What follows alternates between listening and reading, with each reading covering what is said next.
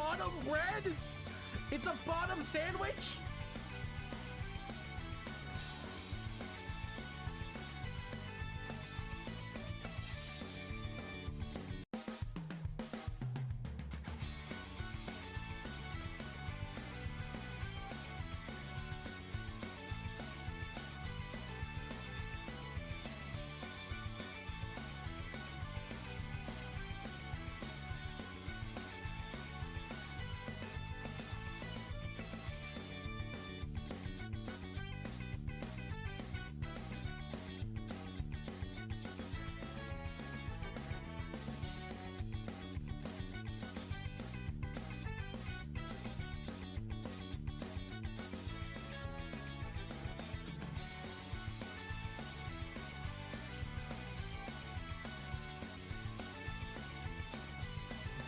Bottom bread? It's a bottom sandwich? Okay, alright. I am not bald. I am not yet bald. I want to make that explicitly clear. Alright? I've been watching a lot of NorthernLion. I don't know if that makes me bald by osmosis, but it might. We will figure it out as we get to it. But I did also see a really fun clip. I also found a really concerning sort of like a statistic here. So a couple years back, there was, or maybe this was 2 years back, there was a challenge put out by the streamer QT Cinderella about naming 100 women. Because, you know, some people can't name 100 women. I was like, I can name 100 women. But then I saw something that was a little bit more concerning. I was like, wow. So these are some statistics that are tied to that. There was, someone who did, like, Twitch streamers. They had a whole list of people that were challenged by QT Cinderella, like, directly. And, like, what were the people that were listed there? And, this was the distribution. A lot of actresses, which makes sense, is people who you know. So 900 total women with a lot of overlap. Real total about 550. On average, it takes 30 minutes. I think I could do it in at most 10. At most 10. Try not to read any of the actual stuff here to get set there. But I do see that NorthernLion has a time of 6 minutes and 58 seconds. I do not think I can do 658 on my first go. I think I could on a couple goes in. Can it be women you know in your life, or does it have to be like famous women? I think I have the rules on screen right now. The rules are currently on screen. So I cannot use chat. They can be dead. They can be streamers. They can be any version of their name. So if this we don't have to know we don't even know Lady Gaga's real name is Stephanie Germanotti. Spelling doesn't count. No family, friends, or ex-girlfriends. So yes, no one personally. They can't be fictional. There is a fictional version of this and no repeats. And the timer starts as soon as I start the first letter. So it goes 1 to 100. I've got the cells 1 to 100. I want to do a quick check. I'm going to send a poll in the audience. How long does it take for Kaz to name 100 women?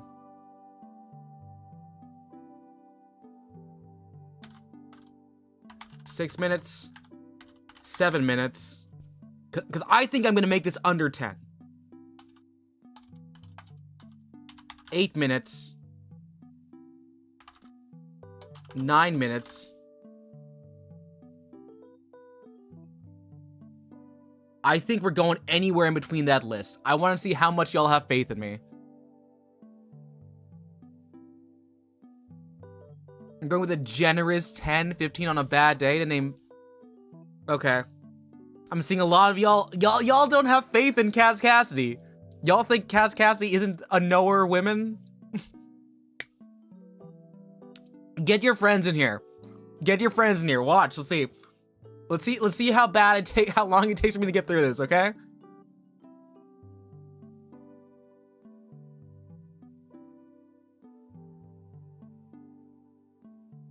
Obviously, we've got 6 people in here right now. A bunch of y'all have went with the longest possible option. No one thinks I can beat NorthernLion so far. You cannot name 100 people, period, let alone... I'm a trivia champ. Hello, Jummington. Jum, if you would like to, you can also do this challenge. I miss my wife, Kaz. Unfortunately, Phantom, I don't think your wife is significant enough for me to put on this list of 100 women. No offense to your wife, if that's not just a Tales reference. But yes, no, I've been watching a lot of NorthernLion, and I was like, you know, maybe I picked something up from him. I got it. It's like 100 rows in the Excel sheet. I've got my timer set up. It's like, can I name every single food under 14 seconds? You can go like, yeah! Kind of like, you know, how every sound captured inside of Chance the Rapper's ad-lib is every word. Y'all don't think I can stand up to the pressure of a timer and an audience wondering if I can name women?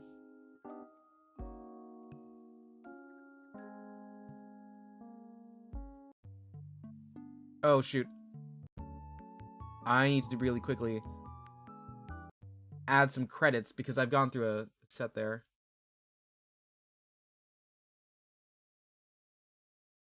My background music changed a bit. Okay. I gotta add some more stuff on this so I don't get copyright struck. For real though, if y'all don't think I can make out of this, send people here. Get me shamed.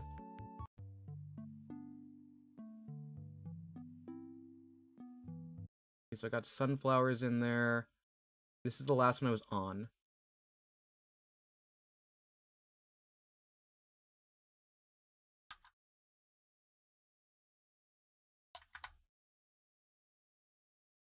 I've saved that down.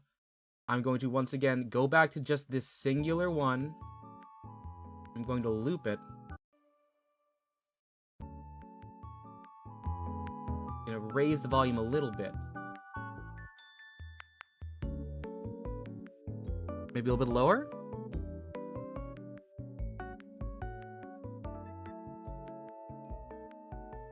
With my audio set here. It's getting around there.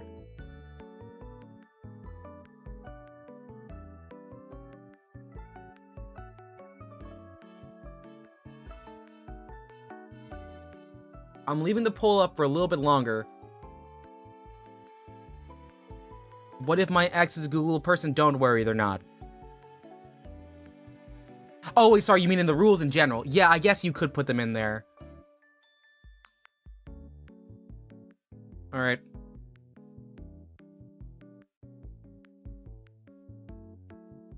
If I can get one more vote in this poll, we'll start. We'll start.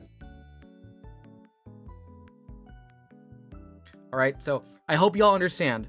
The entirety of my time doing this, I will not be able to say anything to you. I will not be reading the chat. That does not mean say heinous stuff in the chat, because I don't think I have a mod here right now, and that could lead to some bad stuff. Okay. Can I get a pinky promise from chat that you're not gonna do anything weird while I'm doing this? Hi, Aaron.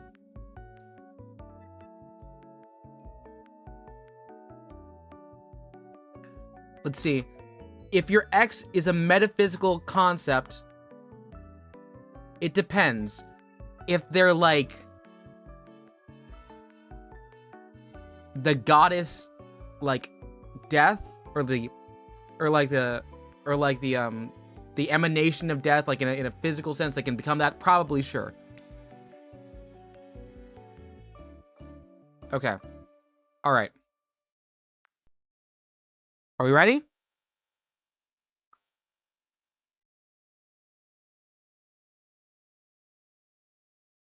Can you stop? No, I need this to loop forever.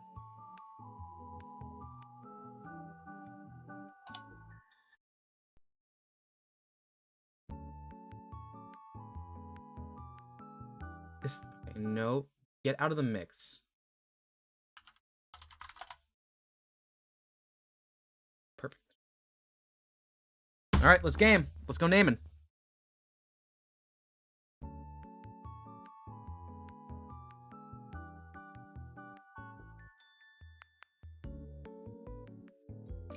All right. Headphones on. Timer starts now. Elaine Chow, Ellen Wong, Mary Elizabeth Winstead, Mary Shelley, Mary Wollstonecraft Shelley, Annette Benning, Toni Collette, Emma Goldman, Emma Vigeland, Anna Kasparian, Crystal Ball,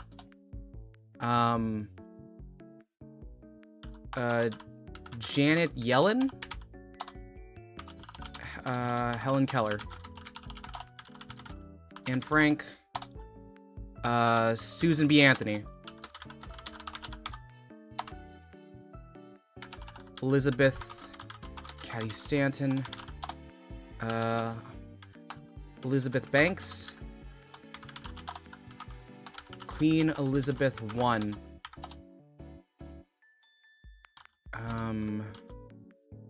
oh gosh, Charlotte Bronte, Emily Bronte,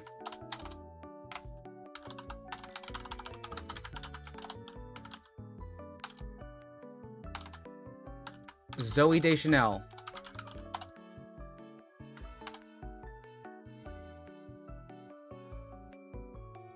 okay, let me see. It's who's on the Supreme Court? Sandra Day O'Connor, Sonia Sotomayor. Oh God, what's her name?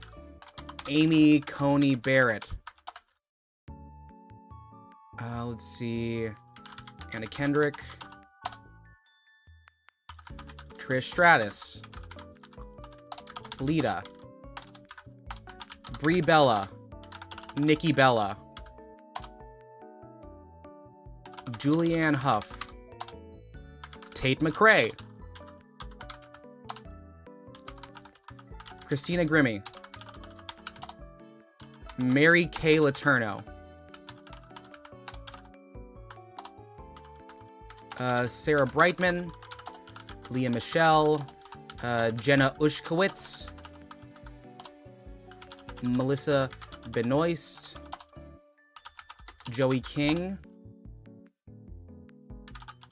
Billie Jean King, Serena Williams, Venus Williams. Spelling doesn't count. Maria Sharapova,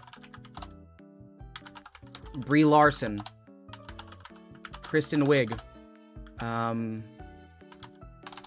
Sarah Sherman, Chloe Fineman,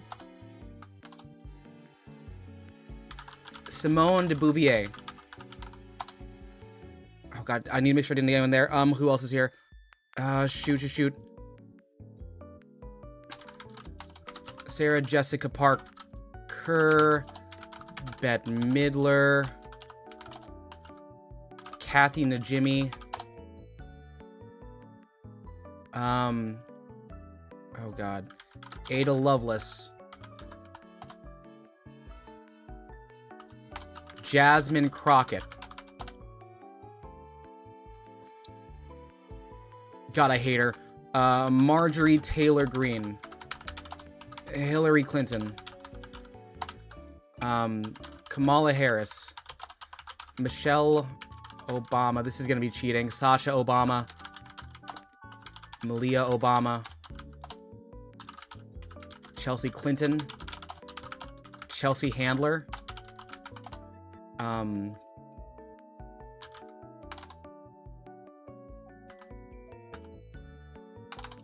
oh God, what's her name? Oh, I can't be thinking.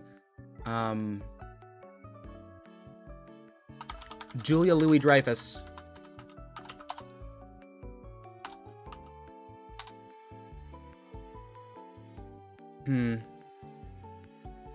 Eliza Dushku. I think I did Elizabeth Banks already. What is it? Who else do I jump from? Who do I jump from?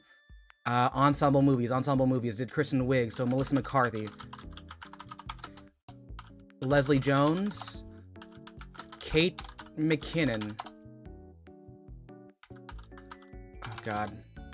Veronica Slowakowski. Slowakowska? Jane Wickline. Jane Curtin. Gilda Radner. Doris Day. Condoleezza Rice.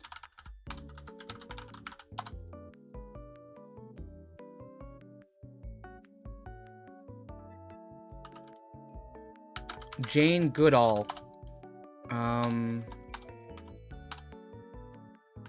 Rita Hayworth.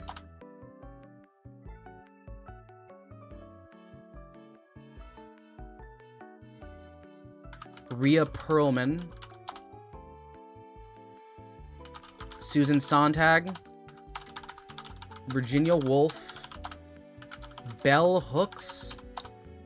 Oh God, who stuck her head inside of the freaking oven?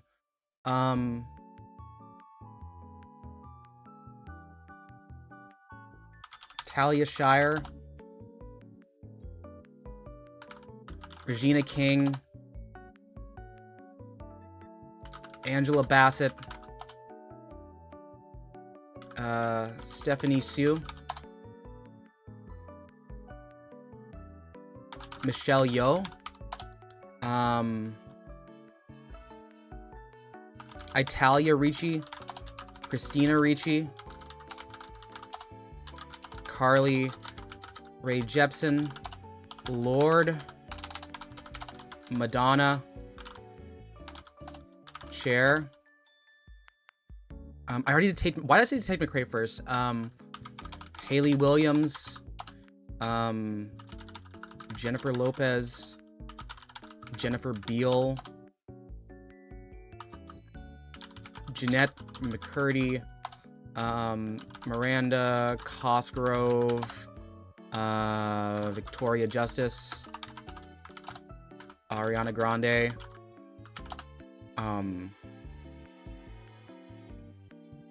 I'm so close.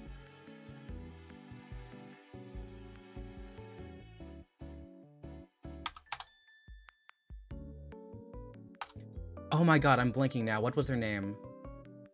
Oh God, oh God. It's another Jennifer.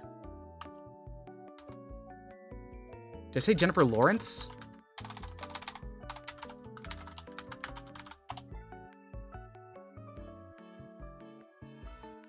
Raven Simone. Anna Nicole Smith.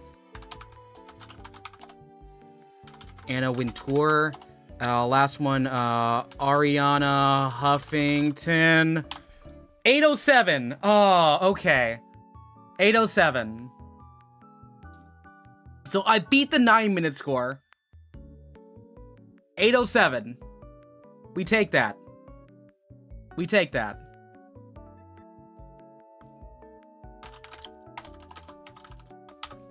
We gotta do a double check to make sure I didn't do any double counts, but we hit it. We hit the number we wanted, right? Hi everyone. For those of you who were here the entire 8 minutes, I couldn't say anything. Hello, Wef. I was doing hot, then I forgot who Jennifer Lawrence was for a while. Let's do a quick count. Let's do a quick count. Who did I miss? Did I get okay? Elaine Chao, that's the wife of Mitch McConnell. Ellen Wong. That's Knives Chow from Scott Pilgrim. Mary Elizabeth Winstead, also from Scott Pilgrim. Mary Shelley, Frankenstein. Mary Wollstonecraft, her mom. Annette Bening. Toni Collette, actress. Emma Goldman, anarchist. Emma Vigeland, on the majority pro Sam Cedar. Anna Kasparian, Crystal Ball. So we got into our political commentaries there. Janet Yellen, I believe she is the former, let me do a quick check. Janet Yellen. Yeah, so she's an economist, former chair of the Federal Reserve.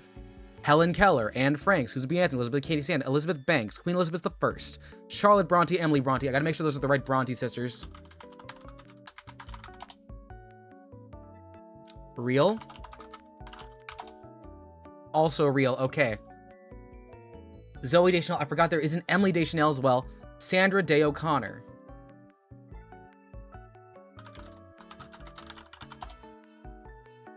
Former Supreme Court Justice, I was right there, okay. Sonia Soto, I forgot Elena Kagan. Oh my god, I forgot the other members of the Supreme Court. Anna Kendrick. Have I met? Yes, I named 100. Anna Kendrick, Trish Stratus. I'm happy. I only named 4 wrestlers. If I had just chosen to do wrestlers or pro wrestlers, I would have gotten this in like another 3 minutes quicker. Julian House, a dancer. Tate McRae. I don't know why she was the first one to show up in my head. Someone said the word dead. I said Christina Grimmie. Mary Kay Letourneau, criminal. Sarah Brightman, soprano, original. Well, not one of the original. One of the people who sang Christine Die in Phantom of the Opera. Leah Michelle. This is the part where I talked about Glee. Joey King. It's her. She was in Bullet Train. Billie Jean King, tennis. Tennis. I hit 4 tennis in a row. Brie Larson, Kristen Wiig. Then we hit a couple SNL people. Sarah Sherman, Chloe Pine, currently on the show. Simone de Beauvoir, famous philosopher. Sarah Jessica Parker.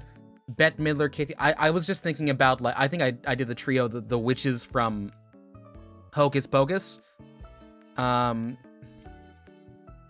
Ada Lovelace, did I? Oh, yes, the writer. Okay, I was like, I put the right Lovelace in there, right?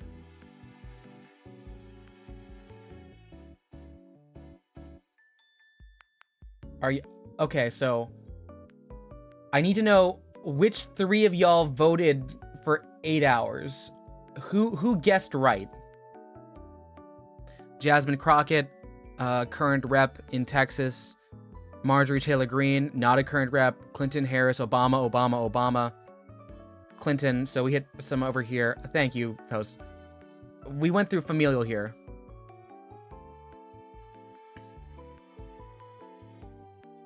Julia Louis-Dreyfus, Seinfeld, Eliza Dushku.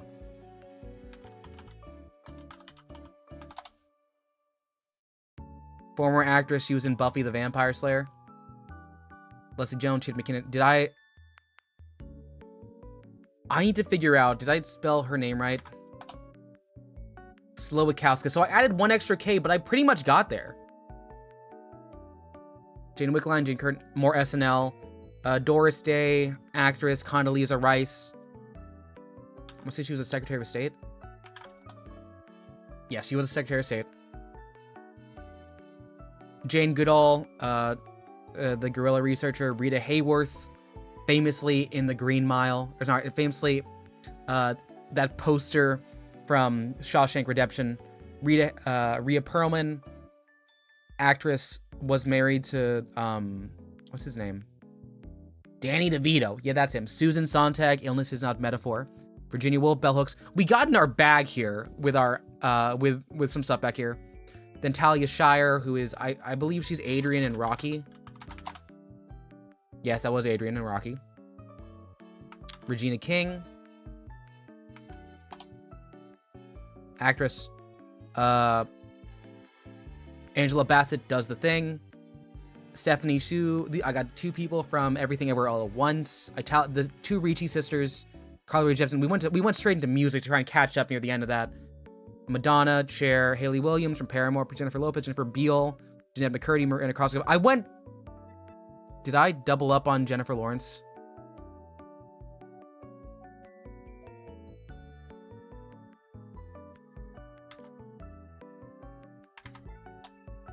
Okay. I just need to make sure okay, all these are valid. Okay.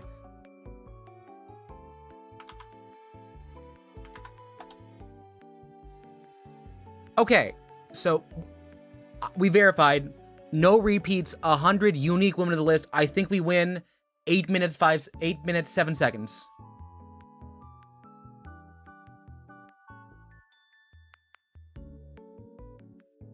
So I didn't beat NorthernLion, because his time is what I have currently in the thumbnail, and his time is like, oh god, what is it? Like 6 minutes 48?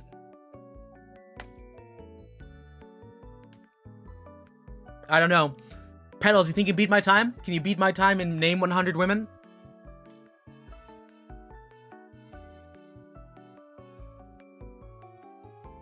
Certified women. I don't... Look, this is not...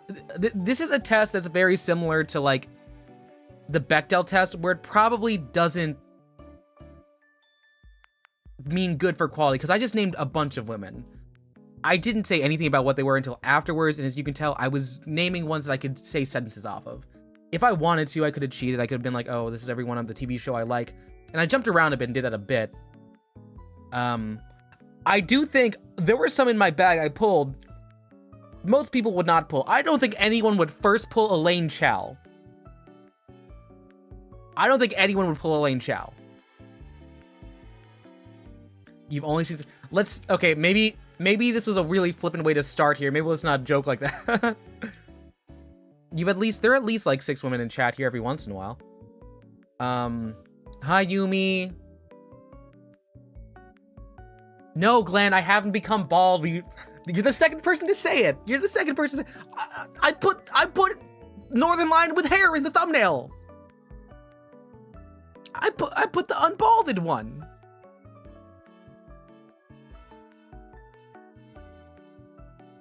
Okay, so we did not beat the NorthernLion like record. I think I win for obscurity here. Do we think?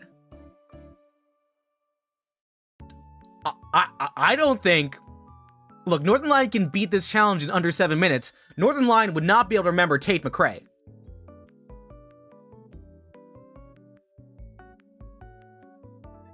Pope Francis was bald. Name 100 famous bald people. That's the next challenge. Name 100 famous bald people. Okay. All right. We'll take a look. Let's see who we put in there. We've got NorthernLion. Damn it. Oh my god, no, he beat me. He went straight into science. Rosalind Franklin discovered DNA, got scammed out, Marie Curie. I don't know these people. I'm assuming they're politicians. Oh my god. Yeah, no, I didn't do Angela Merkel. We both got Condoleezza Rice and Sotomayor. I forgot RBG. We did this same set. Okay, maybe he was a bit more... He might have been a bit more set there. Yes, Flash. I've been watching so much NorthernLion. See, but he also did his entire line of female comedies. I can see right here where he starts from SNL and then he goes into Bridesmaids. Did we both get Michelle Yeoh?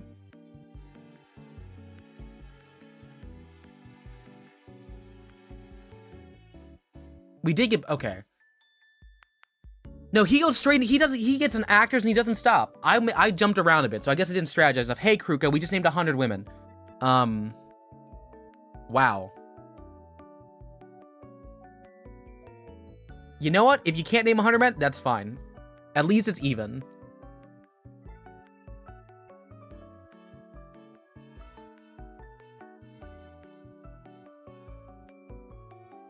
I would like to compare myself against the rest of the list. So, I lost to NorthernLion, but I beat Pay Money Wubby, I beat Prezzo, I beat Squeaks, I beat Will Neff, I beat Punkro by a lot. Doug by a lot. I didn't name a single streamer. Now, I guess Emma Vigeland counts, and so does Anna Kasparian. I'm happy with what I got.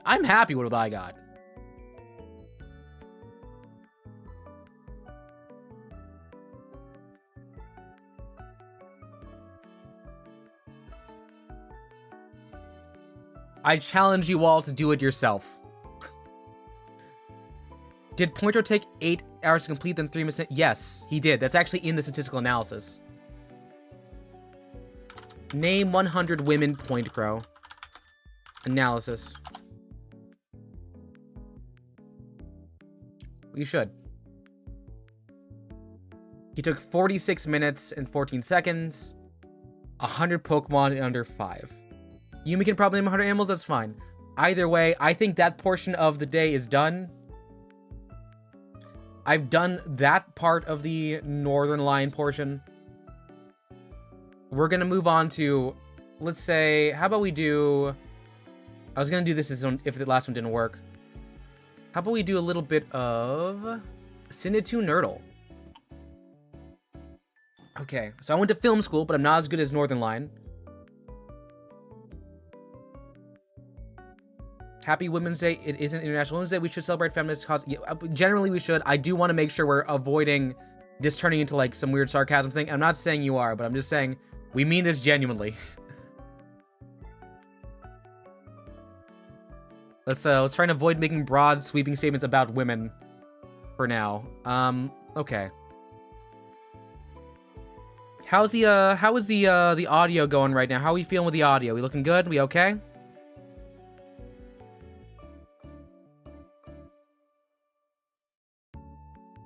Running with responsibilities? Real. No, Glenn, I understand. I'm just saying, because, like, just based off of some of the people we picked up and had to ban a week ago, just want to make sure it's very clear this is the energy we're putting in the channel. I'm going to say this first movie I'm going to guess Scott Pilgrim. No. Can I get the Letterboxd curve?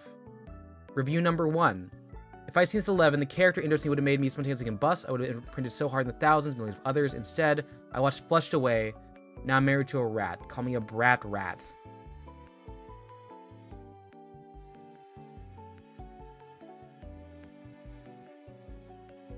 Okay. Character scene Flushed Away. We're looking around 2007 is the time. What do we want to think? Okay. What do I need to put here? Barnyard, 2006? No. I'd like to remove... Okay, let's see a 4.5-star review with a heart. So this is someone's favorite.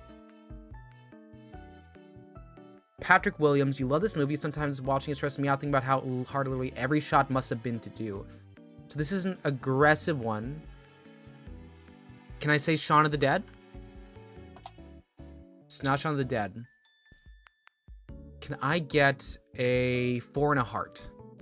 The poor boot did nothing wrong? Horniness in a kids' movies. Oh, wait. No, this is Who Framed Roger Rabbit.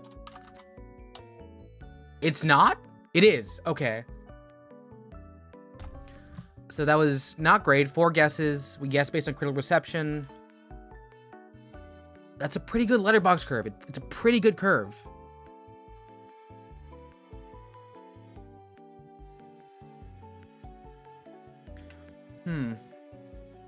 Let's see.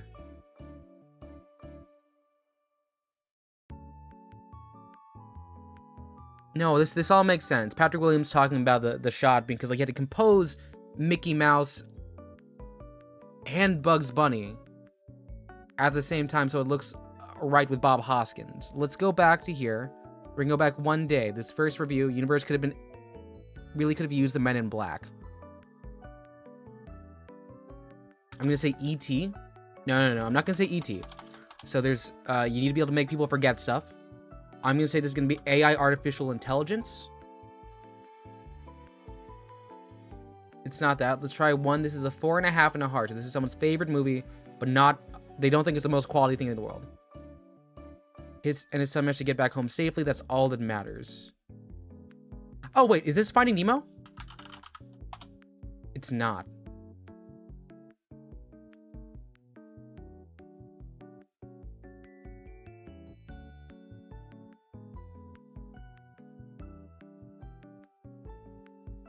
Okay. So we're looking for a character. This is a named character in a movie looking for his son. It's not Saving Private Ryan because the dad's not there. It's 4.5 stars. I'm going to take a look at the letterbox curve. Okay, so it's very mid. It's looking pretty mid. I'm going to look at the Rotten Tomatoes score. Well reviewed. Well reviewed.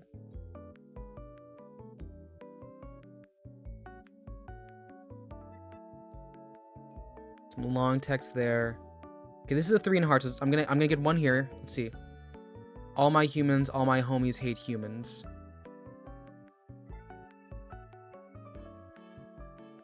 Is this Chicken Little? It's not. No. Oh god, that... Yeah, it wouldn't be Chicken Little. That's too high of a score. Okay.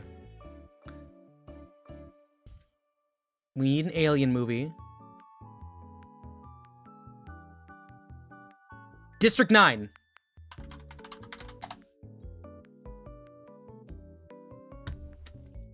Yeah, that makes sense. That makes sense. 13 out of 20, not the best. Yes, because this was an award-winning movie. I should have known off of this one here. James didn't help very much. He did not help very much.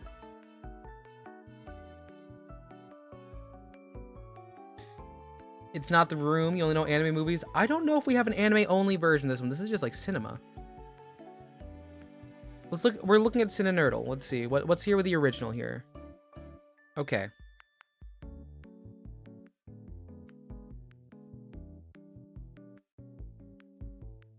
Okay, so let's see. I need Sandra Bullock was in the critically panned sequel for Speed. So that she's in Cruise. Oh.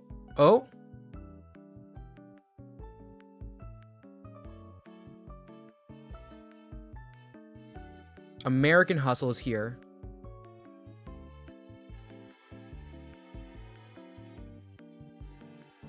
So Vince Vaughn needs to work with that. Julian Moore was in... Okay, so American Psycho. But that means Vince Vaughn's here. No? Oh, shoot.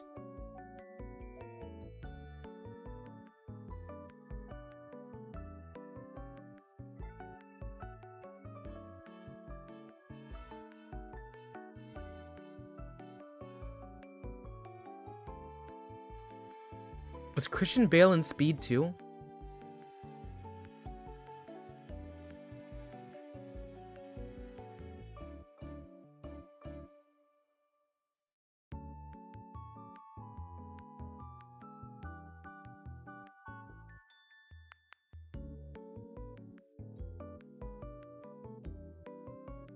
No, this is a Pan sequel.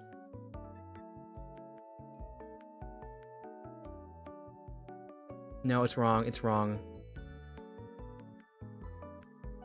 So I know one of the... Okay, so the first movie is American Psycho, the remake. There's going to be... Yeah, Mila Kunis is an American Psycho 2. She was Overworked Mother with Jada Pinkett Smith and Kristen Bell in Bad Moms. Psycho had Vince Vaughn. Julianne Moore was in that one. And the third row is talking about Speed 2 Cruise Control. The bottom was just American Hustle. So yeah, so I know all of the things. I just didn't. So I got to think laterally here too.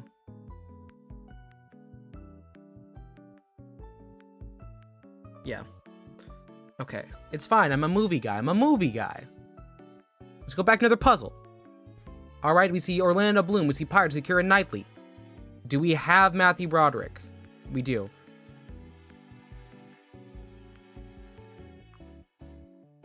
Is Helena Bonham Carter in Pirates of the Caribbean? No, but Jeffrey Rush is. So that's one movie. That's Curse of the Black Pearl. Keira Knightley, Hugh Grant. I need another British person. Almost, okay.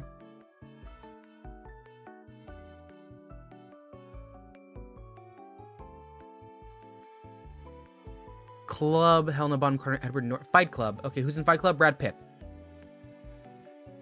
Yeah, Rowan Atkinson, so that means... Oh, we get it? What's the other movie in the grid? So we've got Bridget Jones's Diary with Hugh Grant and Renee Zellweger. Colin Firth in this Diary of... Okay. The Lion King. Yeah, that's Zazu, because that's Rowan Atkinson. So we gotta order something around. We got 8 swaps to find this.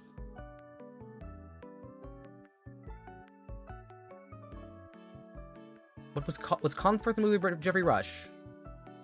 Almost. So we got 3 there. Edward Norton.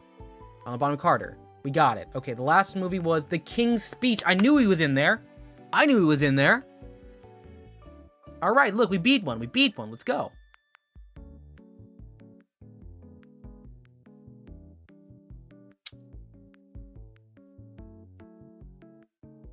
Okay, so Will Smith coaching tennis based on true story. That right there. King Richard. King Richard. It's probably going to be Shakespeare adaptation. So I'll do...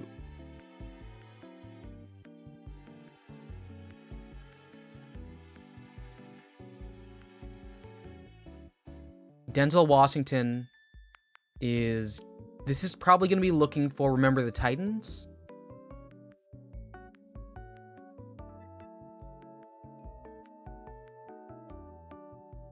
But where am I going to put Dune?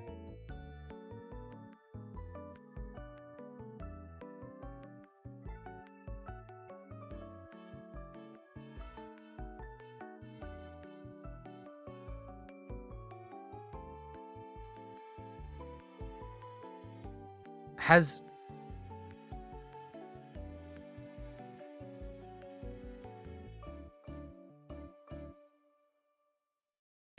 I have no clue here.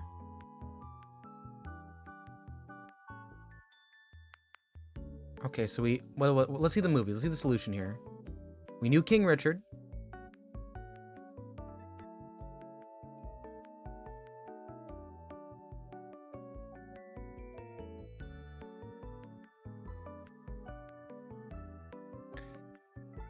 Huh. Regicide, the new McDonald's, Macbeth. Yes. That's a really good reference you pulled from Dropout. That's a cool one. How am I supposed to see the solution here?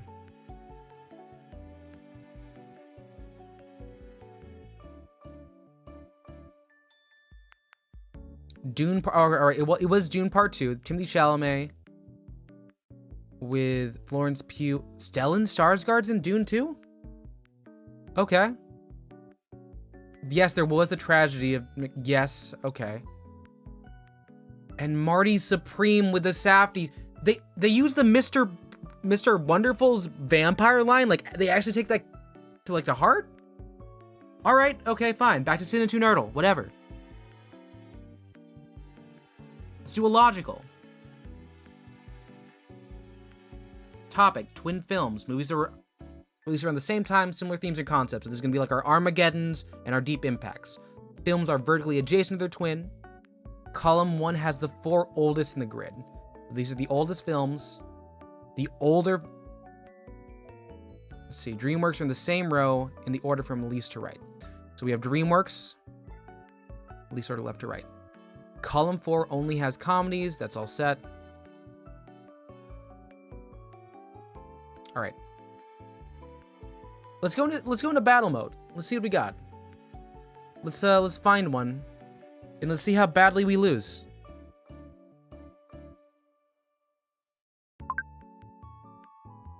All right, we found someone. What is my win con? Let's figure it out. We're 2 guests. This person on a losing streak. They're at 908 ELO.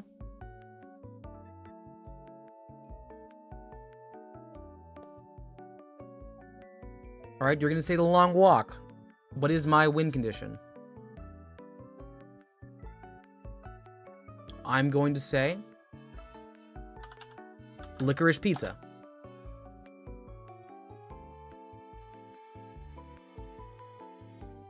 One battle after another. Okay. All right. You got one battle after another. I'm going to say, what else is,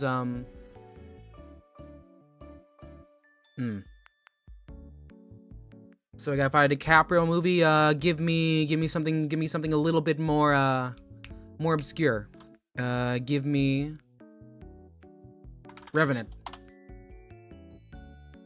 So we got our Leonardo DiCaprio. We can't do that more than once. Or you want to give me The Great Gatsby? I'm gonna give you. Let's take you another one. Let's go for Cider House Rules.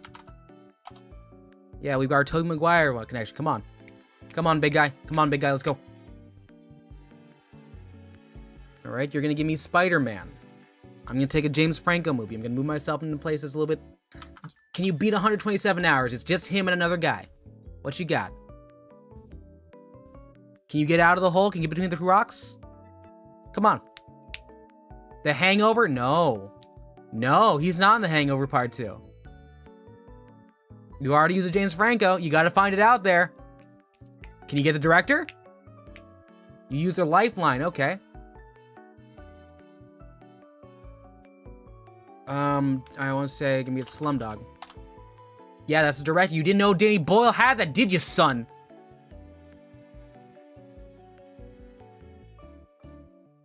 Come on, man. You got so much. It's Dev Patel, Monkey Man, Lion, other things. Technically, he was after the last Airbender. Oh, you gonna use a lifeline? Oh, wah, wah. I win. I'm very toxic already. I won one guest game. I don't like what I've become. I don't like what I've become. I'm not even bald yet.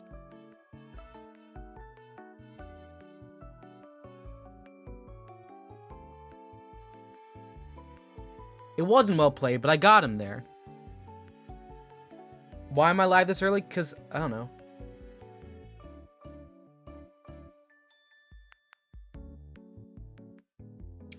I need to drink some water really quickly because I feel like mean. I feel really mean.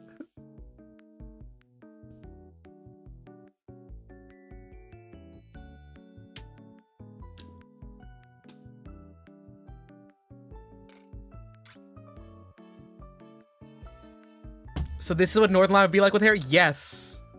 This is NorthernLion with hair. We're gonna keep going.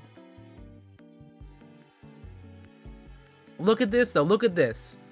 I pulled us there. I almost lost because I forgot there was a timer.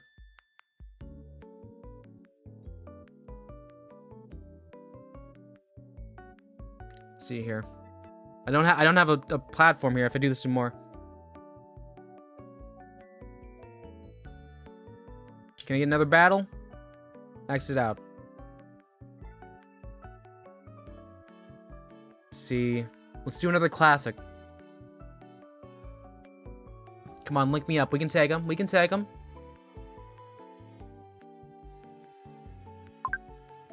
All right. This person has an actual name. I am ready. Let's go. Escape from New York with John Carpenter. You gonna top the thing? Or oh, no, I got this. Then give me the thing. Give me the thing. Come on. What you got here?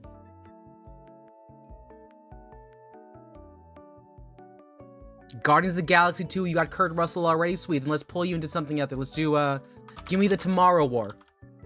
Give me the Tomorrow War with Chris Pratt. Yeah, I don't know anyone else is in that movie. You getting Lego Movie? Mercy? You're going to Mercy? Oh God, who's in Mercy?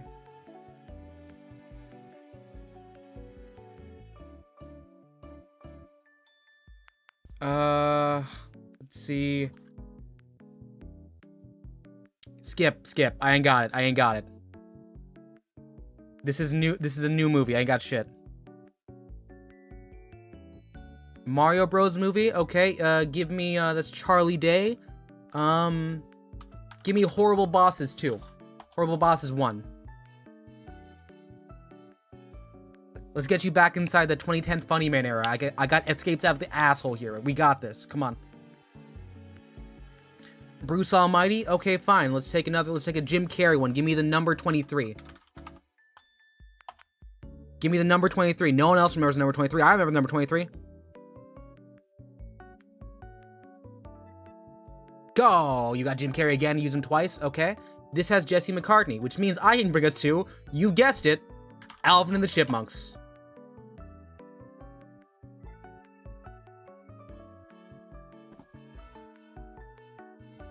Yeah, you got, I grew up on this. You ain't got me, kid.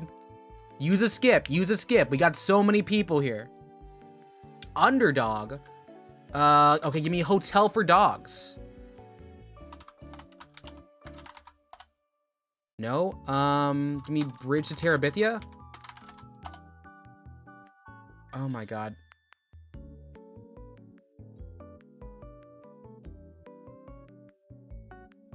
Jason Lee.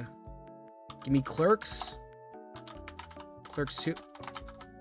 No, I lost. Oh god, I guess the wrong Jason Lee. Okay, so I lost that one.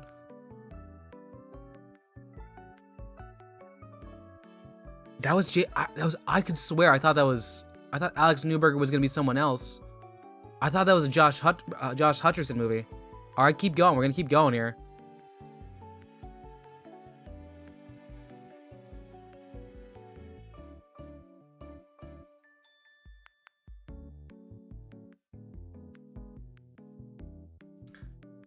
Okay. All right. I am ready, guest. Let's take this fight. You got The Hunt with David Lindelhoff and Betty Gilpin and Hilary Swank. Give me the next Karate Kid.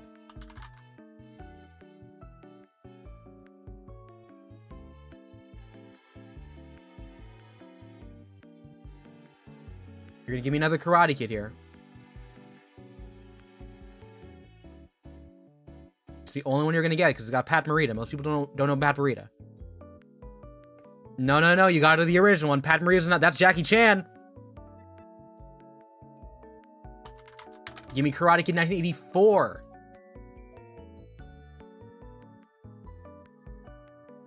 Beginner's mistake. You had too much faith in Jaden Smith. Believe me, I did too. I like Neo Yokio more than I had the right to. Karate Kid Part 2. Okay, how much we got? We've already used Ralph Macchio twice. Let's go into my cousin Vinny. Let's go to my cousin Vinny. This could go bad. This person could be a really big Mafia fan. They use their cast lifeline. No, they don't got it. They don't got it. They ain't got the sauce. Home Alone. All right, you wanna do something? Give me Richie Rich. Give me Richie Rich. What you got there? What you got there? We got Macaulay Culkin already.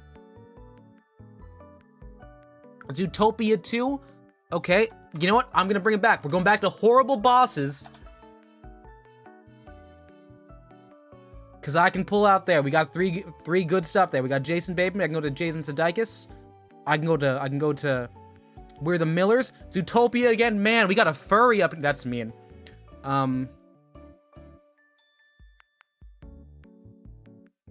Give me Everything Everywhere All at Once, because I want Judy Hopps. Come on, you can't bring that back to another Zootopia. There are only 2 Zootopias. Secret Life of Pets? Okay, then give me Secret Life of Pets. Wait, no, you got Kevin Hart? Show me Fatherhood. With Kevin Hart.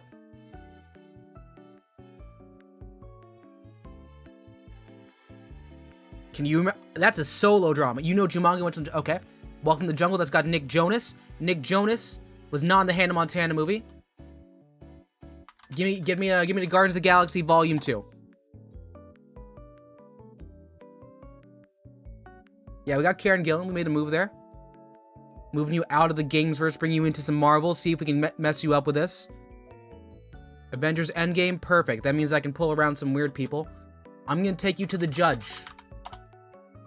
With Robert Downey Jr. Iron Man. Okay. Then I gotta figure out. How about we go Shakespeare in Love?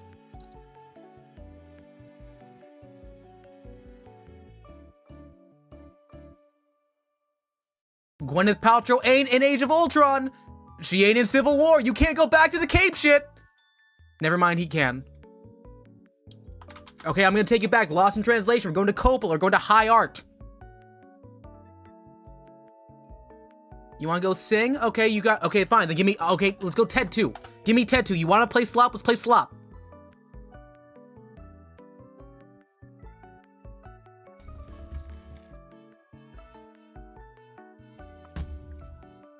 Come on, man. You can't beat me on this Family Guy shit.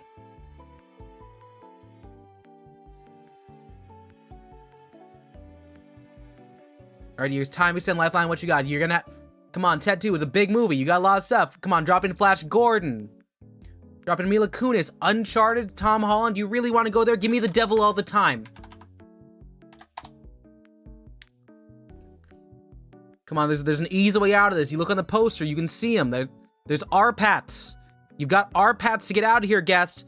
Doolittle. Wow, we're really going for him again. Doolittle that, let's see.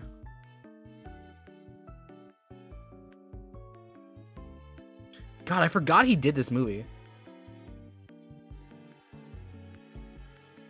I want to extend on this because I don't... What? Who the heck was in there? Alright, give me Hotel for Dogs. Give me The Help.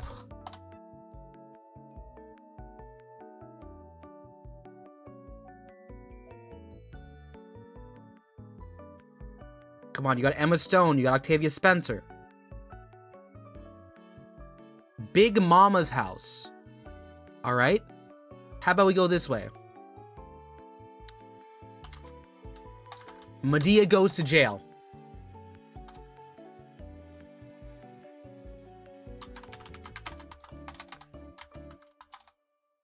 College Road Trip. With Martin Lawrence. I thought Raven Simone was in the last one. She's in this one.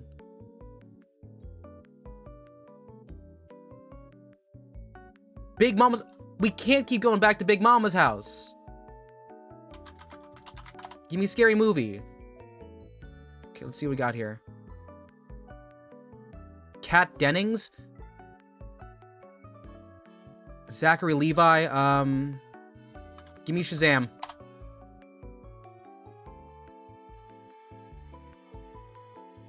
You got Tangled? Okay, fine. You got Zachary Levi. You got Tangled.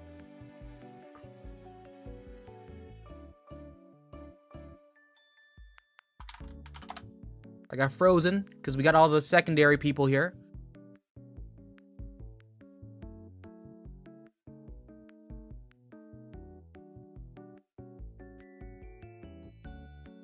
He's gonna do Frozen 2. He's gonna do Frozen 2. I knew it. Alright, then that means I can go for another one here. We're gonna go into Rent. We're gonna do Rent with Idina Menzel.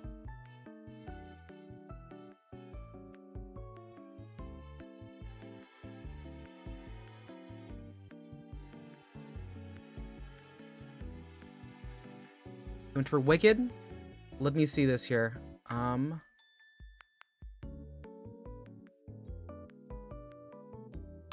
Color Purple, 2023.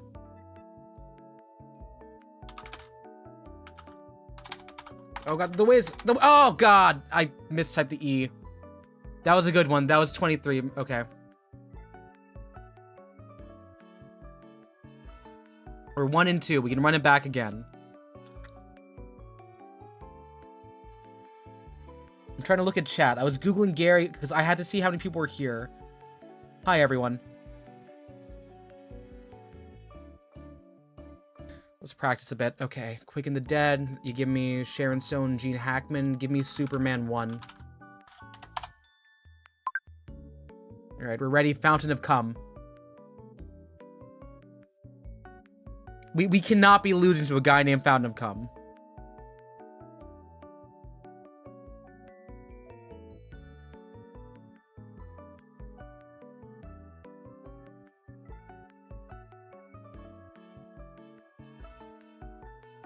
Okay, you got Cronenberg.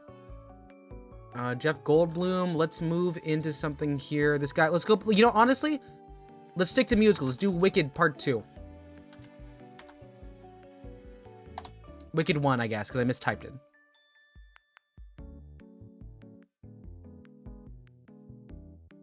Jurassic Park, back to Jeff Goldblum. Okay.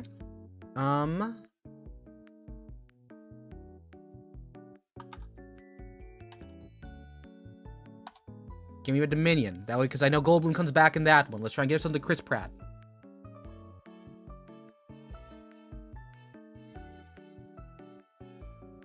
Grand Budapest. You got Ralph Fiennes. You know what else I can do? We can go into the King's Speech. Oh, that's the wrong person then.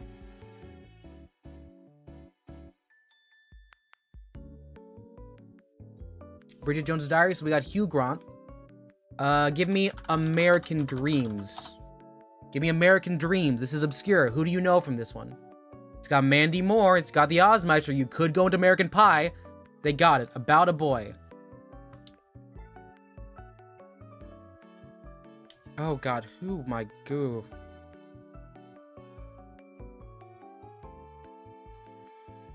You know what? Give me American Pie. Give me American. I think we got this.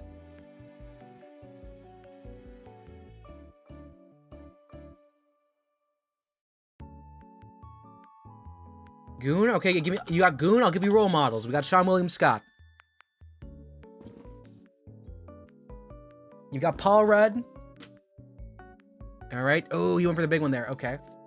Let's see. You got Christopher Mintz-Plasse. Let's see. How about we move to Wet Hot American Summer?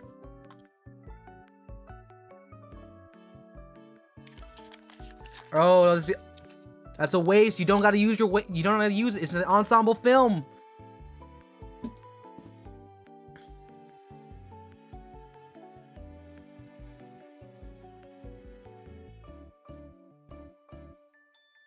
Alright, fine. Let's see. We can use this one. We've done Paul Rudd. We've done David Wade. We got Elizabeth Banks. Let's do Hunger Games Part 1. We got Elizabeth Banks there.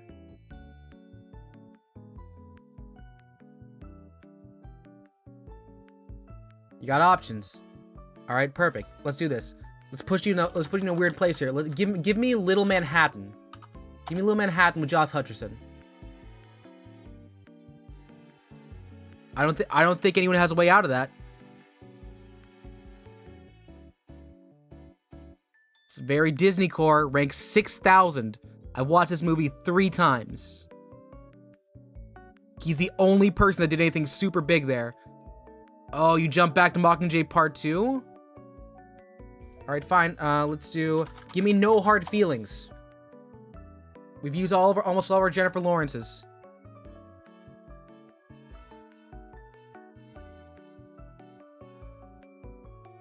Passengers. Okay, we're out of Jennifer Lawrence, but we got Chris Pratt.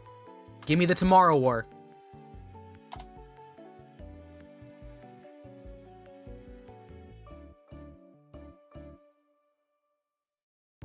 Yeah, you don't know Tomorrow War, because no one knows Tomorrow War. That's the beginning and end. Jurassic World again. Aw.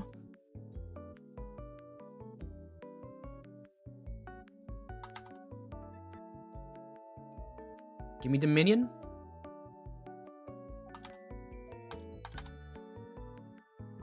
Give me a timer.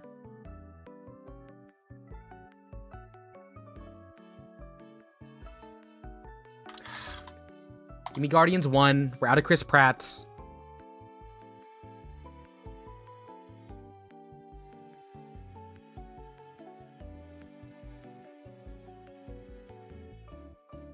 They've used their time lifelines. They've used their time. They've used their cast. They haven't used their skip. Come on, we gotta beat Fountain and Come. We can't lose to a guy named Fountain and Come. The Suicide Squad. Okay, you got Pete Davidson. Give me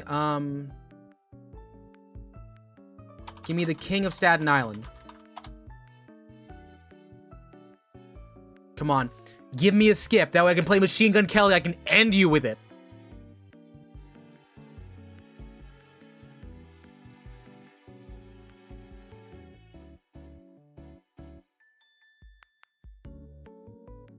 Yeah, you didn't guess I would go for the most obscure version. I got Deadshot. You didn't get it. That's a win. We beat Fountain to Come. See, look who we could have gotten. Marissa Tomei, Bill Burr. This is actually a sneaky... It is a sneaky good, like, cast there. There are options to get out of this. They just didn't have it. It's a sad day? No, it's not. Let's see. Let's keep it rolling. Let's keep it rolling. I hope this is entertaining for y'all at some level.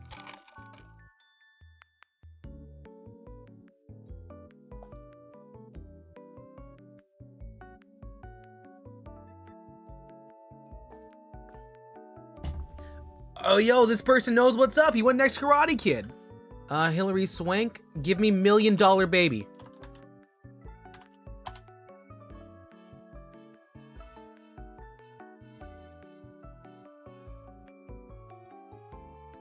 You got Morgan Freeman, $1 Million Baby. That's what you got.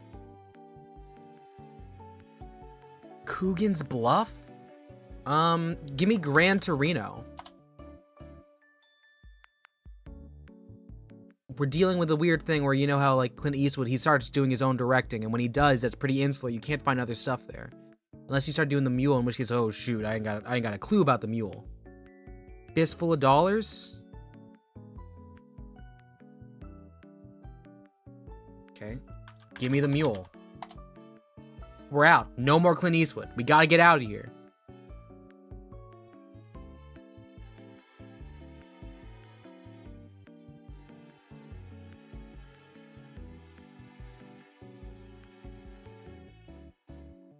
Here's another tab.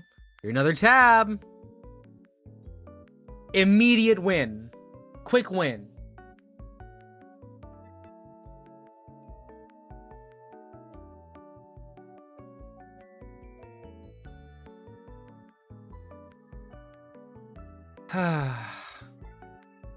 It's fun sometimes.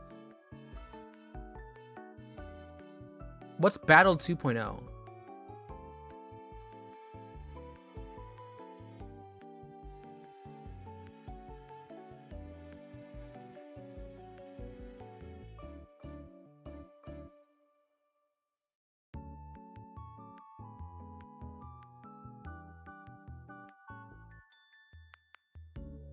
Let's try Battle 2.0.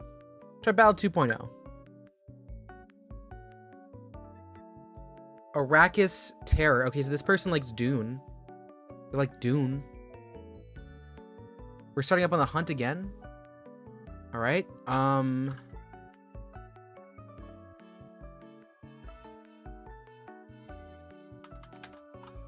Give me Little Italy. My win condition is 2000 horror.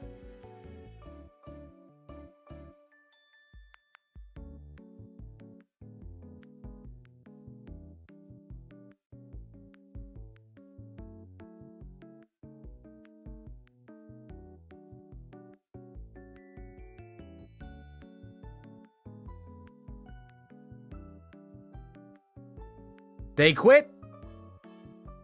They couldn't even think of Star Wars Phantom Menace or Attack of the Clones.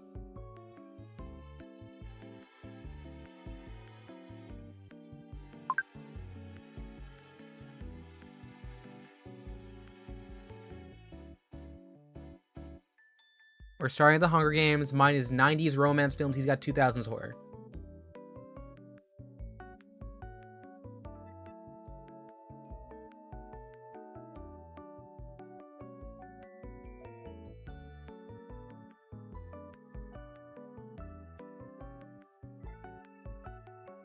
If they don't have anything, I can win with Little Manhattan, because they ain't got Little Manhattan.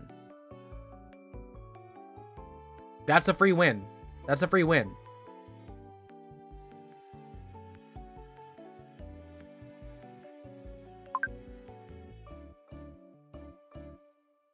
They're not ready for it. They're not ready for it. I'm ready.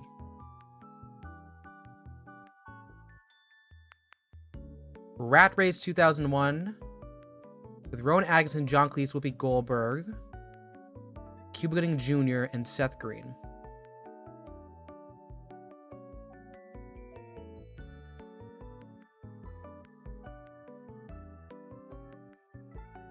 Okay, so I'm looking around here. If I can get to Cuba Gooding Jr., Kung Fu Panda.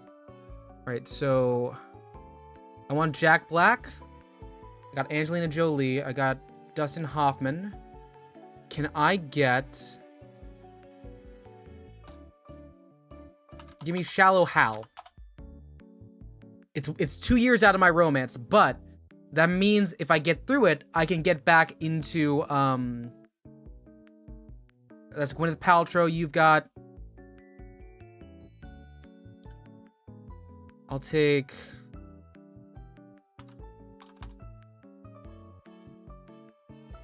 Give me Mac.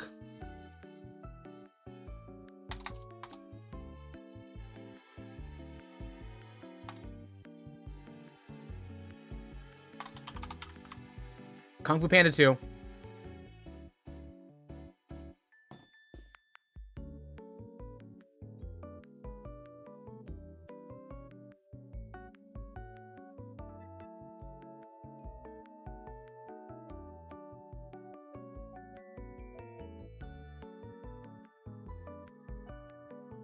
We've got Dustin Hoffman again. A Minecraft movie, okay. So I've got Jason Momoa. We've got more Jack Black. Let's take, give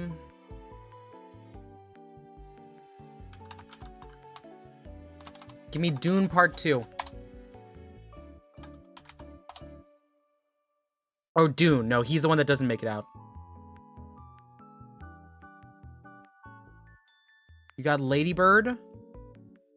We got Timmy T. We've got... Give me Doubt. Give me Doubt. Give me Shame.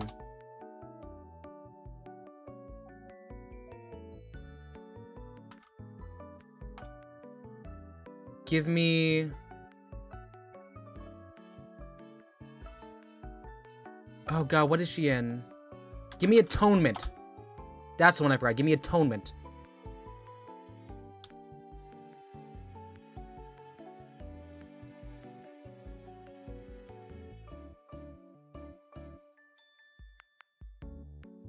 Come on. Use your time. Use your cast lifeline. Do you have anything?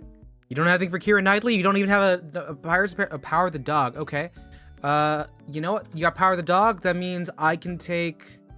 Give me The Imitation Game.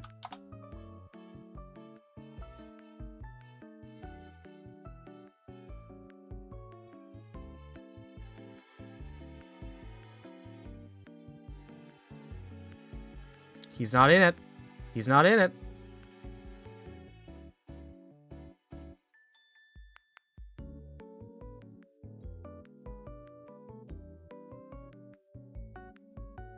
Oh, okay. All right. So you got that. Okay. It's not gonna give me not another teen movie. Or wait, who else is old enough in that one? We'll have not another teen movie just to be safe. But if I can think of anyone closer, because we got Chris Evans.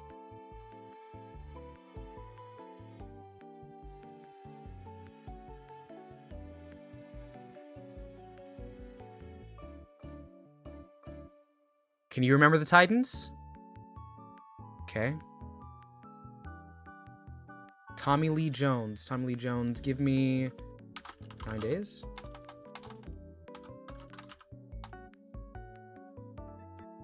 Give me Men in Black.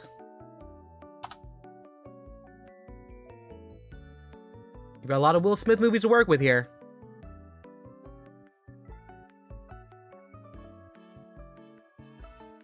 No Country for Old Men. Give me Vicky Cristina Barcelona for Javier Bardem. Neither of us have hit our goals here.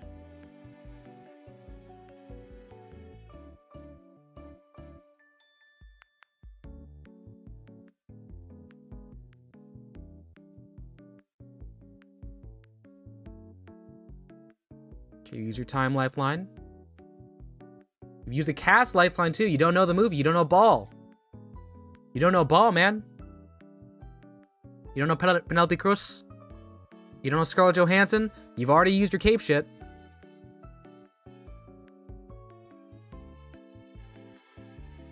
Okay, Black Widow. You know what? That gives me Florence Pugh. Give me Fighting with My Family.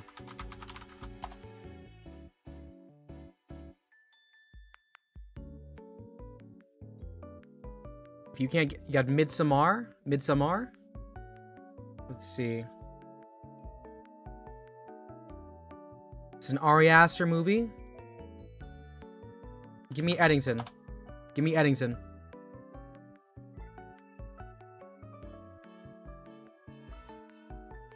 We can get out of Pedro Pascal.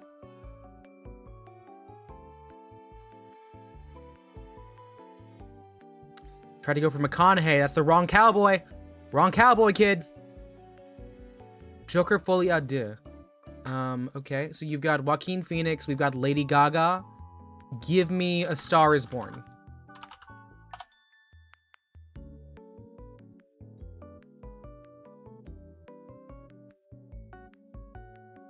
We gotta start playing the goals. I'm not hitting the right tracks here. Silver Linings Playbook, you've got Jennifer Lawrence, you've got Bradley Cooper.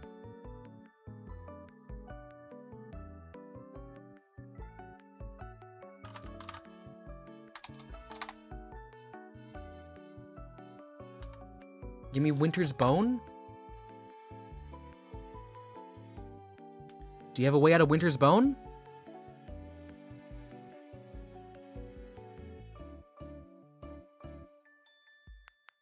Red Sparrow. You've got Jennifer Lawrence and Joel Egerton. Who's... Okay. Joel Egerton is in... Oh, no, that's Taron. Taron is that guy.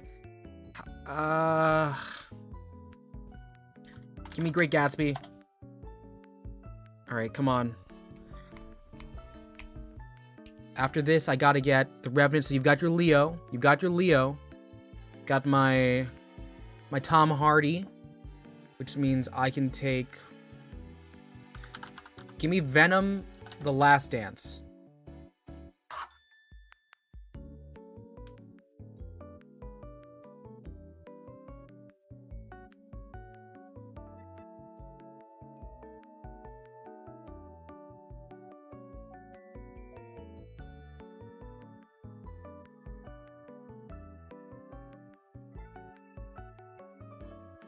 You're in Venom? Okay. Let's try this here. Give me Legally Blonde. God, give me Meet the Fockers. Give me Hotel Rwanda. Give me 12 Years a Slave.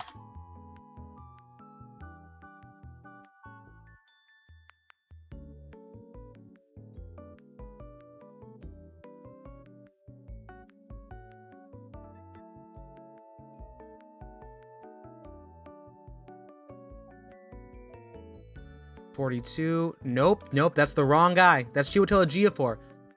Oh, you got Signs of the Lambs.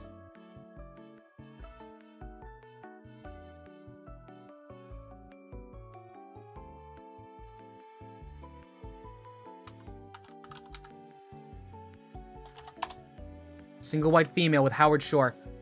What you got for that?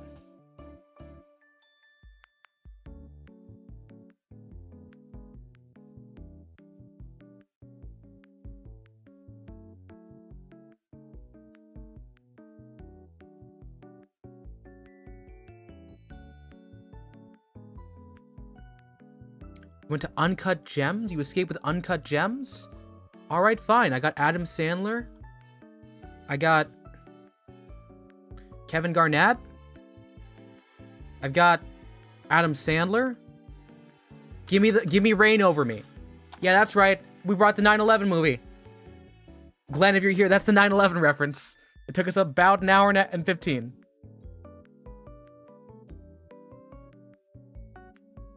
Alright, you took Hustle. You got Queen Latifah. Give me Last Holiday.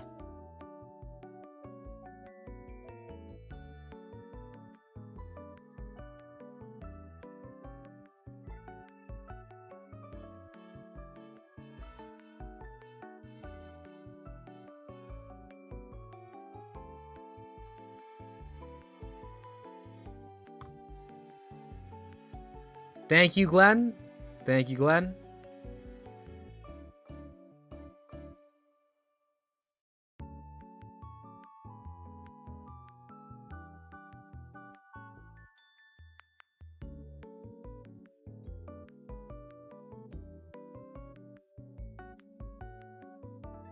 They tried to Norbit. No, this person doesn't. They don't got it. They don't got it. We won. Good game, actually. That was really good. That was really fun. Good game. Say it back. They didn't. What is Battle Royale?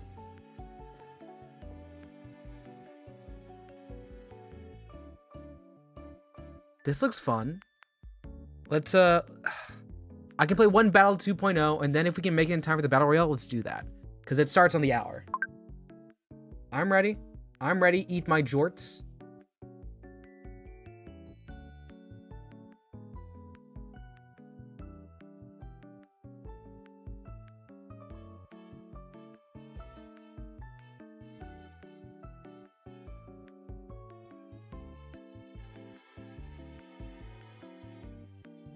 All right, the Running Man, the original one. So we're going to start with Arnie.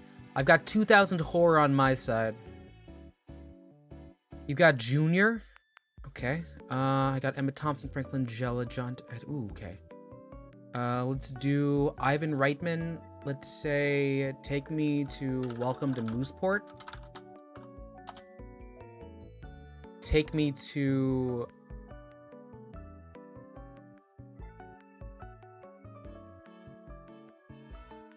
What is it? Take me to Matilda?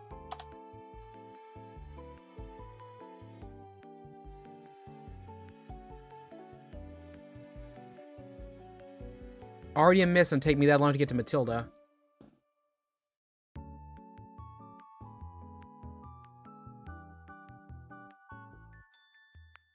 We might get this though. I don't think they know anything in the I don't think they know anything in the 1990s.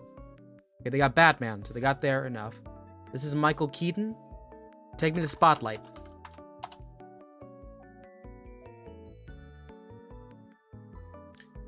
Multiplicity. Okay, you got Andy McDowell.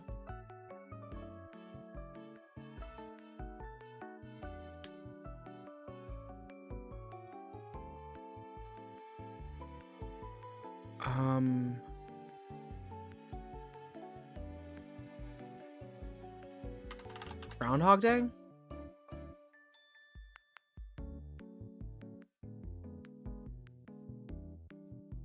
Shoot, this guy's... Oh, God, this guy no ball.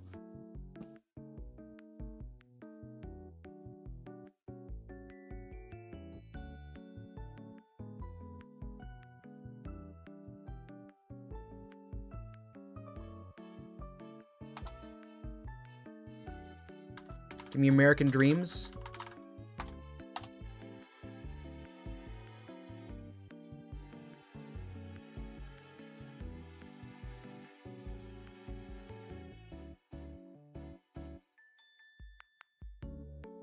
Jesus Christ, this guy's so good.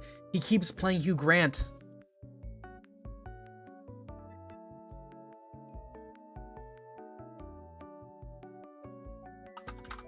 Give me Judy.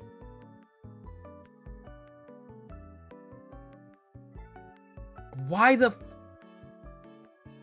Alright, does Eyes Wide Shut count as a horror movie? It's a mystery thriller. Okay. I think I'm losing this one here. I'm gonna block you. Oh, I didn't get the block in time.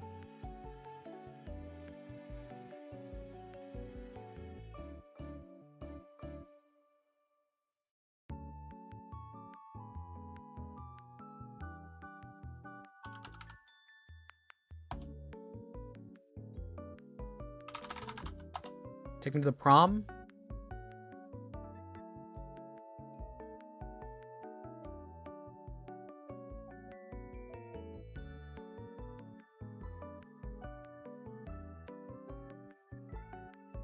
Ooh.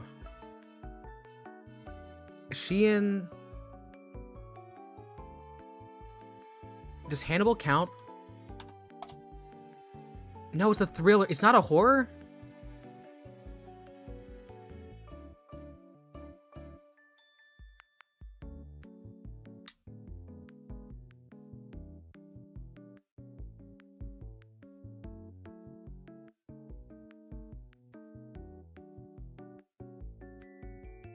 Hint here. It's P.T. Anderson, Philip Baker Hall, John C. Reilly, William H. Macy, Julian. Give me Dewey Cox.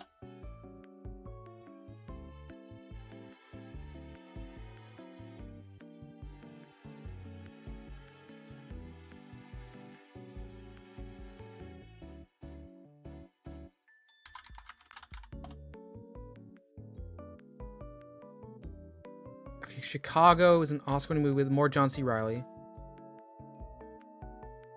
Which means...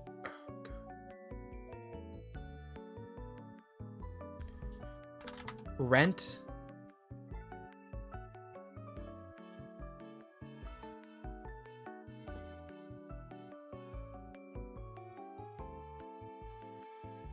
This person's 1 away from getting the win. I think they get this because I have... You got Frozen. Who else is in this?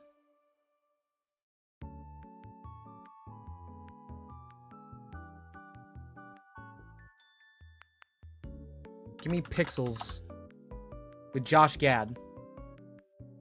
Oh, I dropped a headphone.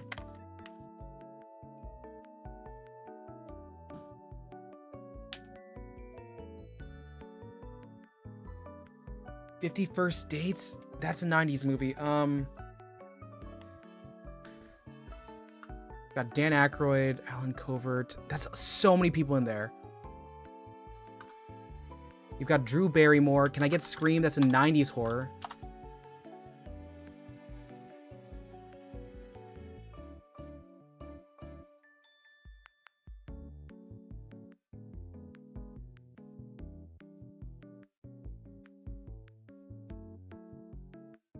They're trying to go for Dangerous Liaisons. They're trying.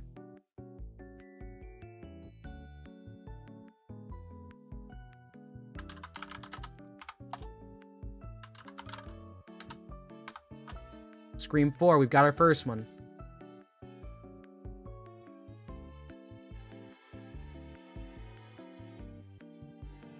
Is it not, wait, is it not giving me the point for 2000s horror?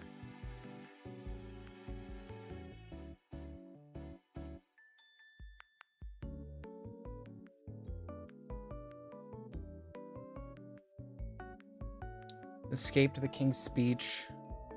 Contagion.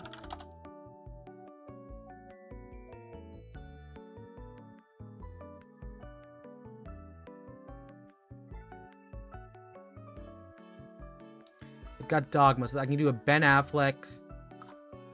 Can I get the Crazies?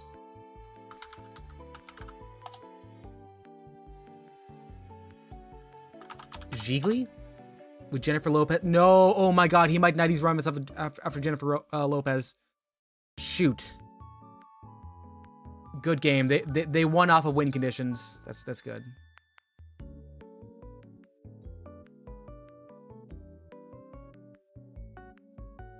Alright.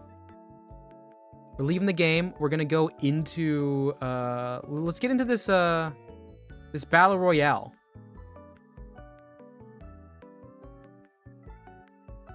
That should be fun, right?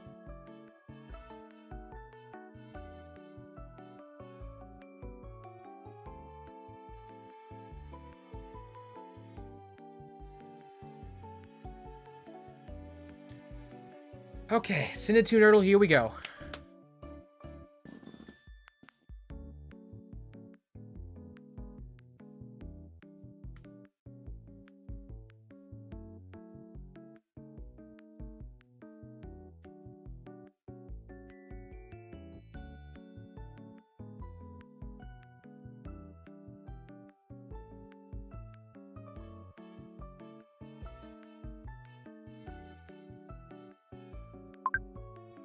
Okay, we've got matchmaking.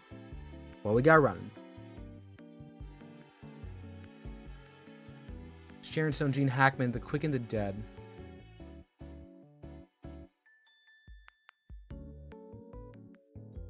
Sam Raimi, give me Drag Me to Hell.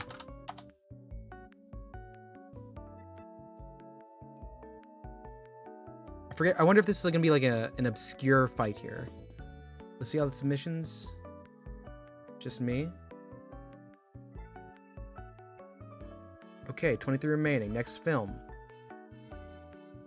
Link to the third entry franchise from any franchise. With Tobey Maguire, Spider-Man 3 is probably the one to go. It was a messed up movie. J.K. Simmons. Show me Spider-Man. Make it No Way Home.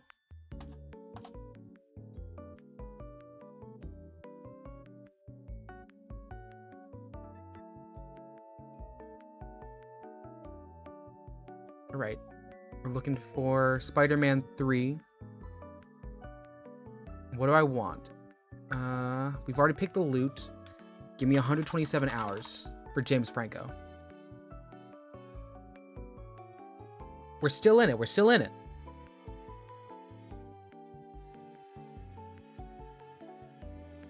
The oldest film with the Evil Dead.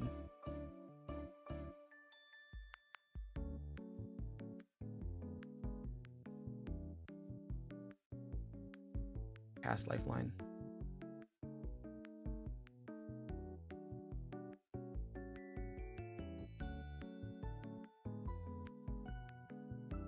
I skipped. I didn't have it.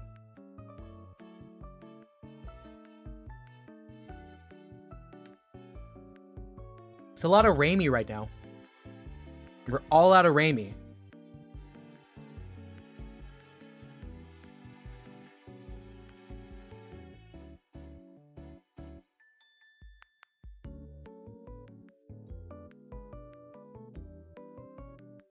The oldest film off of Ghostbusters.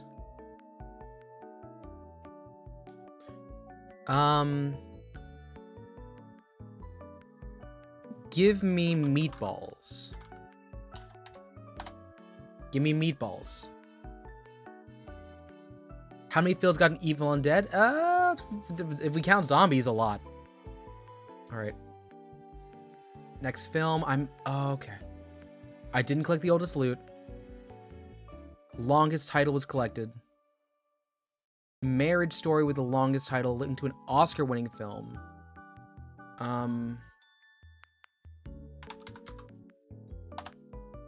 Did I Birdman? Birdman's not the longest title, but I got something there.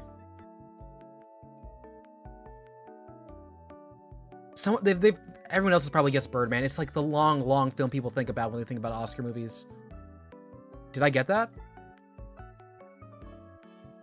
It didn't. Night at the Museum, the most popular film with Ben Stiller and Robin Williams. Actually, make that Aladdin. It's got to be Aladdin. Wait, Aladdin is 5554.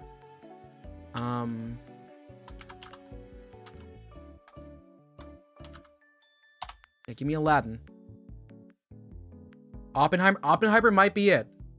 That might have been the most popular. I didn't collect. I think, which one am I? Zoolander, the oldest film. Who else is in there? We've got David Bowie's in that movie. So I'll just play Labyrinth. I'm trying to catch that lifeline freeze.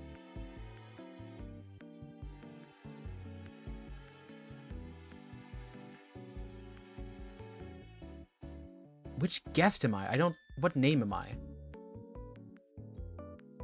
Oh, I collected it then. Cars. Give me The Graduate. Give me, Smokey and the Bandit. Give me Wedding Crashers.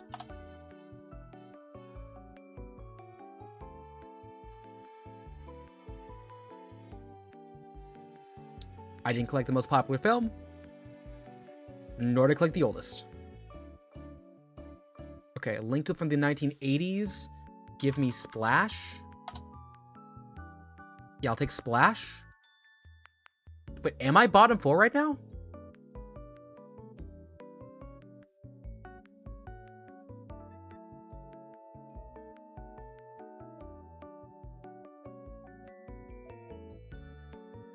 I'm at 38 points. That means I've got to be... I'm guessed with a 153. Okay, we're doing pretty good. A non-English film with big...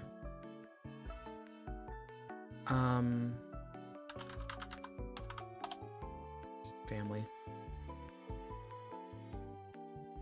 Another Tom Hanks. Give me Toy Story 2. Toy Story 2. I just need to stay alive for this one. I just gotta stay alive. Non-English film with a terminal, or from the 1980s. I'll take a cast lifeline.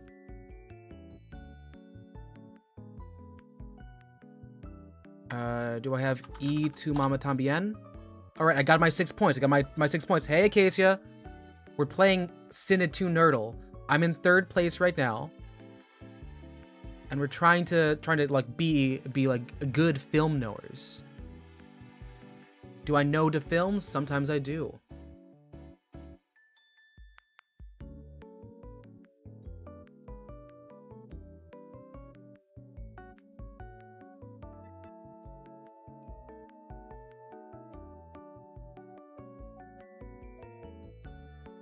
E.T.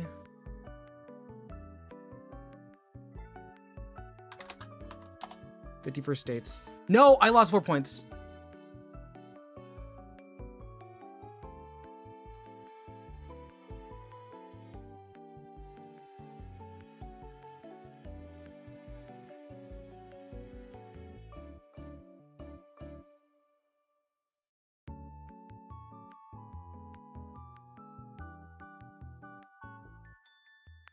Okay. Last Crusade. Give me Goldfinger. I've got Goldfinger. Oh, hi, B.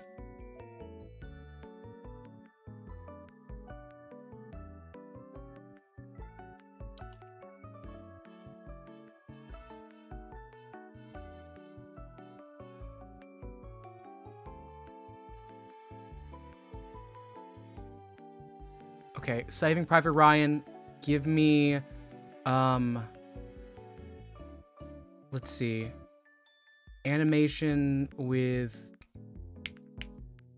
Matt Damon. It's not gonna be, but give me Team America World Police. Wait.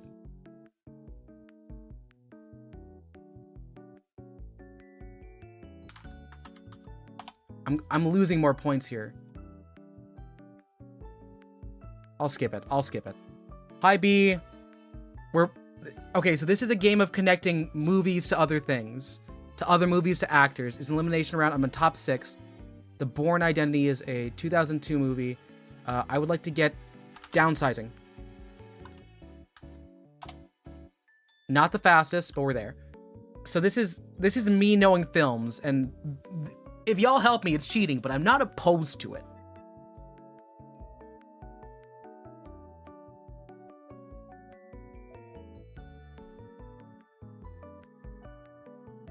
Like, I've been using my Matt Damon links kind of aggressively here.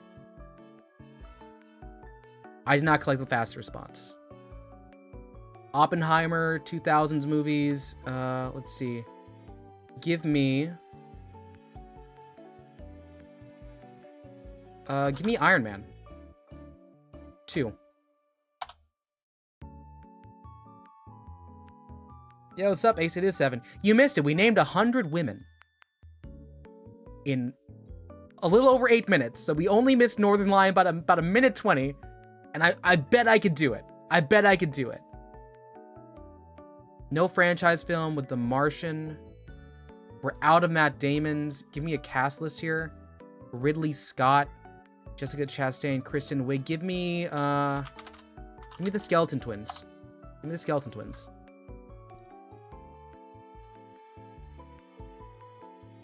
With Bill Hader. We're in top 10. We're not the most. I'm number 5 actually right now.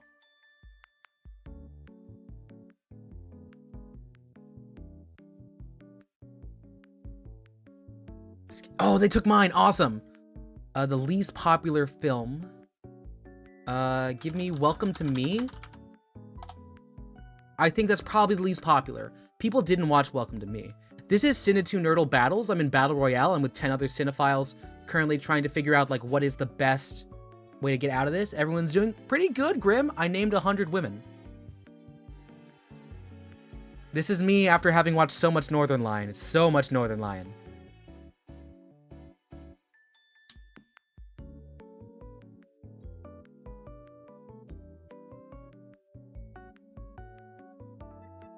Did I get? Yes, I guess the least popular film, so I'm going to the leaderboard. Most popular, Oscar-winning. Popstar, Never Stop, Never Stop, and hell yeah, I love that one. Seal is in there, an Oscar-winning film. Andy Samberg hasn't been in anything. Oh, Spotlight. No? Give me Dewey Cox.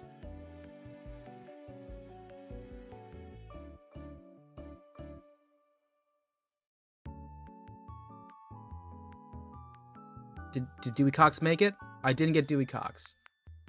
The Hangover, Oscar-winning. Yeah, give me American Hustle.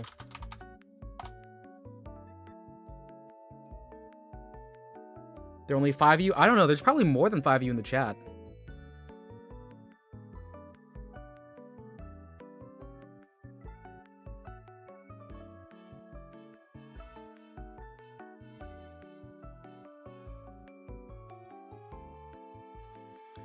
All right, we're in The Joker. A film with Oscar Isaac. Oh God, who's in there? Hey, Rowan was. Hey, yo, Rowan just dropped a new single. Everyone go listen to Rowan's new single. The House of Gucci. House of Gucci. Freeze. And I sprinted. Okay, her, we've got... Give me Avengers Endgame. I lost that, but did I get the most popular film? I wanted 9 on that. I'll take the mine. I'll take the mine. Avengers Endgame usually is the way to go for this one. I'll go for a +5 swing.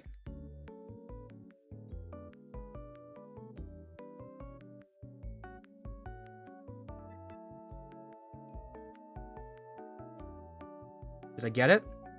Yes! I collected the loot, so I'm back up to 44, +9. I'm in 3rd. Most popular film, I don't need to get that. A film with Oscar Isaac. Dune Part 1. He's in there. That's my defense. That's my +8. You should watch movies? Don't worry. I don't watch many movies. I just know how people are connected. It's how I do things. Rar. I don't know why I rarred. What the heck is up? This game has brought the worst in me. Like, I was bullying a person who did for not knowing the movie 127 Hours. With James Franco.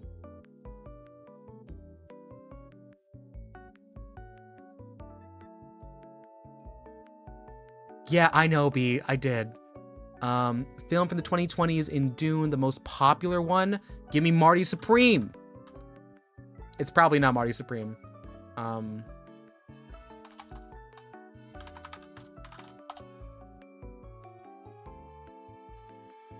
You don't understand me. Yes, I dropped the roar. It's gone too far. Look, if you say God is dead and we have killed, you gotta hit the uwoos on it.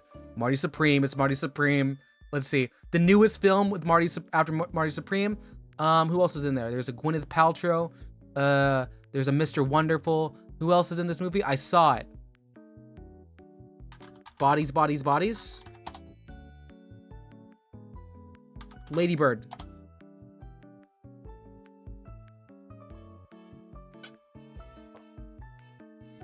I didn't get the newest film. What would God's Persona do? Die? Okay, I need the newest film in an animation with Saoirse Ronan. Oh God. I, Tonya.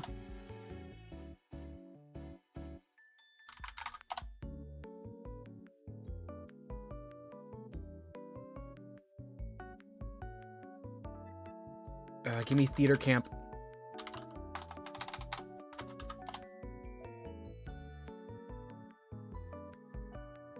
I'm dropping.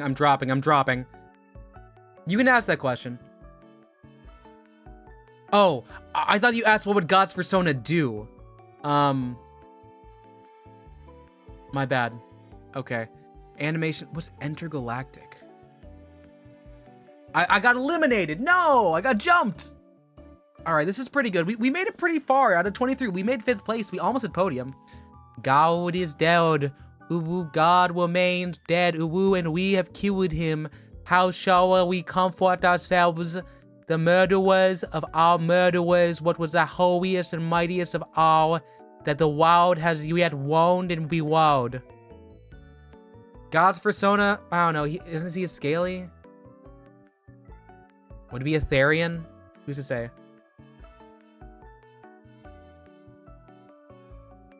I want to look at my battle summary because I played a pretty good game up until I got locked in my Timothy Chalamet BS. I was doing pretty good. I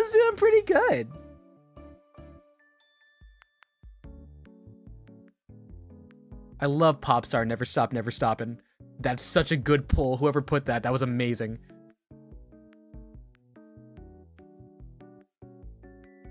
All right, if I'm eliminated, let's see. Okay, yeah, no, they've gotten out of the comedy hole. They've moved full into like serious movies. Like, I would not have made it out of this.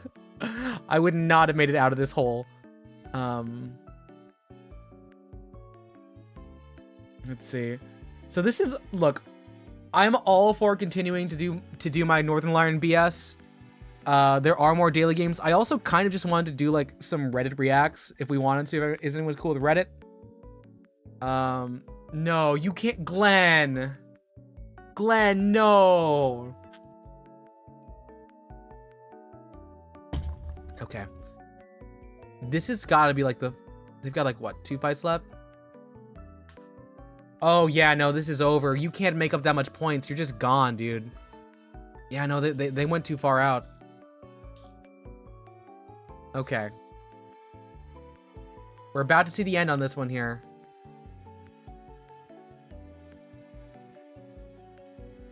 Yep, that's it. Third place is out. They tied. Oh my god, actually. You did once asked the question on main. Okay. Oh no, B. Oh no. Also, what is that? What animal is that?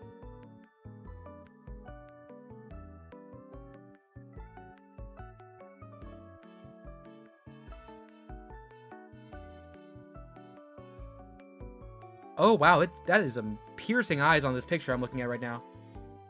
Okay, did they end it? They're still at bottom of 2.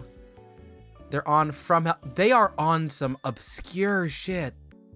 Wow. Yeah, I was like, who named the cat this?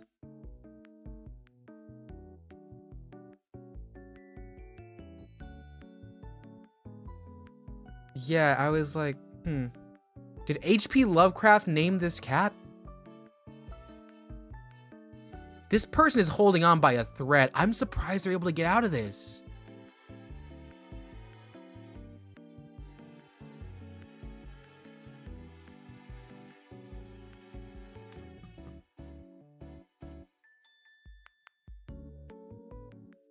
All right, this is the end game. First 103, so this next person gets 10 points, they win. Lovecraft, I know, because Lovecraft did name it worse. What, Glenn, did you not know the name of H.P. Lovecraft's cat?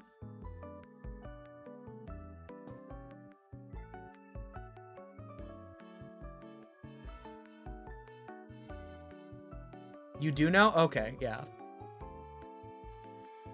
Like, we can't say it, we can't type it, but that H.P. Lovecraft had a thing. Congratulations, that was amazing. 38 rounds. 5th place feels pretty nice. Good job on you. I'm a guest, we can't say the stats.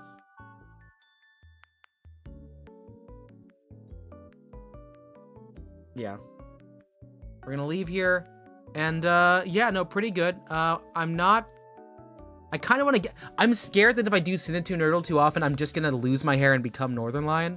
But let's go ahead, let's read one. What are we thinking here? I'm gonna put a poll in the chat. Do y'all want to hear a story from Tumblr, or do you want to hear a story from Reddit?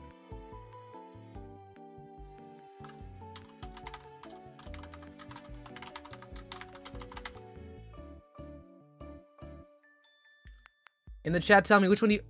They're both on Reddit, but one of these stories is a Tumblr post. One of these stories is my favorite Reddit post of all time. All right, we're seeing here. Make your votes heard. Tell me which one you want to hear from. They're both on the Reddit platform. One is just an archived Tumblr post though.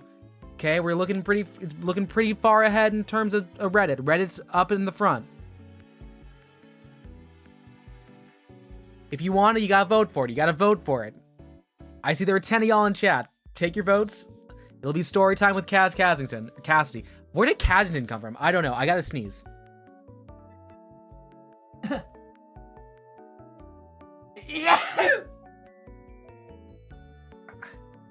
Yeah, it is Weed Smoking Girlfriends is the one there. Okay. You're switching to Reddit? Okay, Team Reddit, let's close it. Okay. We're reading a Reddit story. You ready? Let me, okay, I've got to turn off the audio because this is just like so much. We're reading the gaycation.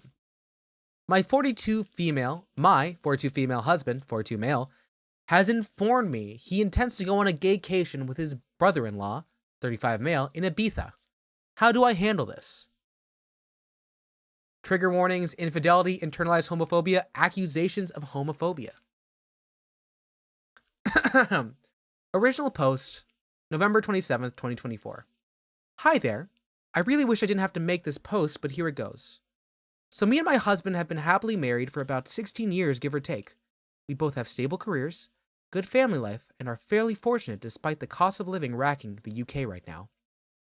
We have 2 boys, 15 and 10, and up until this Sunday, thought we had it pretty good. We argue sometimes, of course, but never gotten too bad, and we have a pretty decent sex life with some exploration, but I won't get into that. Long and short is, on Sunday, just after I dropped our boys off at their friends, my husband asked me if we had the house alone, and more importantly, do I have a minute? I said yes, and he sat me down and then got out his printed poster for some sort of orgy and started explaining to me the concept of a gaycation. How it's where straight men go to somewhere with sun, sand, and booze and become gay for the duration of the trip, but that's fine because it doesn't actually count because what happens on the gaycation stays on the gaycation. I was just completely silent and mortified, even more so when he said he was looking into booking a trip to Ibiza next year with his brother-in-law, his sister's husband, to experience it for himself. When he finally let me speak, I just said, I need him to be clear with me. Is he gay? Because if yes, that's okay, but we need to figure out what happens going forward.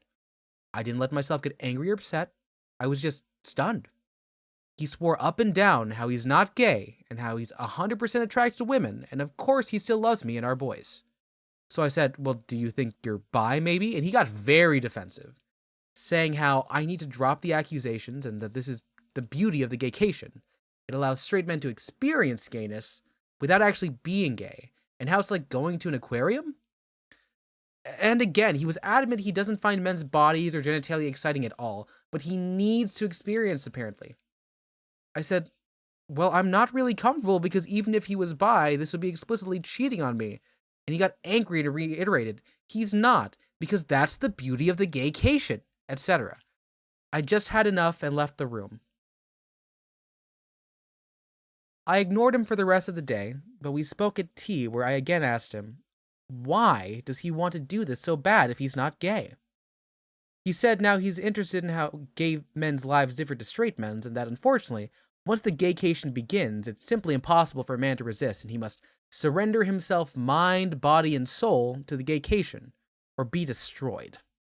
I really can't put into words how surreal it was, because he was speaking so matter-of-factly, and he again insists this is a thing that straight men do all the time, and how he's actually doing it a bit late. I just said to him, if he has any love for me, then he can't go ahead with this, and if he does, the marriage will be dead. We didn't speak any more after that. Since then, he's mentioned no more of it, but somehow, and this is what scares me a lot too, that decision genuinely seems to be tearing him up. He didn't go into work on Monday, and he only went a half day yesterday because he told them he just felt too ill, and he just looks distraught every time I see him. I really don't think he's wholly gay, though I can absolutely believe he's bi, but I'd rather we talked about it in a healthy way rather than this incredibly weird denialism around going on a sex holiday to Ibiza. Has anyone known straight guys to do this and come back and just go back to being straight? Like, surely that can't be a thing that happens. I'm so out of my depth here, and I just don't know how to even initiate the conversation. For the record, I also haven't mentioned it to his sister yet. I don't know how I'd even break it to her. Thanks for any help. I just don't even want to think so being able to get this out there has helped even just a little bit. Okay, so that's the original post. This is the gaycation story. It's a lot longer. Anyone have any questions so far? I agree, Reddit should not be a couples therapist. It is a forum, though, and people wanted to post in the forum the gaycation. Man wants to be gay for a little bit. He wants to be gay. He doesn't want to call himself gay, but he wants to be a little gay. All right. I'm going to move over to the first edit. Edit. Wow, this blew up. This has been incredibly sobering, and I think I've now confirmed what I already knew to be the case. This marriage is dead, one way or another. In a way, I was in denial myself about that. I've contacted my sister-in-law, and she initially screamed at me, calling me a liar, and even insinuated that I was trying to steal her husband. She rang me back shortly after, apologized, and admitted that she was in deep, deep shock. It's the best couple. Yes. That guy is lucky. You wouldn't have had that much patience when the gaycation comes along. You already find the divorce papers. I think you can talk about it for a second, just to learn what the gaycation is, as we all have today. I have asked my parents to look after the boys, and we're going to meet tomorrow to discuss this deeper. I have also texted my husband and told him he will need to make alternative accommodation agreements, but he will not be sleeping here tonight, and a bag will be waiting for him. Not sure if the mods want to lock this post or not, but I think I've got my answers. Thank you all for the kind words, especially Champion Flight, who really gave me a good dose of reality that I needed. P.S. I see a lot of people asking about the aquarium, and at risk of doxing myself, there is a pretty famous aquarium in the UK called The Deep, and at the very end you walk through a tunnel that goes underneath the main fish tank, so it is quite immersive, I suppose. My husband explained the aquarium thing in that it's a bit like that. You go there and you observe the fishes. You even get a bit up close, but you never actually enter the water, get emotionally invested, or become a fish, parentheses gay. So it doesn't really count. It was a very bizarre analogy, and I pointed out it still makes no sense, and he just got more in the huff about how I just don't get it. And frankly, I still don't. Yeah, Glenn, you got it. We're going to look at some relevant comments. There are some more updates after this. Commenter number 1 says, your husband isn't proposing a gaycation. He's proposing cheating on you with men while using a magical thinking to pretend it doesn't count. The fact that he's playing on this with his sister's husband makes it even more disturbing. His bizarre explanation about surrendering mind, body, and soul isn't straight man curiosity. It's someone desperately trying to justify exploring his sexuality while keeping his heterosexual marriage. His depression about not being able to go isn't about missing a vacation. It's about being forced to confront his sexuality without his convenient whatever happens in Ibiza stays in Ibiza excuse. His meltdown over not going shows how desperately he wants to avoid facing reality. And from here, the original poster says, I read over this multiple times. I guess the worst part is I know you're completely right. Asking, I want to avoid the divorce papers option, but I guess it's the only option, isn't it? So here's the second one. I know this one gets weirder. We're going to go through a couple more commenters, and you can see there's another update. So this is just a thought, but I'm wondering if he was really planning on doing the gaycation, or if that was just a cover to try and get you to agree to it. What if the real plan was to get with women while he's down there, which is still cheating either way. I don't know why that's a big issue. That, I hadn't really thought of that, TBH, and now the thought there terrifies me. From the way he was talking about men, the fact he had a poster for a gay orgy, I mean, that's one hell of a bluff, surely. Tell him you're going to have a straightcation while he's gone, and you're going to surrender mind, body, and soul to other men. Honest to God, if my husband proposes to me, I'd use this time away to pack up, move out, and have divorce papers waiting for him. All right, I'm going to do a quick spot check. I'm going to put a poll in the chat.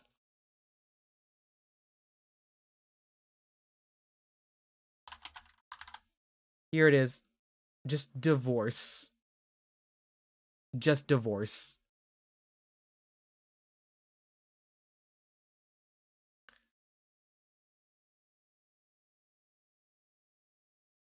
I'm seeing yes. I'm seeing yes. Bring the audio up here. Anyone else want to vote for the divorce or no? Anyone got strong feelings? Are we thinking we're on the divorce train right now? Are we going chugga chugga chugga chugga choo choo? I know, Casey, if you're not good at relationship drama, but can you tell me, would you say this is divorce worthy?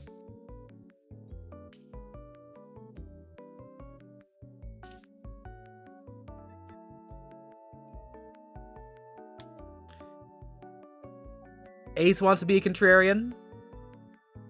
Vote for your contrarian then.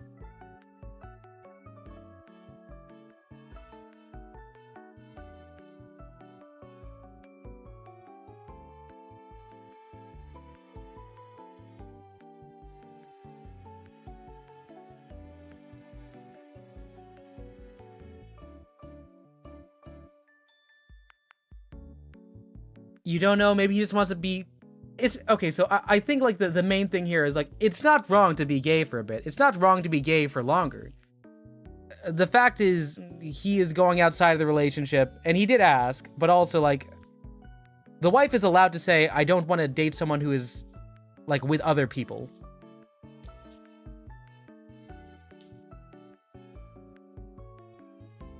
Yeah, so Glenn's hitting some other points here. Like, there's a lot happening here. We could be saying that he is lying to have sex with Lazy. It would be worse. It would be worse because now he's throwing gay people under the bus. I do think that in my mind, if this is a real story, which it could always not be a real story, it could be fake, that he was going to, there was going to be an orgy. There was going to be an orgy with men.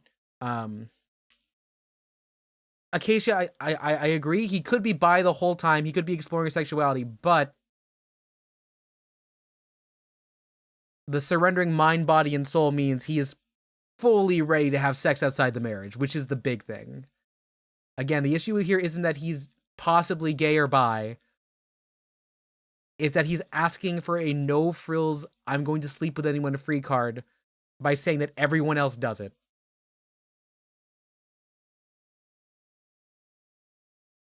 Okay. We're going to move into the update from November 28th of 2024. So when I last posted, I'd contacted my husband to tell him he wouldn't be staying at home tonight, and a bag would be waiting for him. As you can imagine, we argued, quite badly. I won't go into the specific details, but no, I'm 100% on board on the fact that at minimum he is bi. He might even be gay altogether. We've had arguments in the past, but I've generally never seen him have such a childish tantrum before, scream about how I just don't understand the gaycation. Absolutely despise that phrase right now and insinuating that I'm actually homophobic because I refuse to allow him to participate in this cultural exchange with the gay community. The cultural exchange being cum. A lot of you said to ask him if it would be acceptable if the roles were diverse, and I did say it would be acceptable if I went and slept with other guys during that week, like fucking clockwork. He was very angry and offended, saying it's completely different because gaycation means nothing, and what happens in the gaycation stays in the gaycation, so it doesn't actually count. Whereas I'd just be straight up cheating. Well, I turned it around him. No, but you see what happens in Manchester stays in Manchester. It doesn't mean anything. It doesn't count. It's like bird watching. And I think I got through to him. He went all quiet and then started crying, admitting the thought of sleeping with another man is destroying his heart, but relationships need sacrifices, so agreed, while in tears, that when he goes on the gaycation, you'll get 1 week in Manchester to do whatever you want. He doesn't want me to, but it's fair in a twisted way, I suppose. I told him to get out of my house. Thankfully, he left without a fight. I think at this point, the fact that, like, if this is him struggling with sexuality, I understand how it is a different thing. She'd have to cheat with women. All right, so let's figure this out here. So let's talk through here. They are in a closed monogamous relationship with 2 children. Both of them are above the age of 10. The man is saying, I'm going to be taking my brother-in-law, my sister's husband, on the gaycation in Ibiza. And in there, whatever happens, this cultural exchange with the gay community, which is either, like, he's either going to explore himself or he's going to explore someone else's bodies, it doesn't count. He comes back home. The kids are already away with the grandparents. And the wife is saying, can I, if that's so true about the gaycation, if I go to Manchester and sleep with other men, is that the same? I think if we're arguing in good faith that the husband was like, I actually think that he's going to have no strings attached sex, I think he's got a point here that it's not the same.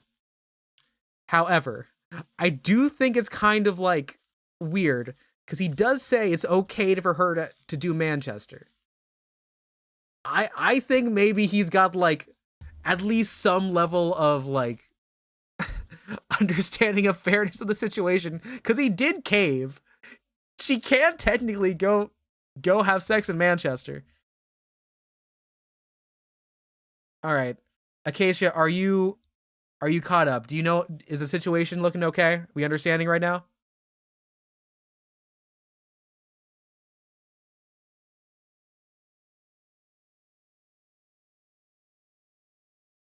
Because I'm about to move us into the next section here. Brain no worky. Okay, we're gonna keep going. If you get lost, ask a specific question. We'll answer it.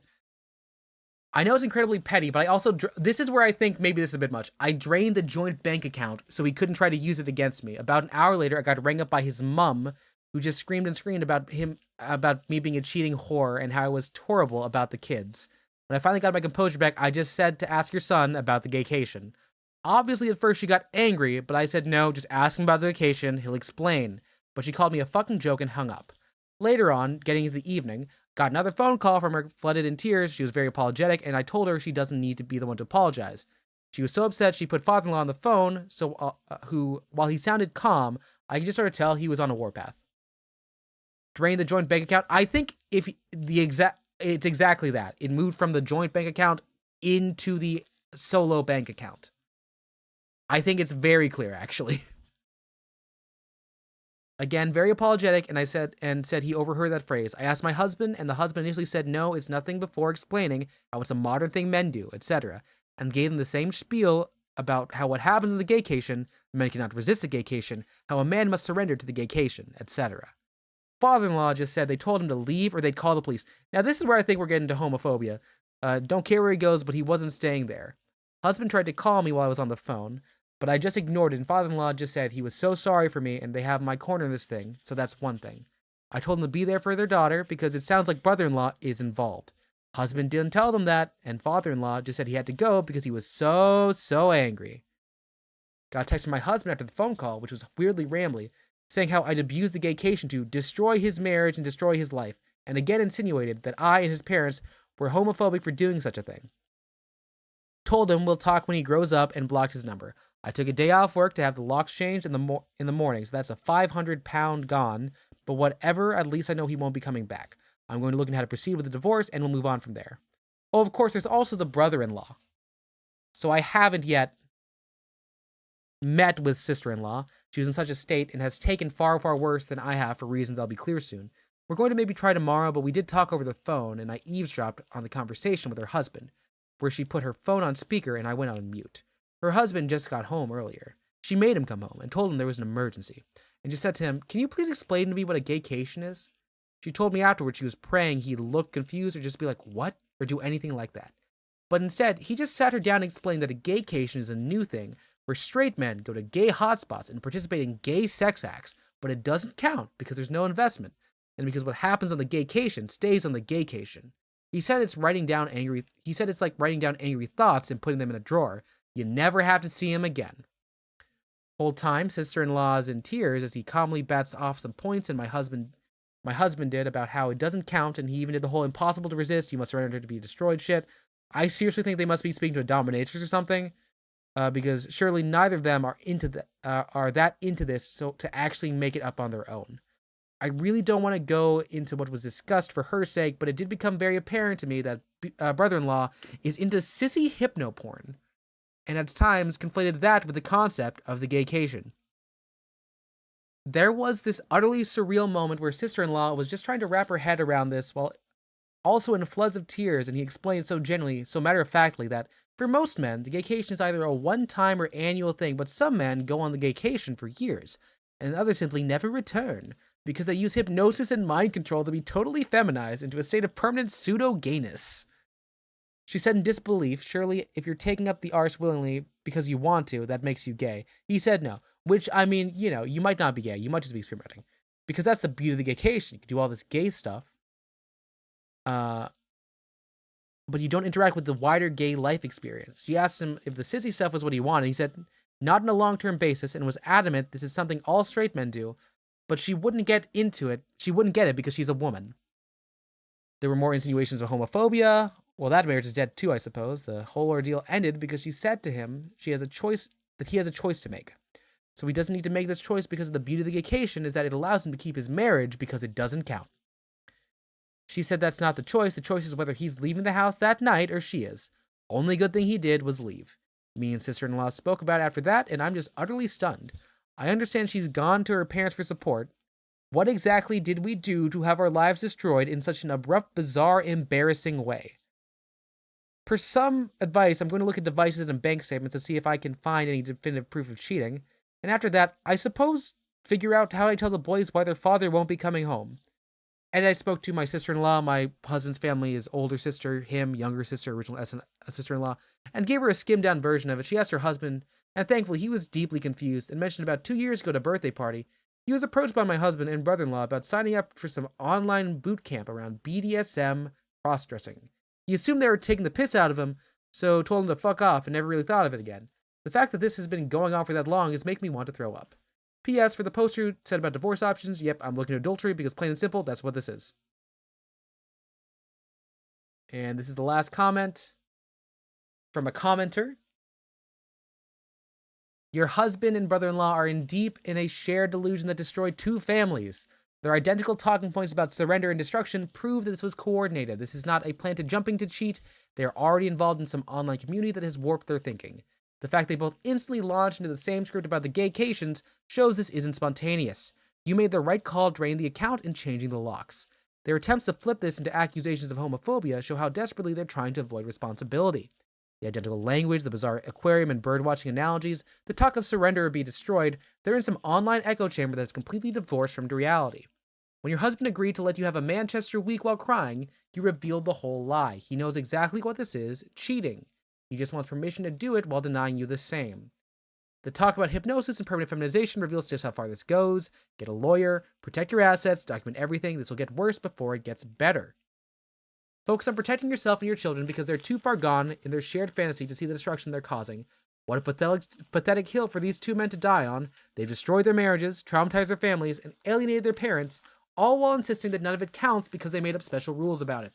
They want to cheat without consequences, and they found the online community that validates this fantasy. All right. So that's the gaycation. How are we all feeling right now having heard all of that? How are we feeling? I'm seeing divorces currently at all yes. Nauseous? Yeah, again, I want to make this explicitly clear. The issue isn't that one or both of them might be gay. The issue is that they're trying to extend the lengths of their marriage without the consent of the other people, and not listening to other people when it says no, when they say no, that's not going to work. The thing I'm thinking, do they really think this is a normal thing? Otherwise, why would they be so this is one of those things where they're talking about that same script. That might actually mean that there is an online community. I've seen online communities for more out there. You know, there's definitely been like online communities for like, you know, the down low, which is where men will have like sexual relations but not be gay. It's actually well documented in like sociolinguistic literature about that, because people will like identify. They'll go to like they would go to like clubs and they'd go to like massage parlors and they do that. I gotta find the paper where I read that from. God, that was been like a couple years back. But yeah, that's the gaycation. Quite honestly, I think I was not on board with the concept of the gaycation, but I was like, maybe they're being genuine here. Up until the part with the sissy hypno porn. You don't know about r/homosexual infidelity? I have not seen that one, Rowan. I have not. I'm not familiar with that particular subreddit. It's a weird thing where like women is... Oh, I was like, Rowan? I would not be surprised if that is what... There is a subreddit for everything.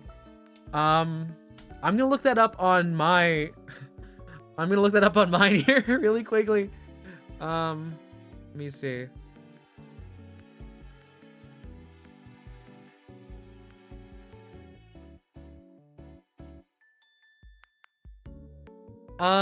There is Straight Spouses. Straight Spouses is a subreddit for if you've discovered that your spouse isn't straight, this is the place for you. So almost there.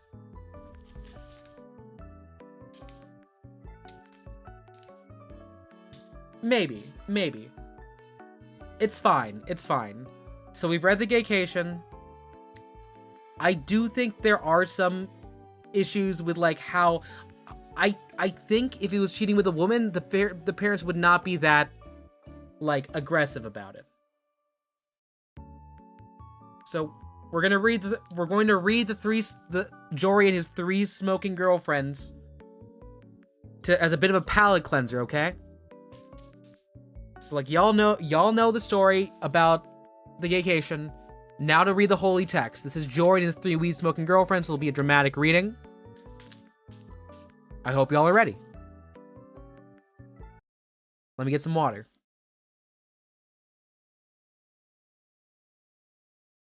We need the whiplash, Glenn. This is how we can recover from being destroyed by the gaycation. Pee break for all of y'all. I'll start. My 3 girlfriends, and yes, they smoke weed. Do they smoke weed? Yes, actually. You mean she isn't smoking a cigarette, but a weed cigarette? It's called a bunt, not weed cigarette. And yes, it is a weed bunt. They all smoke weed bunts before we kiss. They are my girlfriends. They don't look like they smoke weed. Fuck you. Fuck you. Fuck you. Fuck you. Fuck you. Fuck you. Fuck you. Fuck you. Fuck you. Fuck you. Fuck you. Fuck you. I'm so angry. You are so lucky my 3 weed-smoking girlfriends are rubbing my shoulders to calm me down. I'm so mad. Your weed-smoking girlfriend has a Hello Kitty tattoo on her belly, the one in the middle. I printed out a photo of your avatar and taped it to my punching bag that I punch, and I mutter your URL with every strong punch. I punch you, twerp. Don't ever talk about Blaze or the wicked tattoo I drew on her ever again. I don't want to see you standing outside my home at 3 a.m. holding your weird dripping brown bags again, okay? Leave us alone. This is the final fucking warning. Well, that escalated quickly. What was that? Huh? Come again? Blaze grabs my shoulder. Come on, Jory. They aren't worth it. Please. I jerk my shoulder, shaking her hand off. No! No! Starts to just pummel you with my big fucking fist. With each blow, I let a furious yell. The blows come quicker and harder, and the yells get louder. I'm yelling so loud, I'm crying. Breaking point! The week was hard, and I can't take it anymore. I'm openly sobbing at this point while you blood gurgle. All 3 of my girlfriends struggle to pull me off, and they finally succeed in lead me away from the goop pod that is now your body. Oh my god, who is this dude? Someone needs some anger management classes. Love how he keeps reminding us that I have 3 girlfriends, they all kiss me, and they all smoke weed, herpeter. Let's not forget that Blaze and her wicked tat, or that he doesn't want to see you standing outside his home at 3 a.m. holding your weird dripping brown bags ever again, and that this is the final fucking warning. The goo pile that's over your body. I'm dying over here. Jesus, please, Jory, come challenge me to a bout of internet witticisms. I promise it'll be fun. Shoots you dead. Idiot. Leaves with my 3 weed smoking girlfriends to go hold hands and kiss. This dude playing, oh my god. Come again? The bar falls silent. No one dares make a sound, as you just said a very poor choice of words at a very dangerous time.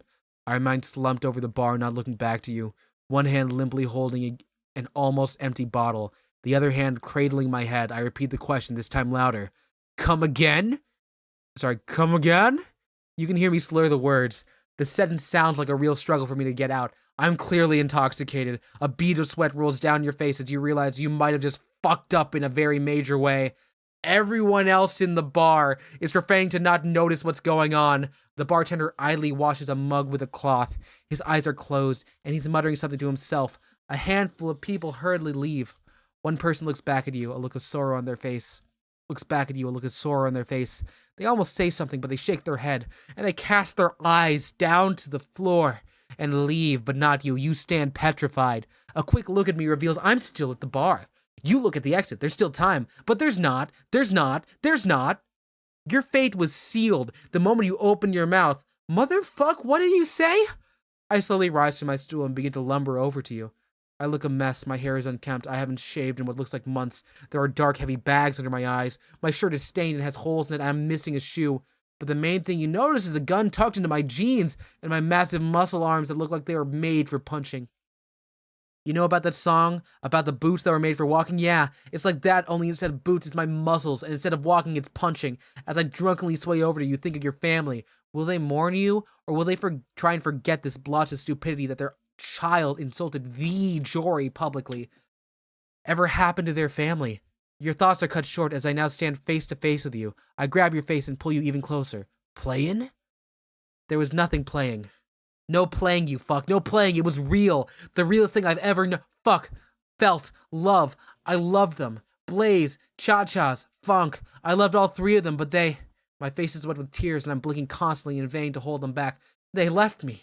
Left. Almost instantly, the sadness leaves my face and is replaced with pure anger. Playin'? Playin'! My hand leaves your face and starts to head to what you think is the gun. You close your eyes and see God looking at you, shrugging. You brought this upon yourself, dude. He says, but as he waves his hands at you dismissively. But instead of the gun, my hands grab yours. Your eyes jolt open. The anger is gone from my face. There's only sadness. Left me. I fall to the floor and sob. Wow. Grow up. Say before you leave the bar, but are hit almost immediately from a car and are killed upon impact.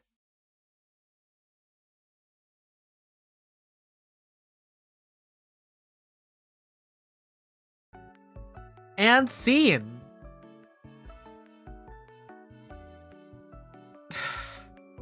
Yumi, what? Yumi, what? Yumi, what?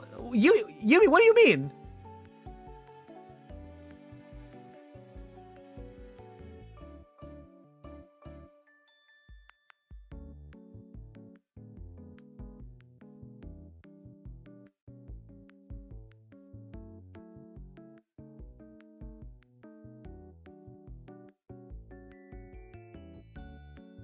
All right, I'm gonna take a look at the chat because y'all were talking while I was out. Okay.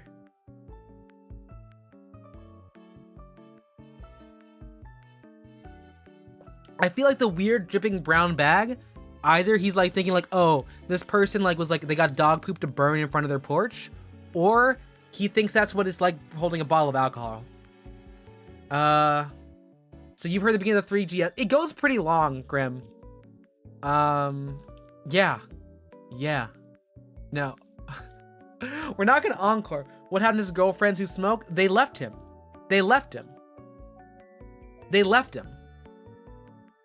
That's what happened to Jory and his 3 hot weed-smoking girlfriends.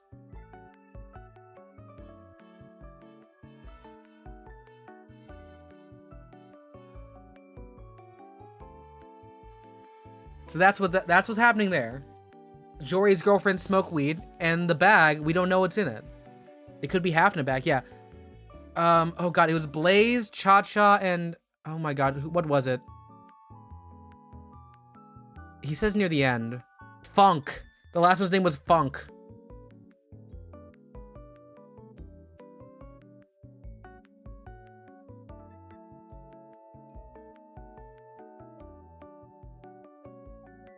That's the culture post.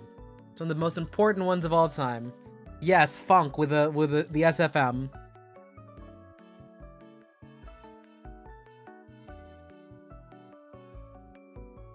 I gotta keep... Okay, the Tumblr long posts are super important. They are. Let's see. Hey, Yumi, if you're running away from responsibilities, you want to come read some with me?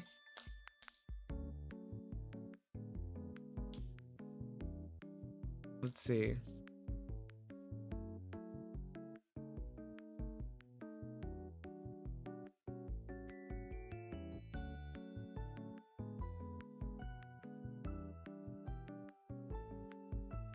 Oh, no. Oh, small cylinder? Wait, can we read small cylinder here and not get, like... and not get busted? Are we allowed to read small cylinder? Damn, Yumi. Okay, alright. One of these days, you're gonna come on and help, okay? I need some read help. Also, everyone, leave a like. Leave a like if you're here right now.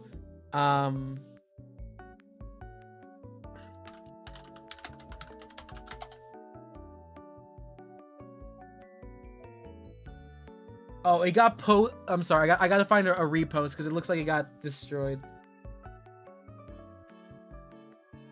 No, the moderator struck it down. Where's my repost?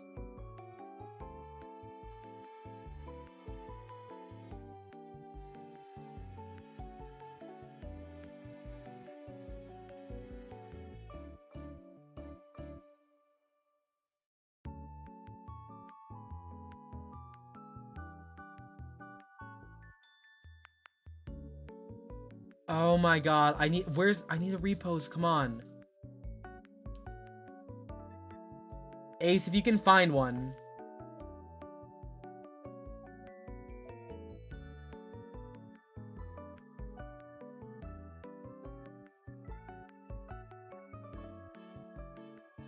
What could possibly be the problem? The question about simple cylinder has to remain intact? Yeah.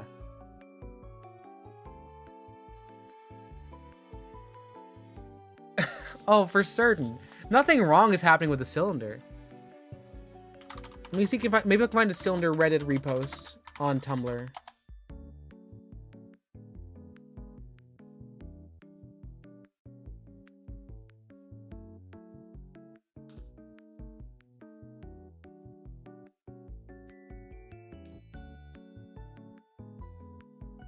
Alright, come on, Tumblr, you got this. No, not TikTok.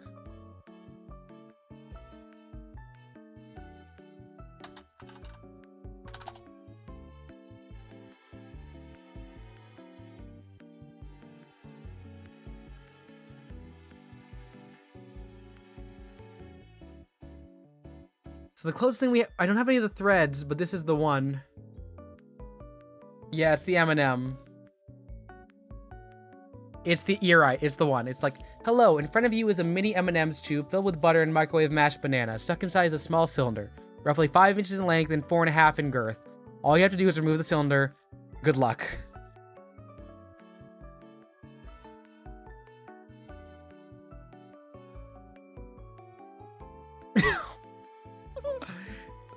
But it's like, that's not the right, it's the one that gets moved around because it's just like, we want to make this a saw post. Shitty Saw Traps is a really fun subreddit. I would say y'all should be on there because it's like, some people don't get it and they're just like, oh, we'll just do this one thing where it's like, wait, is this actually the most important? Oh my god, it's got 100,000 votes. Oh my god, Tumblr. Oh, I sure hope Sparrow's okay.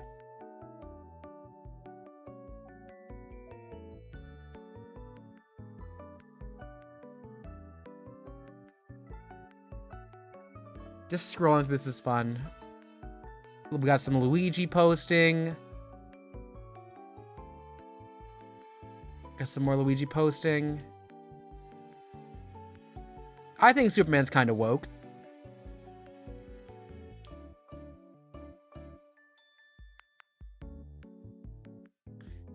This is a fun read. Inaccurate when I say I'm not very political, it's because I'm not. And you look at this guy's blog post like, ooh. Oh, shoot, yeah. Let me try it here. I turned off the bot that stops it. Let me get... Okay, I'm going to put a link in the chat one more time.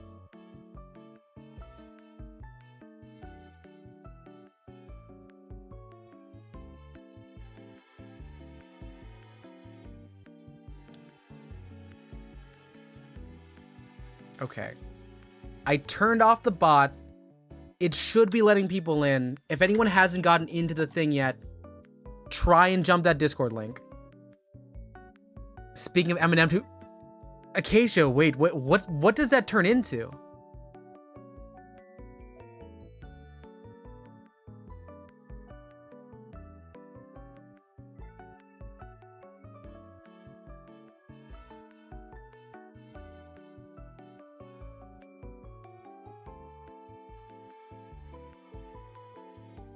All right, come on. I'm checking right now. Please don't break. Please don't break.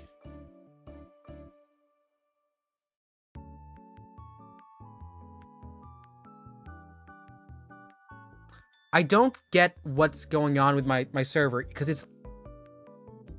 Some people get in just fine. Some people don't. I got rid of the bot that says you need a certain number of rules or certain whatever. Guess, Aaron, you probably had M&M tubes. Probably not that one.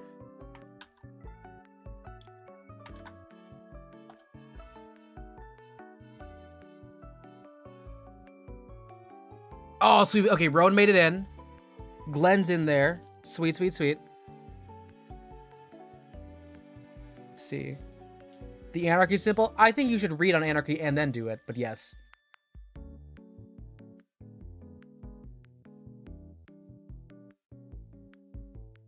God, for Tumblr being curated, this doesn't have many long posts.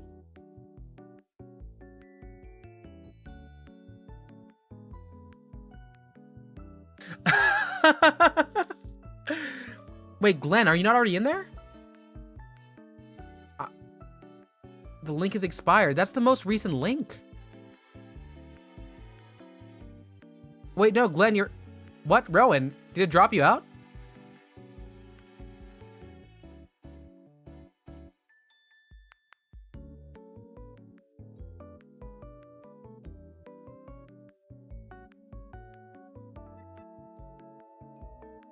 You can't see the server. Why is this? Okay. Because it's... I just saw you... It said you left the thing. Oh, you got the burnouts. Okay. I see. Glenn, I'm so confused. Because people have joined since you got here. Maybe it's not reading your IP right?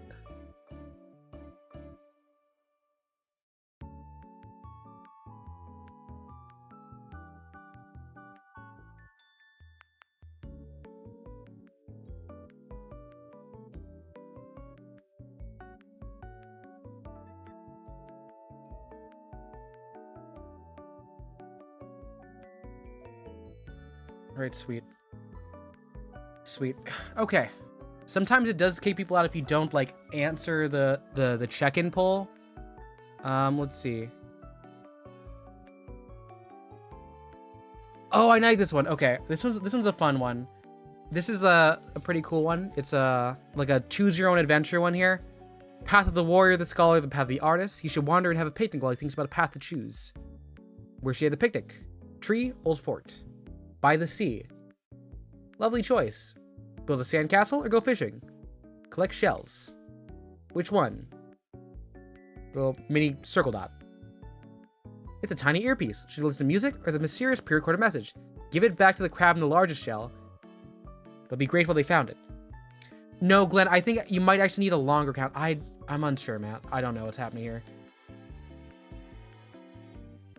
Are there any other, like, long heritage posts? Wait. Portland Polycule.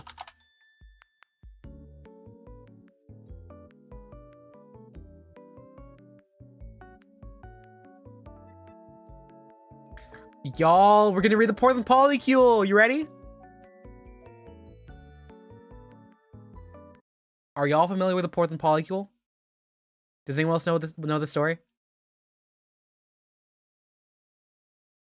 Yeah, I know. Okay. All right, time for y'all to learn. Okay. Am I the asshole if I called my roommate's self-centered behavior? I live in a communal space where everyone except C shares freely. C got a good job through connections and is able to spend freely on themselves, spending little on household items, groceries, etc. They say they are broke every month, but I've seen their takeout containers and Amazon boxes, so maybe it's a spending problem. Worst of all, when we are low on food, C just disappears for a few hours and comes back instead of cooking with everyone. I've told C that they're being selfish and they should start considering it other people, but it goes in one ear and out the other. I offer to help budget, but they don't listen. They barely spend more than $400 of their $2,000 a month on groceries for the house. The rest goes to their lavish lifestyle while the rest of us suffer. I just want them to pay their fair share. Am I the asshole for asking them to be fair? Includes specific info from this version 1 of the post, which wasn't postable due to being about emotions rather than actions. My roommate C works a privileged job making nearly $26K and always buys expensive clothing and food for themselves. C spends less than 20% of their income on food and supplies to share with the house, and when I called them on it, I just looked sad and didn't reflect on their behavior at all. Worst of all, when the kitchen is a mess and there's not enough food, they leave for an hour without saying anything. I think they're buying fast food.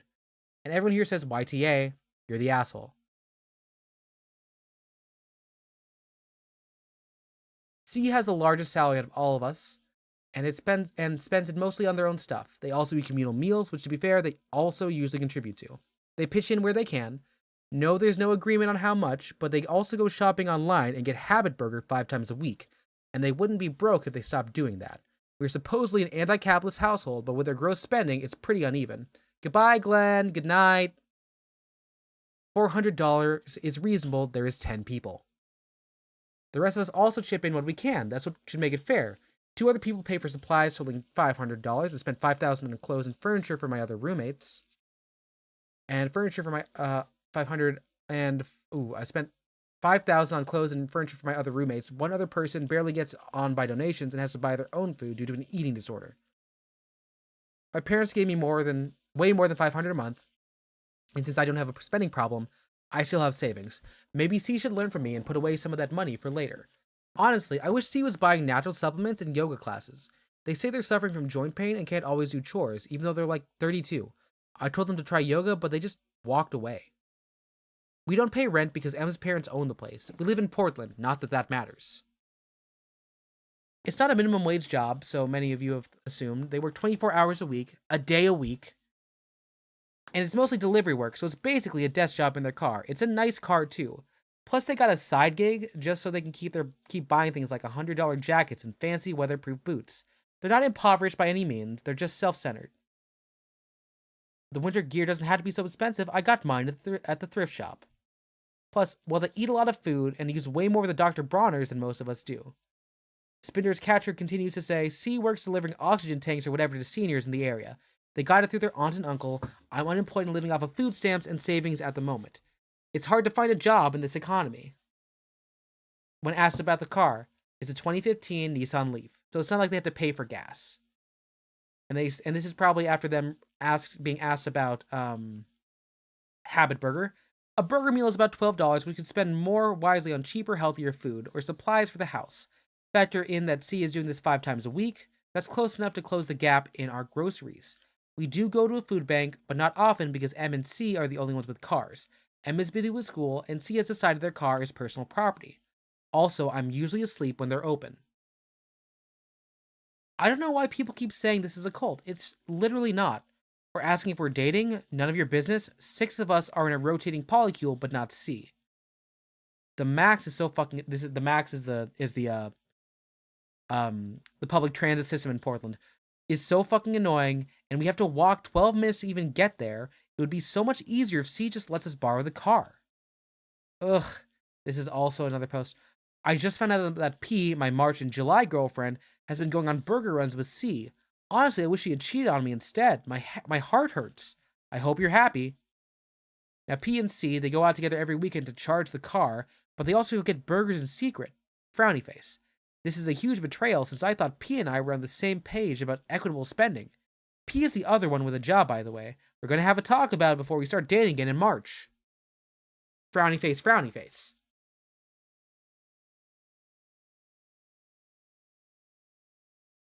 This is from reposted January 25th, but 4 days back. No, my parents don't give me allowance. Those are my own savings. My January and May girlfriend Kay just found this post. She's setting up her blankets on couch. B and A are laughing at me. This is worse than the time the vacuum broke and we had to use the lint roll to clean up after our 12 cats. This is where things get really, really, this is a fake story. C grew up with money too, TBF. That's probably why they hate sharing. They finally confessed at the last house meeting, so it may be a privileged asshole, but here I am, I'm not the only one. And it turns out they just keep a Habit Burger cup in the car because they miss California. That's because Habit Burger's not in Portland. This is falling apart. Like I told that other person, A is the one with the most shoes, so she does the most cleaning. B is the one that has the ED, and she runs a bike club and does chores when asked. H comes and goes, mostly for group meals and to sleep on the guest couch.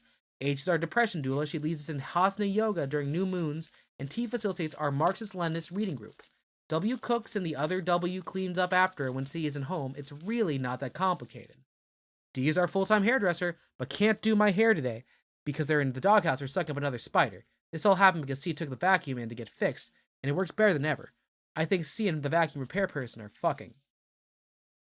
It's a heated doghouse. And the depression doula is just like a regular doula. But for depression, she helps the depression leave the body. We do Hasana yoga and moon charming together. OMG, so you just came home with the groceries and told me to go fuck myself. Go fuck the vacuum lady. You two can play this game. B is smashing dishes because the dishwasher is broken and some people forgot their dishes in the sink. Now B is in the doghouse and D has to move back inside to the couch, so I really hope K comes back to bed with me or D will end up in my bed and they'll put us over the limit for 2024 if we start dating in February. It's a leap year. This is a fucking disaster. The monthly schedule goes 1, K and me, A and Q. 2, K and P, me and D. 3, P and me, A and D. 4, D and P and Q, A and K. 5, me and K, P and A and Q. 6, P and D, me and A. 7, me and P, D and K. 8, P and S and Q. 9. A and me, D and Q. 10. A and Q, K and P. 11. Q and me, D and A. 12. D and me, A and Q, P and D. We rotate bedrooms to keep it more equitable. And no, we don't smoke weed. Not sure what that has to do with anything. We get our honey from the MJ farmer and apiarist couple down the road. Should be plenty of whatever we need. It's a lot of language, Acacia. It's a lot of language. It's a very, very well-organized monthly polycule.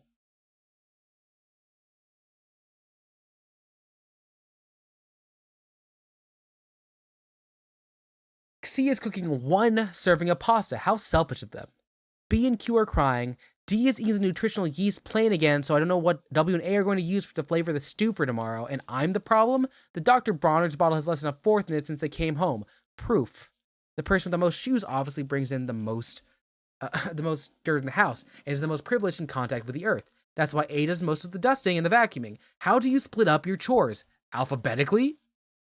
Ugh, B fell through the rotten deck during group calisthenics this morning. Now they're taking C's car to go to the hospital when I needed it for food. It's a no-go. This house is clearly biased against me. Sorry for not updating. B and K and A just got back from the hospital and turned the Wi-Fi back on. B's fine except some scrapes and bruises. Anyway, rotating bedrooms isn't that unusual, and since we don't have too many personal belongings, and I bought us all the same unigender organic cotton tracksuits so they're interchangeable, it's hardly any effort at all, especially if you manage your time wisely. S is the basis of a touring punk band from Who Sleep With Us in August. She and H both come and go. I think they're dating. Ugh, T just tried to vacuum up the broken porcelain is sweeping up again. She has no house skills. W and A are on strike tonight, and D won't replace the neutral yeast since we're still mad about the doghouse, so I guess we're having spirulina banana smoothings and pumpkin omelets for dinner. We usually ate way better food than this. No, our tracksuits are all black. We got them for Chester's funeral. Why is everyone sending me about asking about blue hair? Katie and I have chartreuse hair to match the door and the room we're sleeping in. The housemates woke up with throat singing again. C doesn't live in the closet. They live in the 4th upstairs bedroom next to the Caterpillar reading room where Kay and I sleep. A and Q both have pixie cuts, so they have the Tinkerbell room most of the time. It just makes sense. No one lives in the laundry and litter box room, not the closet either. We use the closet for solo screen meditation. We rotate our polycule based on birth charts, except for S, who's only here for the 1 month, so we make do with August. You are good, Acacia. This is just obtuse and many things happening at once. This house would be perfect living situation if only C would chip in a little more. It's not like we're paying rent. It's not that hard of a budget. Oh, and if D would let us get rid of her 25 boxes of records and a broken turntable from 6 years ago when her dad died. The girls are pouring coffee on what was left of the ice cream. I am at my limit. These are all the applies. They're probably finally done. They are not done. Ugh, we finally came up with a house budget in our full moon meeting. Are we happy now? Someone knocked over the Monstera. Everyone says the cast did, but it was a 50-pound base, so I know they're lying. I bet T accidentally bumped it during our ecstatic cleaning this evening, and now she's gone to play drums in her room, so she can't even hear me knock. No one else cares. I have to clean this up all by myself, and of course, the vacuum is broken again. The new house budget: food, $1,100. Cat food, $16, $0. Emotional supplements, $550. Hot tub maintenance, $90. Vet visits, $100 to $300. Cleaning and hygiene supplies, $250. Beads, $60s. Candles, $20. Utilities, $350. Carpet cleaner, $25. Home repairs and incidentals, $70 to $150. God damn it, I missed the Whole Foods. I can't believe 60.9 of you fuckers voted you're the asshole. Incredible. You're a bunch of judgmental jerks. Presumptuous, entitled, nosy, self-serving assholes. Where is the vacuum cleaner? Fuck you all. Apparently you're about to have an emergency house meeting, and this is your fault. If they kick me out, I'll have to move back to my parents' full house in the Salinas. The ultimate doghouse. Winona and Amelia aren't clean anymore until Beth and I get off our asses and clean. How can we do that when the vacuum is both broken and missing? We don't even have any dishes or to wash. I don't fucking know what they expect us to do. I'm supposed to be studying right now. I have a big self-test coming up. Danny is cutting Qualia and Tessa's hair right the fuck now, and Beth and I have to clean it with what? There's no vacuum. The broom is locked up in the walk-in garage next to the yak tracks, and no one can find the key. Not that you care. They're still going. Wow, that cleaning up took forever. I have to do all the cleaning around here. I'm the asshole? Just wow. Holy shit, I got word that the beta blockers are coming to town for emergency concert tomorrow night, and they need a place to crash. Where are they going to sleep? Stitch and Heather will want the guest couch, but Kai is still there. I'm in the Caterpillar reading room, Tess in the Magenta room, Amelia and Qualia are still in the Tinkerbell room, fucking Carlin's in the Indigo room, Peony's staying in the Rojo room, Danny and Beth are in the Ocean Study room, Marcy in the Sunshine room, and the walk-in garage is nasty. This is a logistical nightmare beyond comprehension. I need to go to the screaming closet. Me too, sister. I can't sleep, there's a noisy van out front, Peony, Carl in the van with Teresa, the vacuum repair woman, and I'm so disgusted. They're kissing and laughing over burgers? Oh god! I almost fell over in disgust, the ultimate betrayal. This has been far the worst night of my entire life. Fuck you all, I am done. And they're done. This is such a funny creative writing exercise. I love it so much. It's so much fun.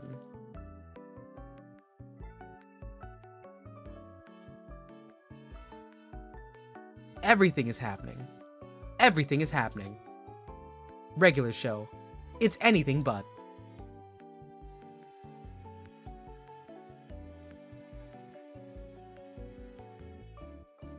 Okay. Do you think it's worth just going to actual regular Am I the Asshole?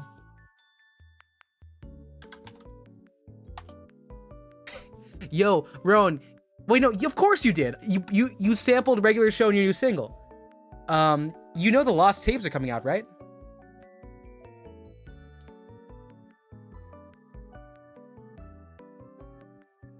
Okay. Yeah, of course you did, Rowan. Take it back. No. Dude, he was so sick, dude. I loved it. Let's see. Let's take a look at this first one. This one's actually pretty live. It's 2 hours ago, 1.500 updates, 710. Here it is. Am I the asshole refusing to eat my wife's spaghetti after I found out what she put in it? Last night, my wife made spaghetti, and it smelled amazing. She said she tried something new and wanted me just to eat it before asking questions. I had a few bites and it tasted kind of off, but not terrible, just weirdly sweet and earthy. I asked what she changed. She told me she blended up leftover spaghetti from 6 days ago and mixed it into the sauce to thicken it. I immediately stopped eating. I know it's technically the same ingredients, but the idea of blended old noodles mixed into fresh sauce made me feel sick. She got offended and said I already ate half the plate, so clearly it was fine. I was being dramatic now that I knew. I told her that's exactly the point. I did not know. If I had known beforehand, I would not have eaten it. She said I was being wasteful and disrespectful and acting like she served me garbage. I ended up making up a sandwich because I could not finish it, and she got really upset and barely talked to me the rest of the night. And she told her family they think I embarrassed her, but my mom thinks it's gross and I should not even be tricked into eating it. I feel bad for hurting her feelings, but I also feel like I should get a say in what I'm eating. Am I the asshole? Oh, no, that's so good, Rowan. That's great. Now, I want to do a quick check. We're going to poll here.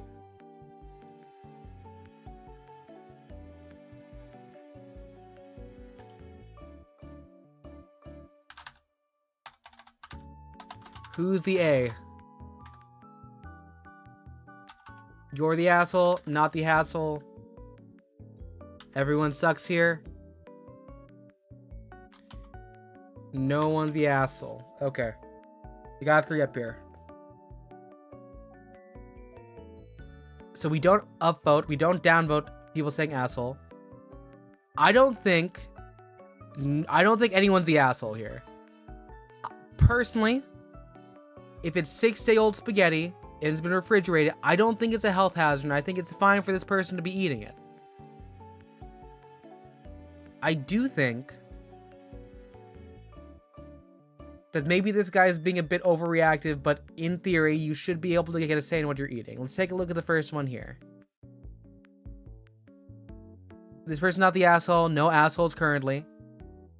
I think this is just like, maybe the husband's being a little bit like picky. Not the asshole, tasted off but not terrible. Ooh, but good call out. The old spaghetti. They're saying it might have mold. But it's only 6 days old. Did they leave the spaghetti out? They're saying it's most likely mold. It's the second one to pull up.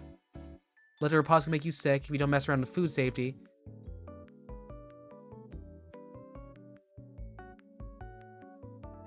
Cooked pasta is dangerous past 5 days. Okay, never mind. I guess we're learning more about pasta and pasta preservation, where it looks like this person might be in danger. Spaghetti keeps 5 days before turning. She was feeding you spoiled food. Yeah, actually, okay.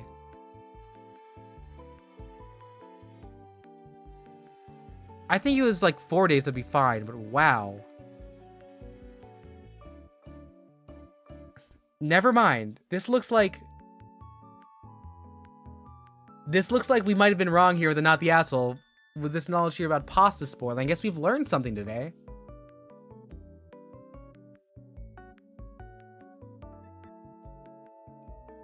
Was it... Oh, this info's pretty good. Was it frozen or was it in the fridge? Freezer, it's fine.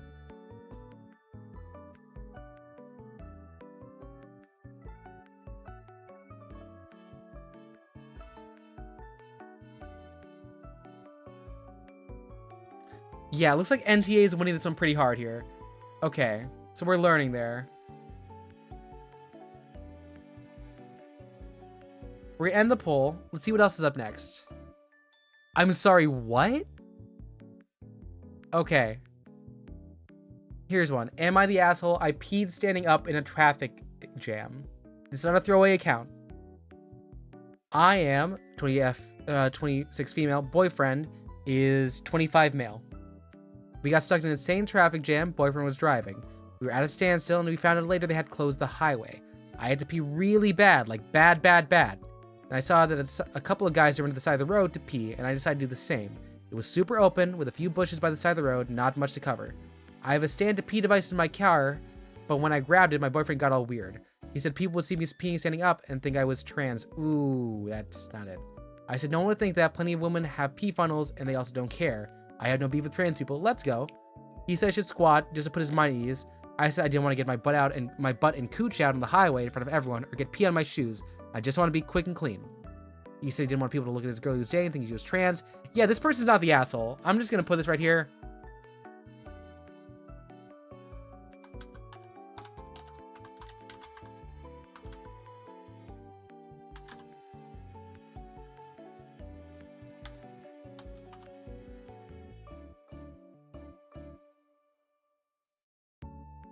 I feel like we know the answer to this one. I finally couldn't hold anymore, and I didn't want to show the world my butt, so I ran to the side of the road, slipped a device in my jeans, and just peed standing up with my back to traffic. No one could see anything, it was just sides through the zipper. But I guess maybe if someone was to look, they'd be confused. When I got back to my car, my boyfriend wouldn't talk to me, he says I disrespect his feelings, but it was 100% an emergency. Am I the asshole?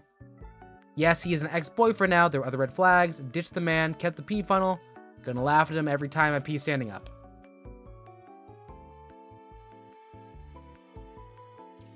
Yeah, this ex-boyfriend's the ex-boyfriend's the asshole here.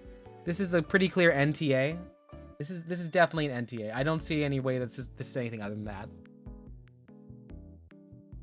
So this is the entire story here. Peed standing up in a traffic jam.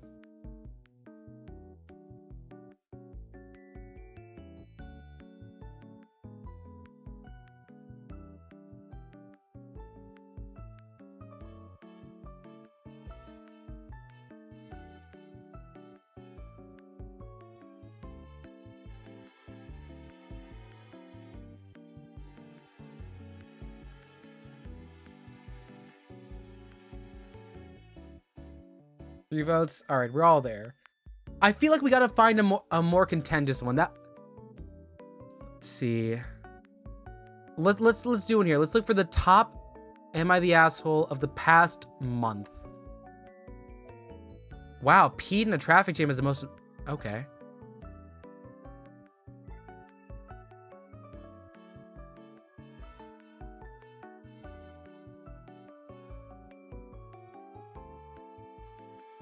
Filter by controversial. Oh, you're right. That's a good one, Acacia. Let's do that. Let's filter by, no, I don't have controversial here.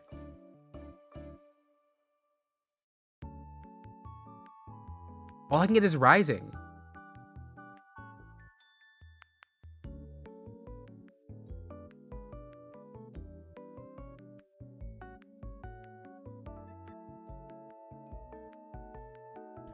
All right, here's... Wait, did I do all time? Give me this year.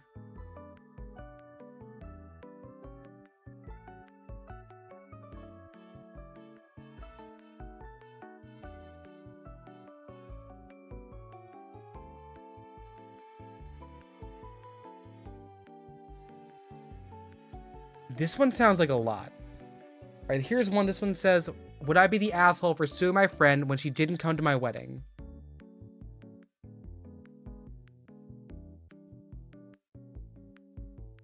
This one sounds like a lot, which is why I'm putting it in here. I'm going to end the poll. I'm going to prep another poll.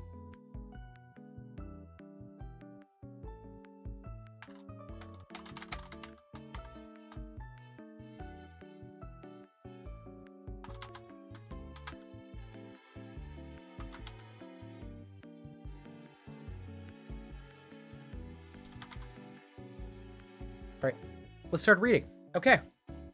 Would I be the asshole for suing my friend when she didn't come to my wedding?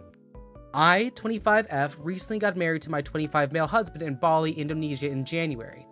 It was a destination wedding, but my parents and his parents paid for their own tickets and hotel, but we paid for our friends' plane tickets and hotel stays. Each plane ticket was about 2,000 USD, and the hotel was maybe going for about 150, 300 a week.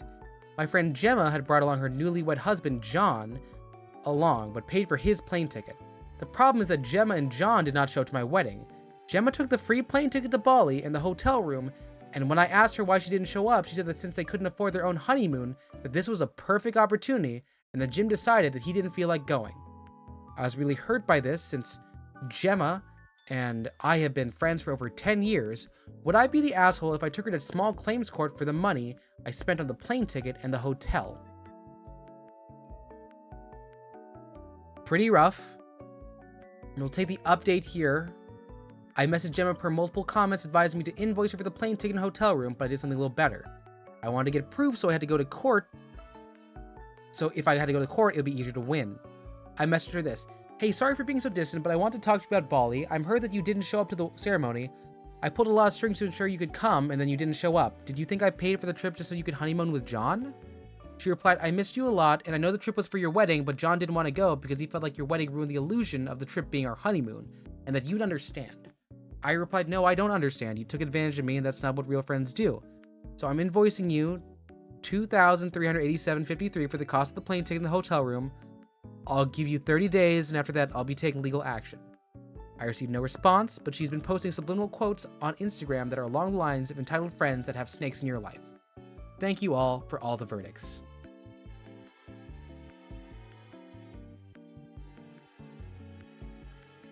Update part 2. I didn't think this would get worse, but here we are. I didn't respond to any of the subliminal messages she posted about me on social media, and I've been very quiet while I've been getting my ducks in a row for litigation. But this past Friday, she sent me a 3-page audit of financial and emotional contributions from 2015 to present.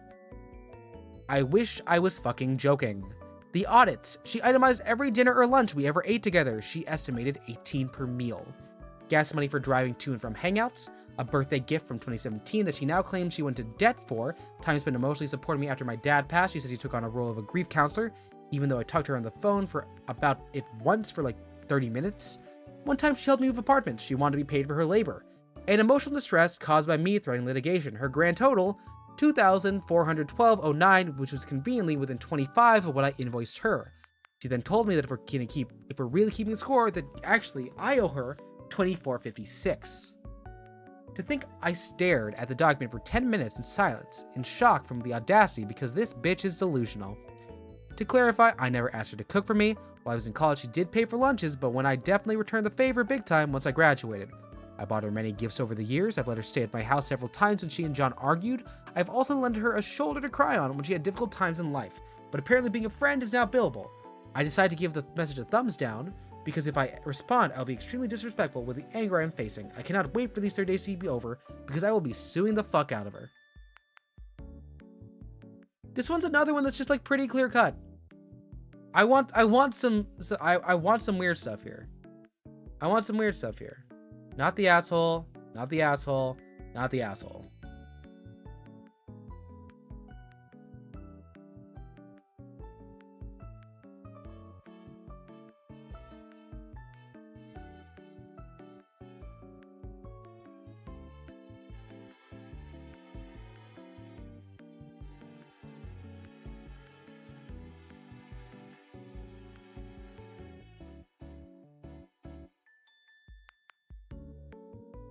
Let's see. Got 2 votes in. You think it's too far? I don't know. It is like $2,000 isn't anything to snuff at. That's like a lot of money for a lot of people. A lot of rent.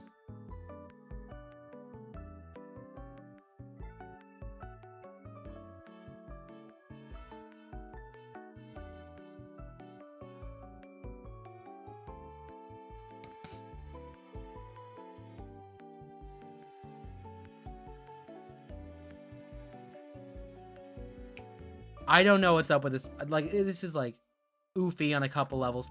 I'm very curious to see something a little bit bigger there.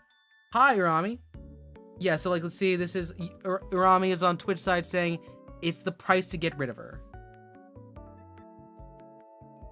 If anyone has any like good stories that we could work with, we're currently just kind of shooting fish in a barrel here. Okay, wedding stories are usually the big ones that I'm like curious about, because like wedding stories are always a mess. It's always so stressful, and people are always like, oh, I deserve this as like the groom or the bride. I'm gonna drink some water real quick and then we'll read this wedding one.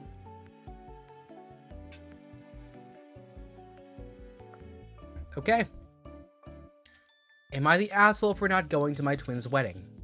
I, a 24-year-old male, have an identical twin. We're not close, but I thought we had mutual respect. That belief was tested. I grew up in a traditional southern town and only began coming out in college about 5 years ago.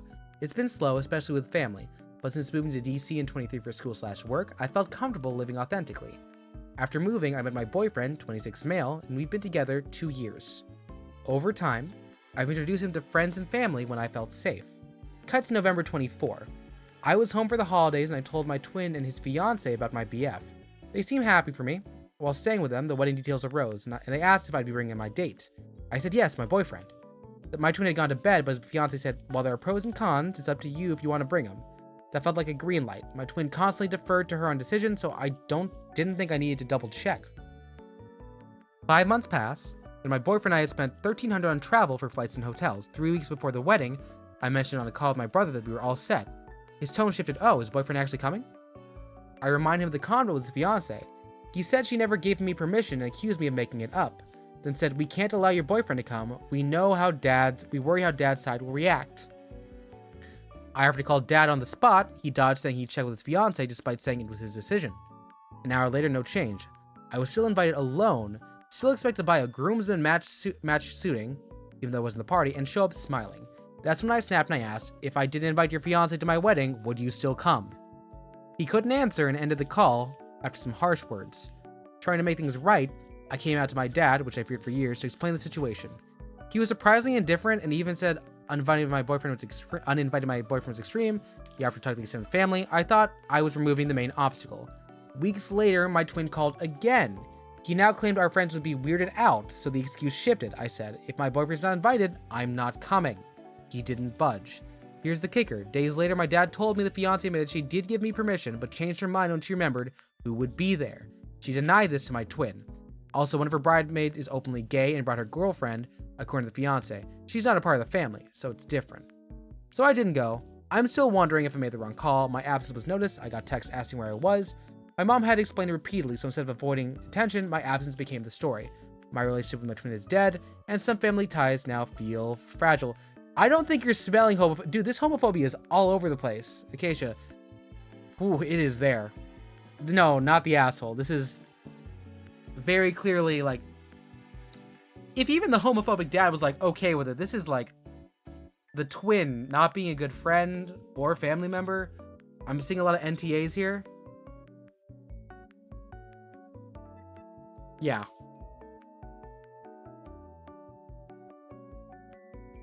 I would say it'd be pretty hard not to smell the homophobia here.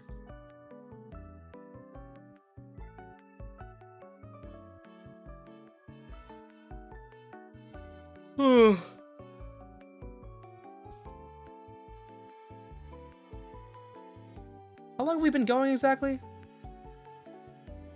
We've been going for about like 3 hours. Not bad. Not bad.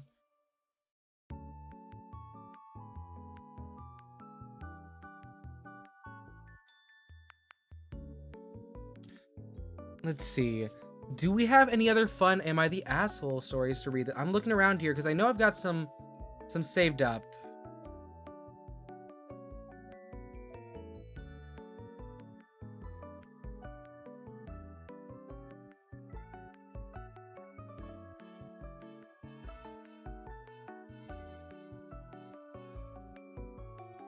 Let's see, I'm pulling around what I got.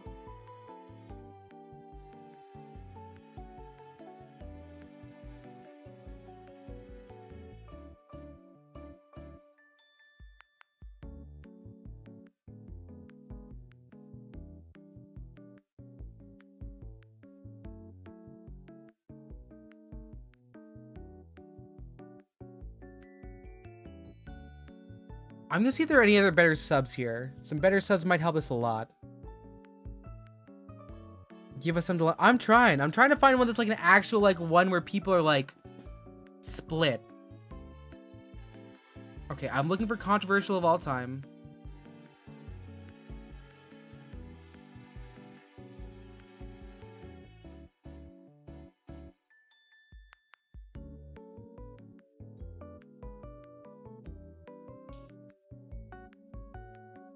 Let's see here. Can I get Wake of Friend's father?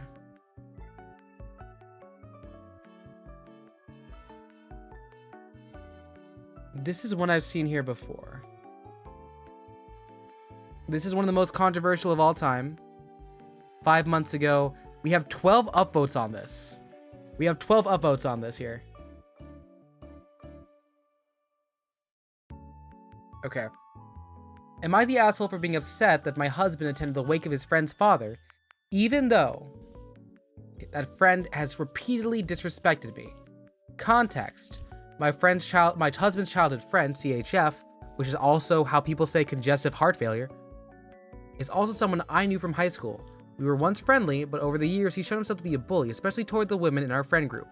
He hides behind jokes to make hurtful comments, like calling wives and girlfriends by their partner's ex's names, making jabs about infertility and mocking them for when they are in a relationship, yet to be married. He's done this to me twice, the first time on Christmas Eve when he repeatedly called me by my husband's ex's name, even after being corrected. The second time, after being called out by my husband and others, he showed up at another gathering. Instead of apologizing, he hugged my husband, and then again called me by the ex's name right to my face. After that, my husband cut contact with him. We haven't spoken or seen him in months. Now, CHF's father had passed away recently. My husband told me he feels strongly about attending the wake to pay respects to the family, including CHF's mother and CHF himself. I've told him how uncomfortable this makes me.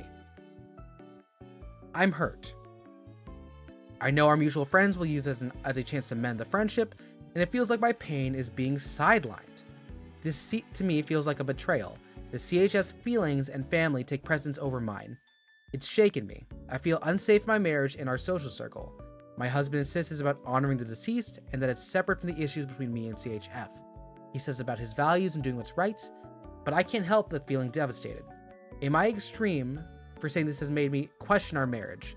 Am I the asshole for being so upset and throwing a fit?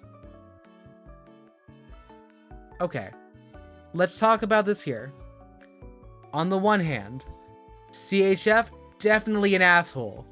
Like, this is an asshole who's really good at it. Like, he's worked through, like, strats. So there's at least one asshole. The question here is the wife an asshole? I think that we got to remember that this is also the husband childhood friend, which means that most likely he's known the parents. He's probably known the parents very long. I don't think that the husband would be an asshole to go attend that, because even if the friend's an asshole, he's not bringing the wife there. He's not bringing the wife to the wake. At least it seems like that.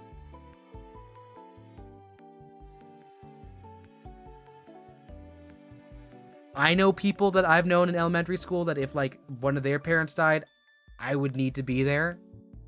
Not because I've seen them in the past 5 years, but just because of how important they were in my life.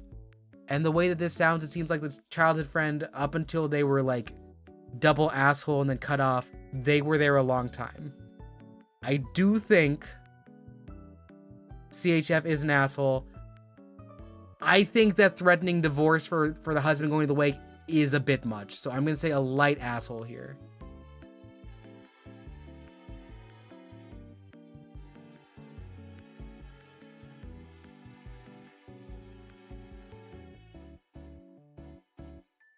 I think it can be both, Urami. I think it can be both.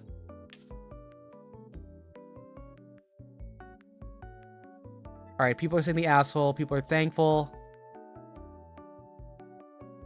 Everyone's hitting it. Everyone's hitting it. CHF shouldn't be... CHF isn't coming back to Thanksgiving. I think if it's a one-off, and you're like... And you're saying, like, you know, goodbye to, like, the father of a person who was, like, very instrumental in your life, I think it's fine. I don't know. Like, there are limits. Like, don't take CHF back, but also, like, he can... Your husband can do this. This is fine.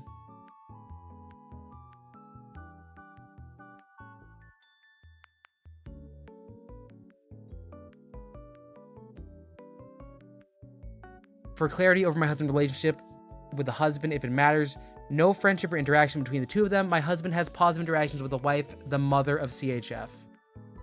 He ended up staying on a few hours. There was reconciliation involved. My takeaway too is there's expectation. Oh no. This is bad. Exit 3 is pretty bad here. It sounds like they're going to, like, bring him back, which is bad and sad.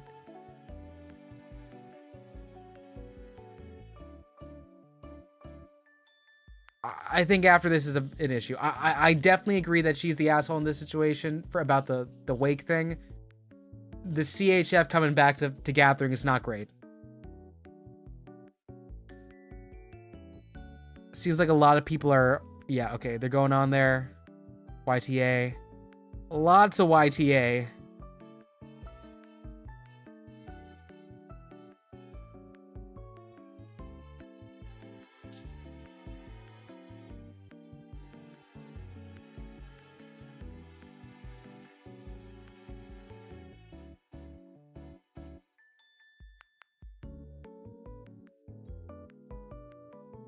Is there anything, like, more recent reply-wise after edit 3?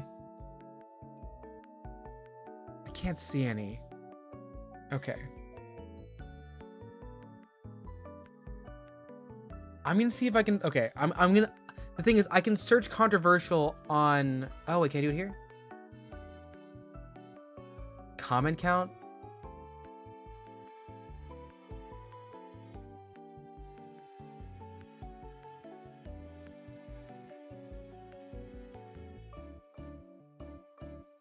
Oh, this one's gonna be bad. Okay, let's see this one here.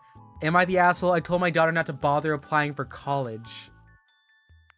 Oh, this is gonna be messy. This is gonna be real messy. This is a throwaway account. I am female 35. I have a 16-year-old daughter. My daughter has a late birthday, early to mid-December. She's going into her senior year of high school. She's a very smart girl, and I'm proud of what she's accomplished, but she's also young and naive in a lot of ways. She's easily manipulated. She doesn't pay much attention to her surroundings. She can't stand up for herself. She constantly still calls or texts myself and her father to help with things. More recently, I've been concerned about her doing dangerous things or submitting to peer pressure from her friends. I've met them. They're not good kids. I've told her to stop talking to them, but she refuses and tries to go behind my back. For these reasons, among others, her father and I have decided that we are not going to let her go off to college as long as she's a minor under our care. That means she won't be going in fall 2024 because she doesn't turn 18 until that December. I'm not trying to stifle her, but I do want her to be safe. She was recently talking about starting to fill out college applications. I told her not to bother. I explained that we weren't letting her go until she's old enough to make the decision for herself. She started crying and yelling at me, but I refused to budge. I don't think I'm being unreasonable, and honestly, her reaction is more evidence of immaturity. But apparently she texted her aunt who's been calling me the asshole. Am I the asshole? Okay. Can I get a YTA, an NTA? Who is the asshole here? Who is the asshole in this situation? I think she's the asshole. The daughter may be kind of stupid, but I think she's the asshole.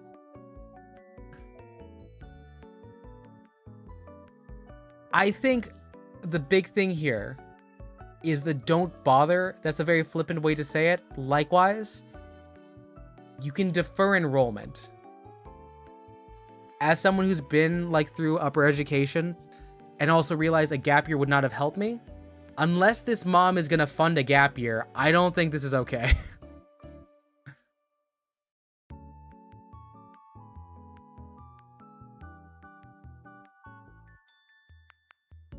Like, she's not gonna learn until it gets like better. Like, she'll go to college, she'll go to a dorm for the first year, it'll be okay, but she is going to hate her.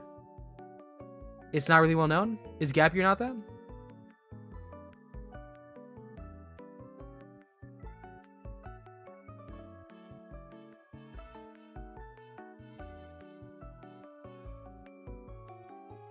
Oh my god, no, this person did some math here. Okay. This is why 18-year-olds shouldn't become parents. Yo, this is wild. Okay, I'm sorry, I'm reading this here. What's wrong about gap year? I think the thing is, if she's smart, that makes me think she can get into colleges. If she's being locked, as in not being able to go to college with her class, that stifles her so she can't go with a friend. And if she's able to, she'll probably get a job to pay for it. But it sounds like she's not even getting the chance to do that. So I think the gap year is like something like is okay to do. I wish that I knew that the mom would fund it, but that wouldn't be great either, because the thing is, like, the issue is with her not having independence.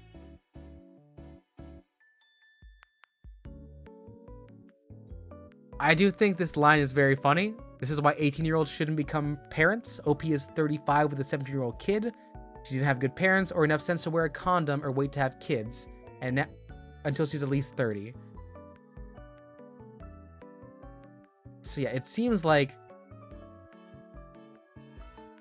if she's 16, she's probably just stupid because she's 16. But she'll get less stupid if she's away from her parents. Good on you, you've gotten the pantry. I'm still searching by controversial on this subreddit.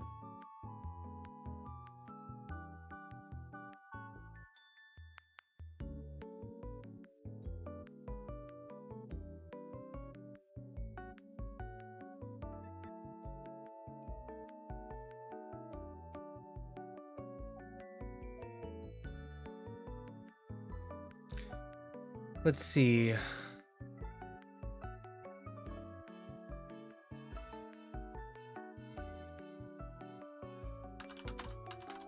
This one was about a mom saying that her senior in high school daughter is allowed to apply for colleges.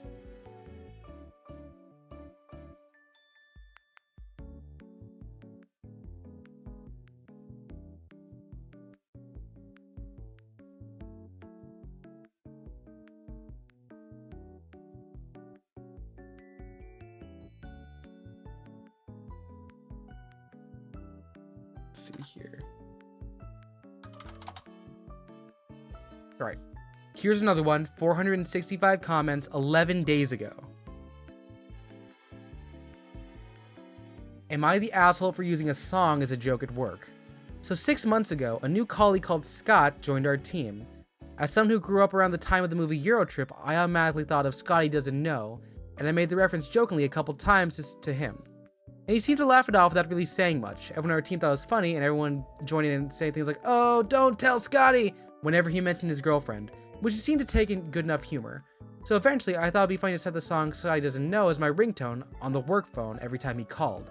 Again, everyone seems to think this is acceptable and funny. It always got laughs every time he rang. Anyway, somehow it got back to him, and he decided to take it personally and went to HR. Didn't even say to all of us he didn't find it funny. Unfortunately, they have done an investigation and decided I am the sole perpetrator.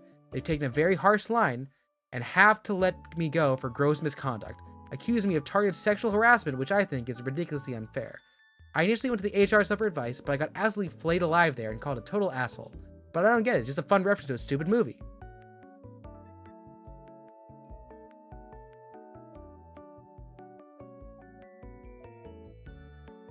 Okay.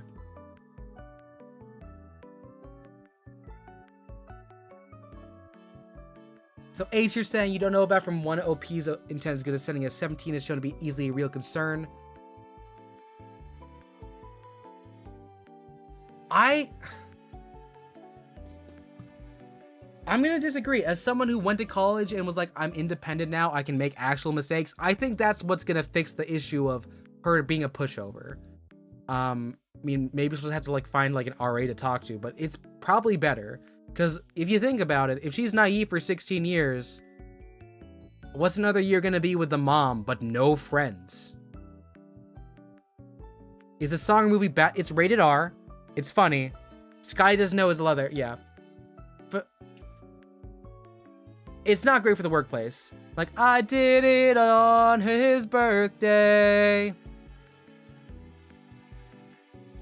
Wait, I was like, oh, Scotty is so trusting. While I'm back behind her thrusting. Scotty doesn't know Scotty. So yes, this is actually like a serious, like, at least harassment. This is an asshole. I think the first time is fine. But if you start the joke and you make it your ringtone, I think you're the asshole. No, it's a good song. It's a good Acacia, you gotta listen. It's a banger. In the movie, it makes sense. But it's definitely not something you play for someone else.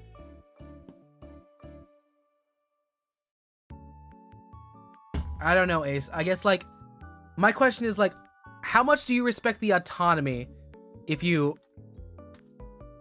How much do you respect her bodily autonomy to be like, oh yes, I will make decisions. I will get drunk underage.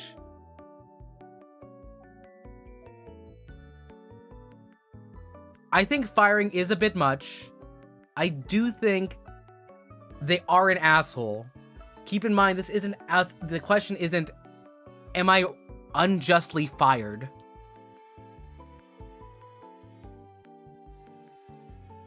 So the OP is an asshole because asshole is about social judgment. This is employment judgment. Maybe there was like a strike warning here, but I'm not sure where they called fired.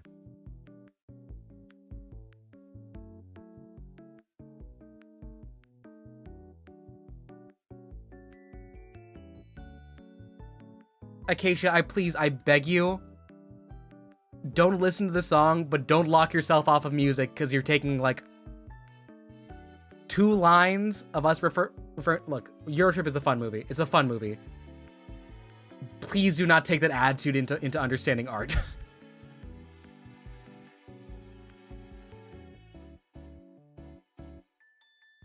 Like what Cat Dog is saying, it's a good setup for the plot of the movie. If someone's actually named Scott, that's a messed up thing to call him.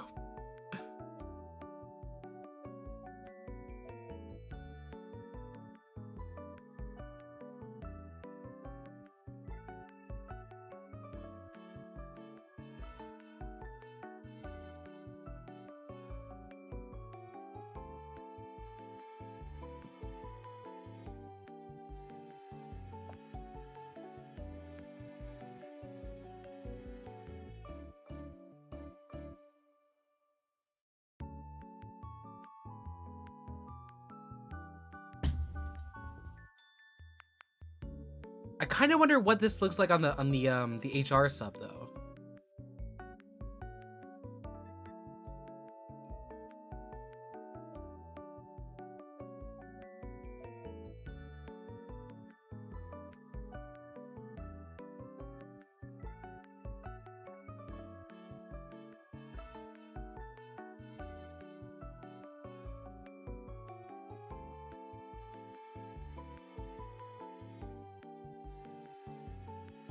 Is there a cross post? I want to see this cross post.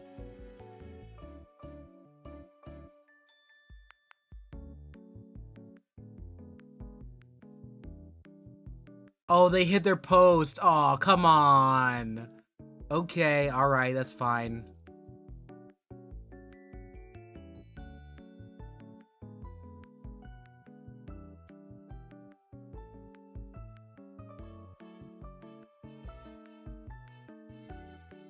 We're about to get we're about to get a special guest here, okay?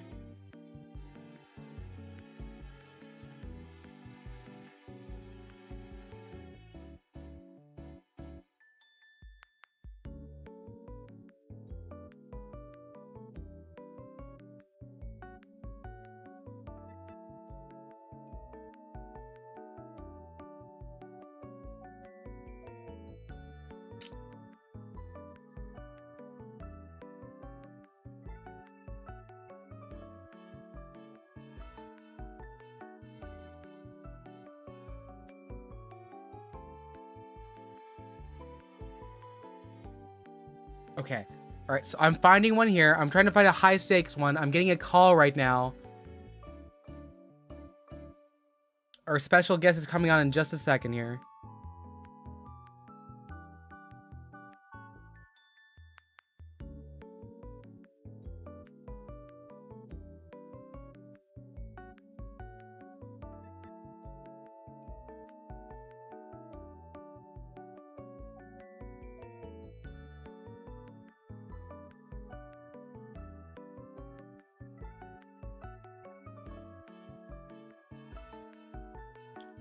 Oh, is the call happening?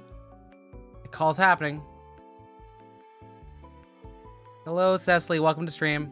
Hi, I heard you were having a special guest and I wanted to see who it was. Yeah, you're the most special guest. You know you are. Oh, it's me. Oh, it's me. Okay. Yeah. All right, so Hi. we're trying to find Am I the Asshole stories. I did read them the gaycation a while ago. I missed the gaycation. You missed the gaycation. Let's see. I'm trying to find one here because we're starting by controversial. Ooh. Let's see. Do you know any good Am I the Asshole stories to use here? Oh, just off the dome? No, I can also look though. I peruse Reddit from time to time and I get quite a few. Well, most of the time we're watching stupid food is the issue. A lot of stupid food. A lot of I followed Stardew Valley and it's actually been very insightful.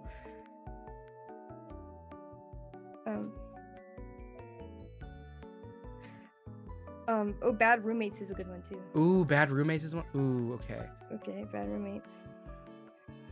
So if you're wanting to find something a little different. Yeah, or Am I Overreacting is another one. Ooh, that's a good one. Yeah, let's try Am I Overreacting. Yeah, Am I Overreacting? Let's see. I'm gonna sort by controversial for the past month. Oh, okay. Here's one. 1,000 comments, 0 upvotes. It is okay. This is bad. Okay. This is a gnarly one. We had to put on our hazmat suits for this one.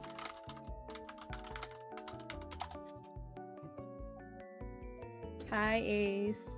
All right, here we go. Here's what we got. This is a story. Okay. It is Am I overreacting? Cutting out someone I used to talk to after finding out they slept with my brother. Uh-oh. Okay. So we're gonna start with the screenshot so we can just read it raw, okay? Yeah. Raw dog it. Okay. So the first one on the right side, this is gonna be the person texting. She also has a dude in Alabama. No, it's not that. Do you know that over the summer/fall I was talking to your brother? Oh lol, how did that go? Not very well. We haven't been talking for a while. Yes, but how did that go if you know what I mean?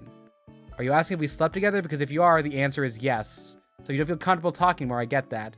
Yeah, I'm gonna have to reassess, or re-access, they misspelled that there. Yeah.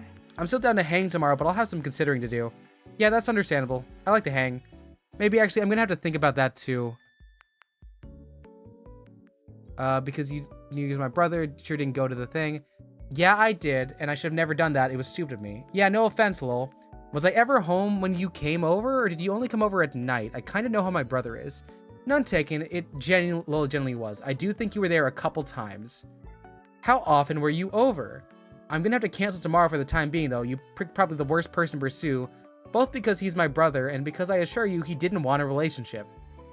I don't know how often it was over. It kind of varied, I guess. That's fair, I get that. If you don't really want to talk, I understand that much. I mean, yeah. Like I said, it was dumb. Have you gotten checked recently? Don't tell him I said this, but he's kind of a hoe.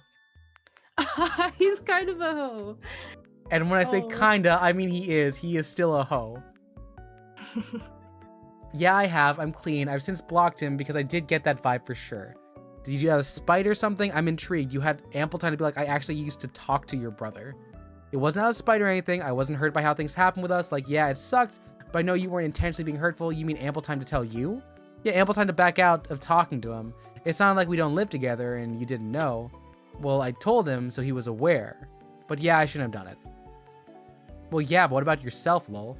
Like, I should have been smart and not done it? I don't know. I'm ashamed of it, which is why I didn't tell you right away. It was dumb. I don't even know why I did it. Lol, yeah, Lamau, yeah, me either. Yeah, so, do you tell him prior or after? I told him prior. That makes no better for either of y'all. I know it wasn't a good thing that I did. I already feel shitty about it, so if it's your goal to make me feel bad, you don't need to do that. No, the goal was just to understand. Honestly, there isn't any logical reason I did it. I know it's not going to change... Ooh, wait. Anything. I'm sorry. I never had malicious intentions. Yes, I know. But I know that it doesn't make any better. No, not at all. Lol. Yeah, this is super scuffed. I'm sorry, I'm gonna have to pass. Summer to fall is a bit too long. That's like at least 4 months. So this is... Am I overreacting for cutting someone off? If I used to talk to you after finding out they slept with your brother. So a couple times they slept with the brother. Oh, okay, this is not just like a one and done thing. It's not a one and done thing. They did it for a bit. And I'm going to read the other thing that came with the text. This is their framing of it. I know I'm not overreacting. I just need to share this. The text missing from the 2 screenshots is me saying, because you knew he was my brother, I'm sure he didn't go to where she's from. For context, my brother and I lived together and only a year apart. I met someone through Hinge. We hung out a few times, sometimes in public, sometimes in my place. She slept over anytime she came over. We weren't dating, but we were working on it. Work starts to get busy, so I'm a little bit less attentive and have less free time. We decided to stop talking. It ended very cordially. Both sides understood each other's perspective. About 8 months passed, I figured out a healthy work-life balance, so I decided to hop back into the dating world. She recently started popping up under the people you may know on Facebook, so I figured I'd message her to potentially pick back up, because why not? We planned a date for the following day to get lunch, catch up to go to the candy store, normal date shit. We conversed through the day while I'm at work, picking up where we left off. Later in the evening, I found out she was out with a few friends a few minutes from my work. I offered to pick her up and take her back to the car. We talked in the car for a few moments, and we got back to hers. I get home, and she just goes, can I ask you something? No judgment. So this is someone who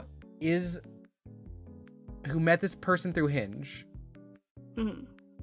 They weren't dating, but they were getting close. But then they were casually out there. And then, it seems like, in between the time when they caught back up, she slept with his brother. Do we think they're overreacting for cutting them off?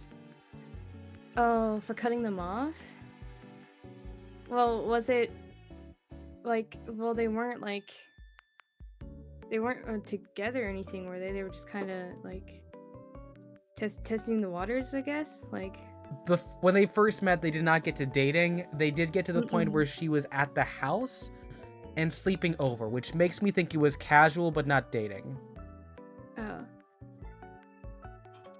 I mean, I guess like if it puts OP at an awkward spot, like, then yeah, and like I don't blame him for being like, maybe we shouldn't talk anymore. I don't think he's the asshole. I don't think he's overreacting. I think he is the asshole in the conversation for how much he was pressing on it. Yeah. Yeah. I think so. I think this man could have walked away and it would have been fine. I understand his brother is a hoe, but also, like, the amount of times you were trying to math out to understand, this is kind like, you say you're not trying to shame this person. You were. You it kind of were. sounds like it. I get the vibe.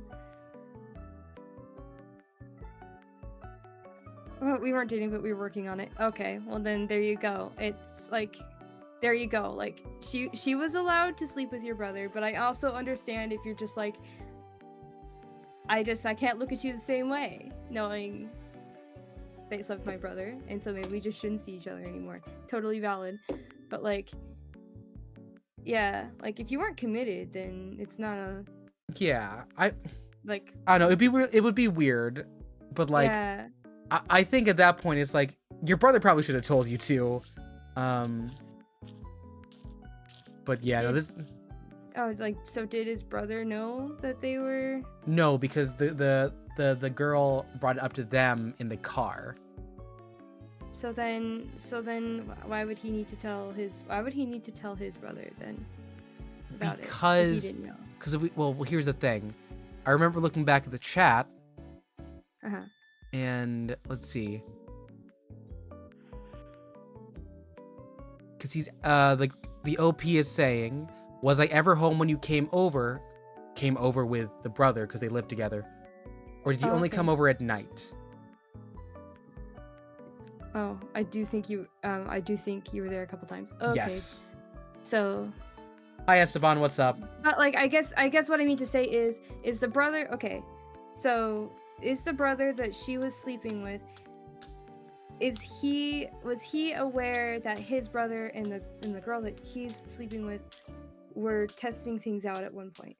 I'm uncertain. I'm wondering how close these brothers are communicating. Then I was like, well, then why would he need to tell his brother? Because like he didn't know.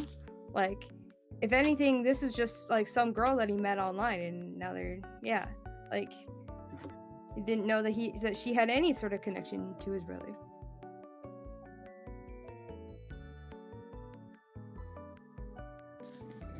Like, I don't think anybody here is the bad person or anything like that. I don't know. I think OP is kind of a dick. Maybe he was kind of pushy, but like, I don't think anyone was a bad person here. No, I don't think. In terms of the sleeping thing, I think in terms of this interaction, the OP is a dick. Yes, I think so. I think you could have handled it better.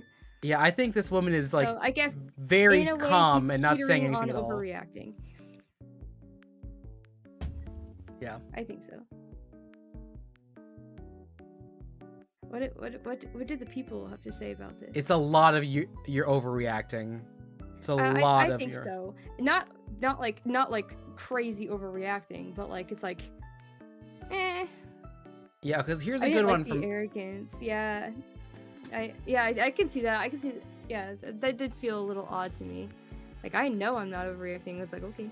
Okay, but here's the thing. Like, we agree they're not overreacting about the cutting off part. But I do think, like, he's not even, like, a closet asshole. This is, like, out in the open here. Yeah. Like, this is a pretty... I like this one from Bizarre Cujo. Not overreacting for not wanting to date her after she's with your brother. Yeah, I mean, that's weird. Yeah. If me and my sister were going after the same person, we cannot do this. Her not being honest initially, probably also an asshole on her. But also, that line of questioning was very cringeworthy, honestly. You're right. Like, yeah, he was being very pushy and wanting to get all the answers, and at the same time also embarrass her. It felt like, to me. Yeah. Rowan, what did you put in the memes channel? Also, Rowan finally got to get in the Discord. We fixed it. Wait, what? Rowan, what the fuck did you put in here?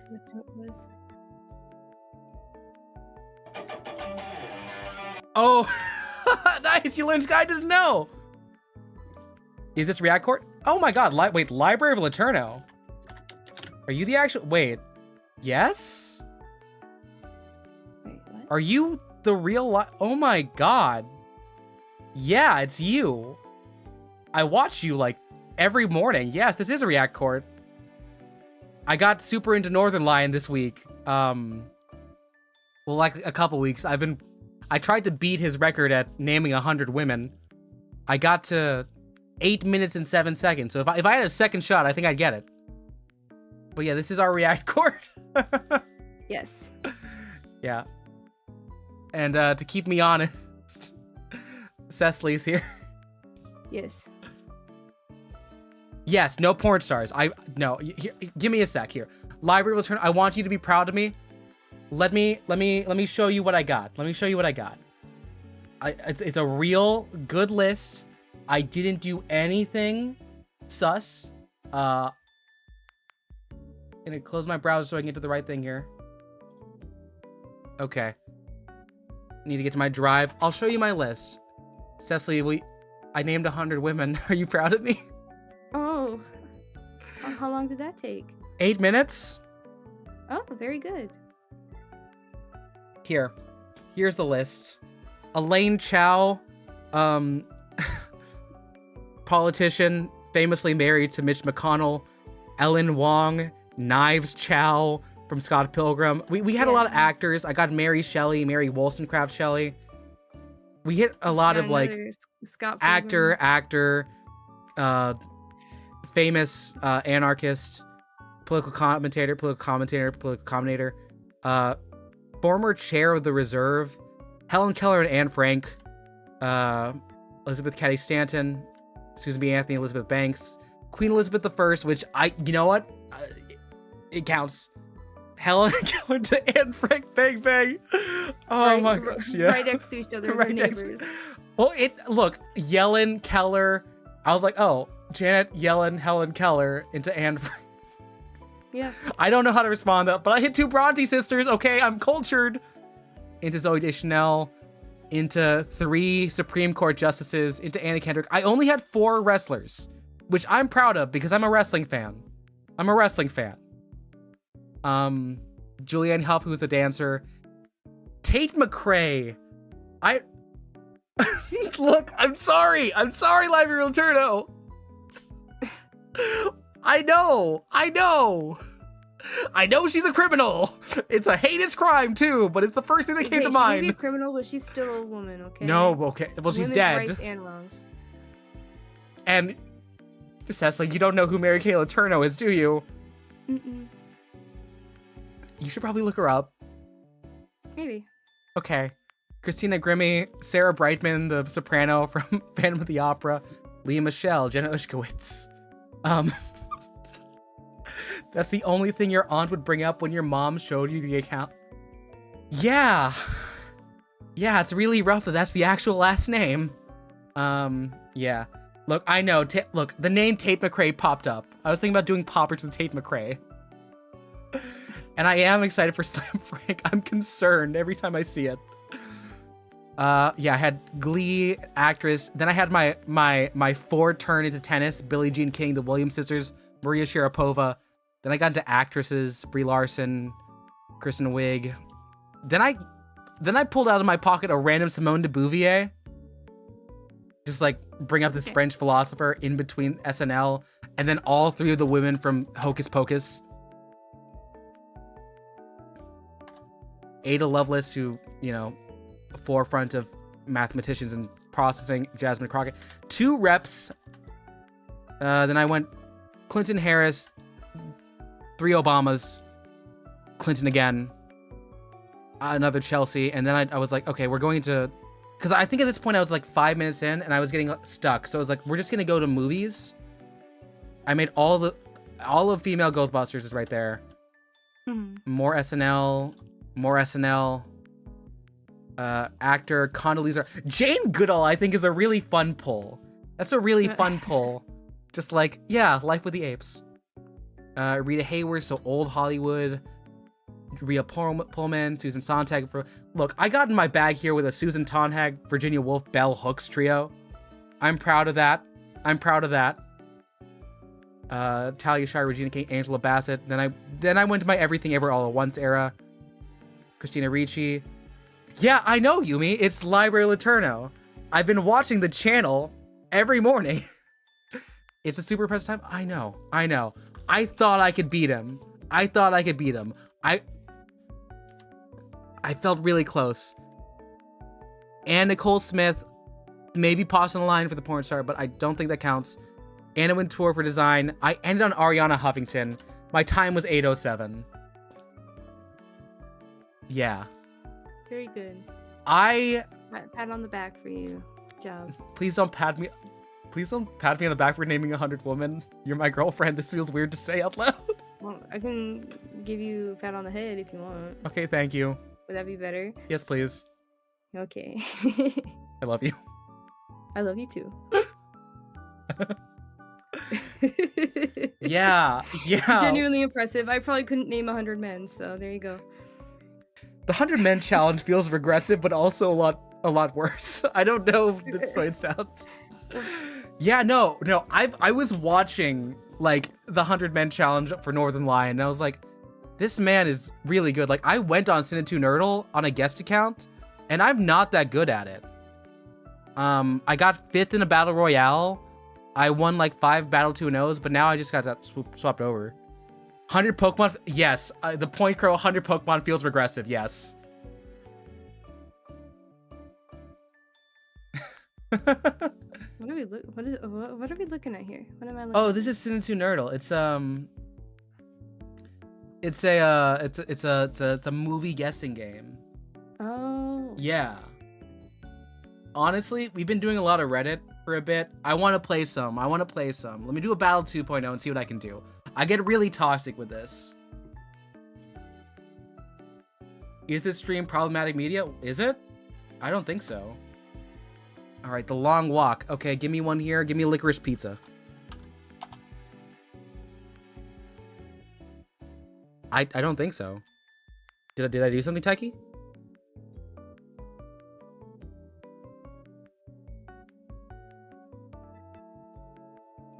Oh, come on. You got this.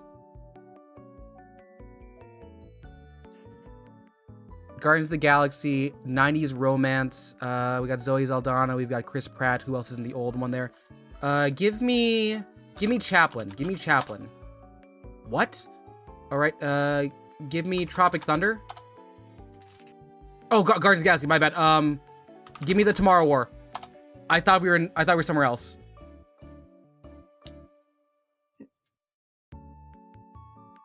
So how does this work? We're linking movies together. Okay, so they got the Academy, 90s romance. Give me the Virgin Suicides. That counts as a romance? What? It does.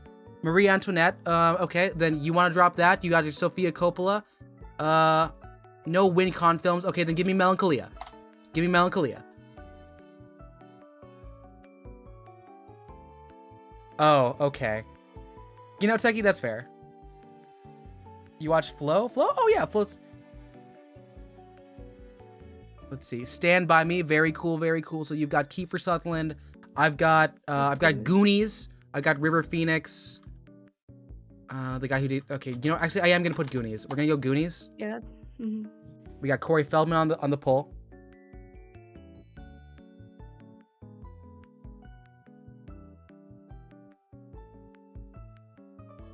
All right, that's a lot of academies. Okay, I need a 90s romance. Is Armageddon 90s? I think it counts, right? She's in it? No? But Ben Affleck. Well, I guess she's not even... Okay, she's a love interest, but not a romance. Fuck.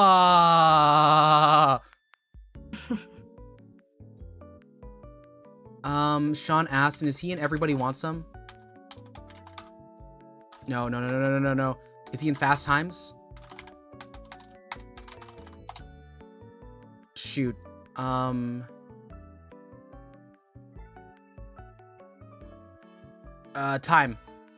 Okay, so I want to find Orlando Bloom. Give me Les Liaisons. Dangerous Liaisons. Skip. I'm dropping. The Lighthouse. Okay. Okay, let's see here.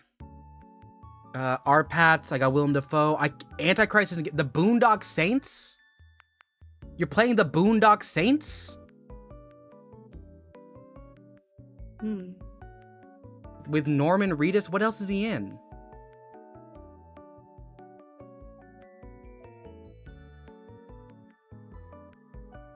I don't know. Give me Boondock Saints 2.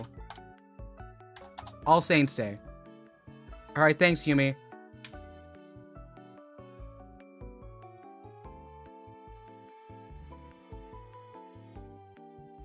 I am concerned here. Oh, this person, they're trying to go for all of the, okay.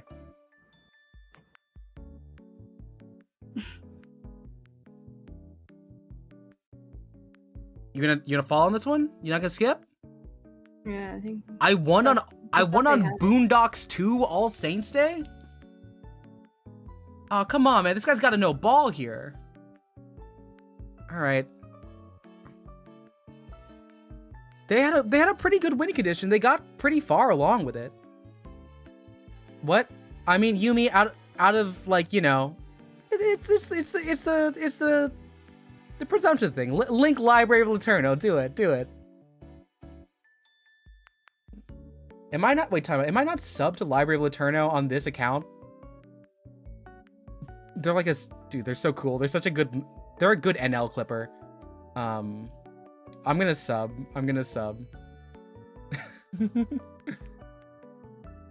Okay.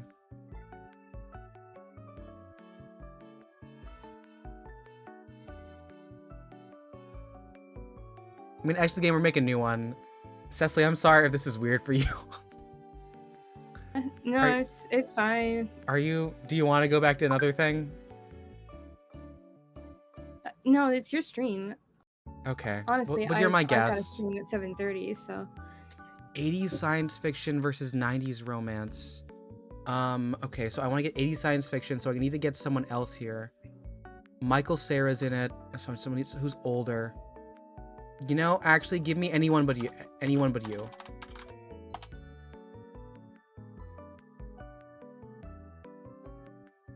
They might as well be the main show. Okay, kind of.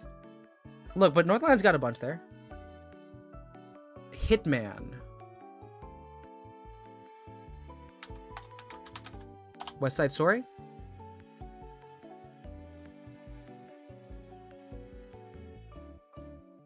Give me Top Gun. Alright, so we've got Top Gun. So if I can go back to Top Gun 1, or maybe I could go into Bloodsport. That's not science fiction, but that does get me into Val Kilmer. Fantastic Four 2015. So Fantastic with Josh Trank. Let me see if I can strain him in Chronicle because okay, he can get to Michael B. Jordan here. But does he dare try and Dane DeHaan?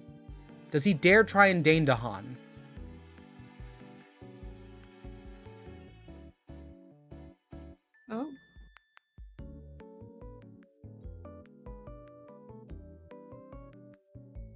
Okay, they got the Michael B. Jordan. Black Panther, they've got Lupita Nyong'o, which means I can use us.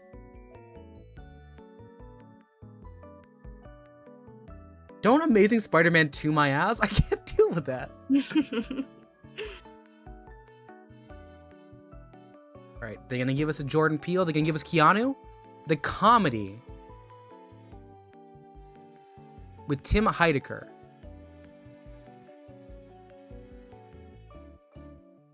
Is this guy in him? Yes, Tim Heidecker's in him. They weren't clever enough, but who watched him? Who wants him?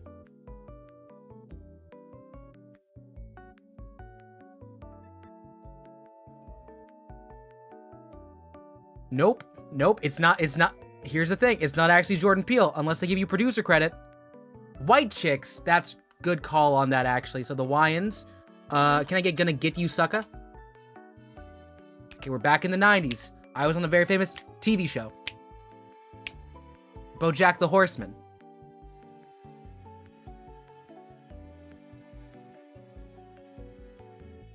Don't act like you don't know. Come on, you can jump to Scary Movie. No, you gotta go early Scary Movie. These are the Wayans brothers. They stopped after 3. Come on. Oh, Eyes Wide Shut. Okay. They got Nicole Kidman. They got Tom Cruise. Give me Cocktail. Come on. I'm flooding the zone. They can't beat me on this. I got speed. I know they're not good at... Oh, shoot. Romance. That's right. Okay. Shoot. I should have blocked him on that one. Give me Vanilla Sky. Gonna block you now.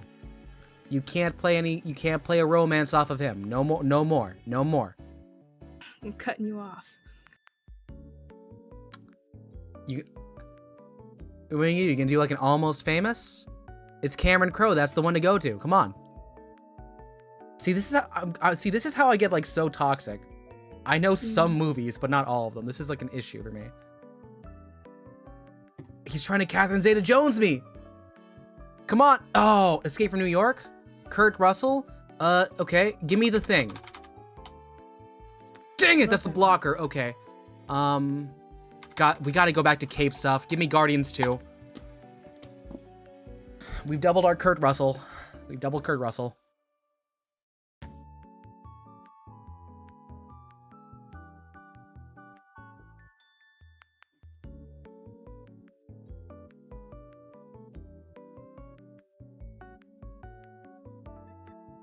The Lego Movie.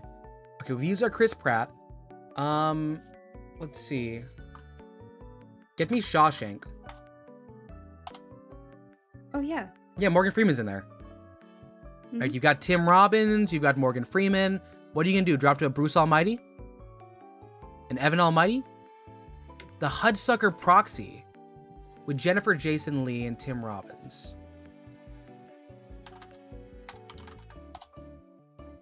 Oh god, what was Jennifer Jason Leigh in? Was she in Scream? Alright, I'm gonna play a cast here. We got the Coen brothers, we got Raimi. Give me Evil Dead. Morgan Freeman's the guy who they usually have him play God. He has freckles. Okay, so we've got Bruce Campbell. That's new. That's new. Okay, you got Rachel McAdams. Give me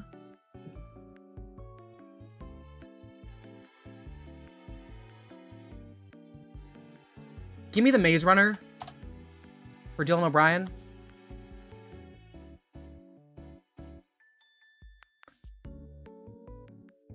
Oh shit, he might be able to Love Actually me into this. Because Thomas Brody Sangster's in this. Oh, you going back to Capes? Guardians 3, okay. Bradley Cooper. Give me a Wet Hot American Summer. No, that gets you too easy into Pearl Red.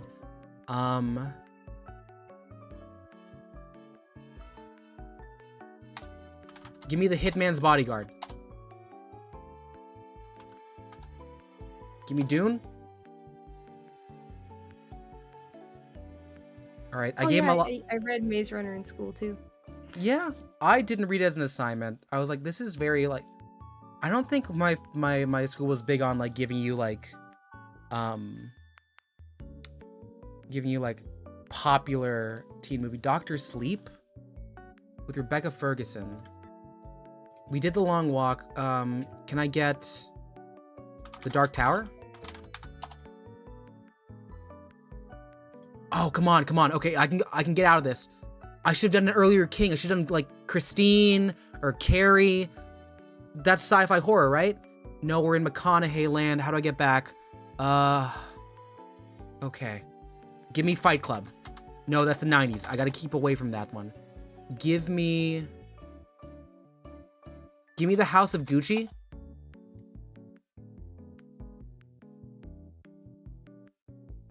Oh, Cecily, do you have to go? It's about time for your stream. Yes, I do have to go. Okay, I'll talk to you later. Goodbye. All right, thanks for having me. Have a good one. You too, thank you. Oh, come on. You've got Adam Driver. You got Lady Gaga. The Duelists with Harvey Keitel. Give me True Romance. Give me True Romance. What? Keitel's not in there? Okay, give me The Usual Suspects. Give me The Usual Suspects. House of Gucci, because that's the name of the family. Come on, you got a Benicio del Toro, you got a Spacey. 7, a crime thriller with Brad Pitt. And Morgan Freeman again?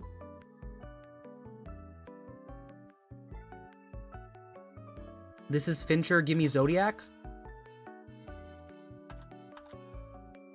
Yeah, that's the company that makes it, so. Gucci is the family, and the Gucci family made the stuff. Yeah, no, Maximum Overdrive, the one with the cars with the weird faces. I know what you're talking about, Rowan. That would have been a good hit. Oh, come on. Spotlight. Okay, so we've got Michael Keaton. Give me Beetlejuice. It's a fantasy comedy, but we're back in the 80s. I can get Winona Ryder. You've got your Edward Scissorhands. You got your Danny Elfman. This puts us into Batman. Little Women. Extra time, please. I passed. I should have gotten Little Women. I knew that right. I escaped. Oh, I wasted points. The Godfather. Oh, gosh. He's got points. Scent of a Woman. With Al Pacino. Give me Dog Day Afternoon. I panicked. I didn't get the right one.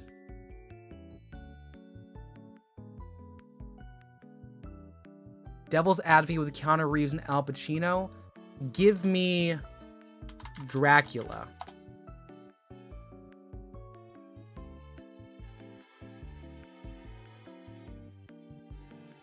All right, I can rush him. I'm going to rush him at the 5-second. At the 10-second. Because he knows there's Keanu. Who else is he going to get? The Fifth Element with Lilu. Okay. Mila Jovovich. We've got Tom Sizemore. We've got Chris Tucker. But I want to do some Bruce Willis stuff. Give me Moonlighting.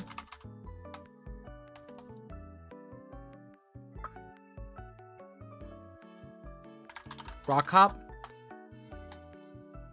Give me Armageddon.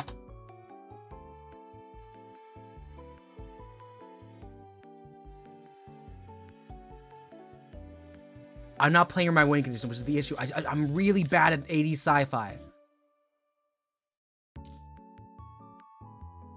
The Rock. Okay, Sean Connery. Nicolas Cage. Give me Willy's Wonderland.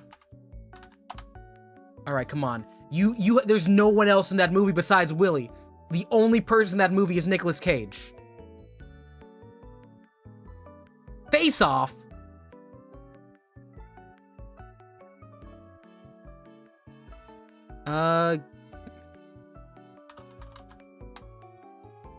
Okay, what else is he in? What else is Travolta in? Give me Hairspray 2007. Thank you for I thank you for respecting the Willies. Phenomenal shit.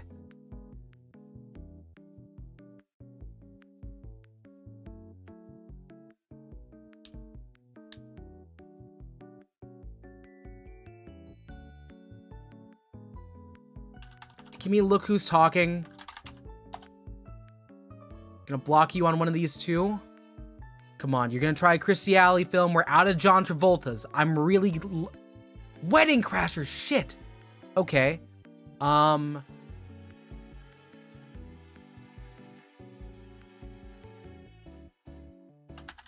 Swingers.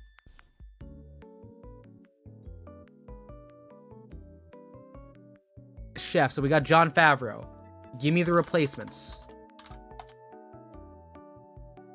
You've got one more Keanu pull. Do you got a Keanu pull? You got Cruise? You got The Post?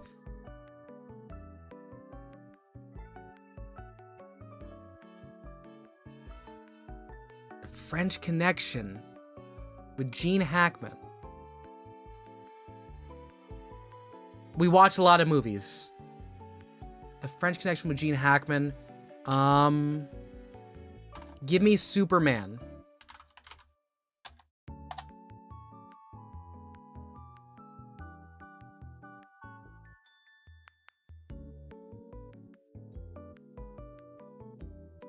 The Birdcage, we have Nathan Lane. We have Robin Williams.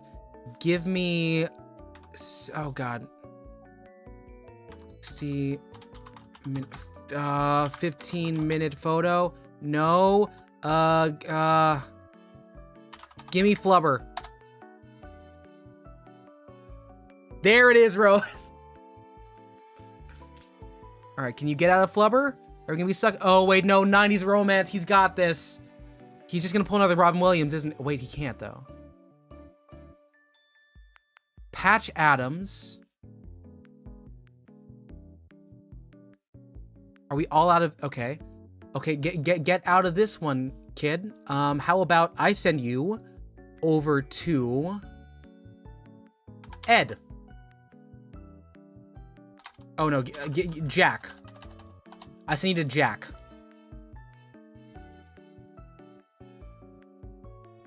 Oh, he uses cast lifeline. He might be able to get out of this. I'm gonna need to give you a push on this here in a second. I'm alive on a hope and a prayer. Robin Wontiums? I don't know. Fat Albert. Okay. You got Keenan Thompson.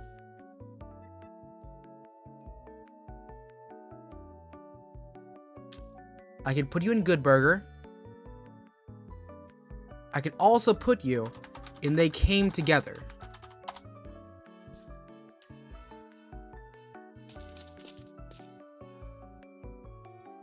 Oh shit, I gave him Rudd. I gave him Paul Rudd.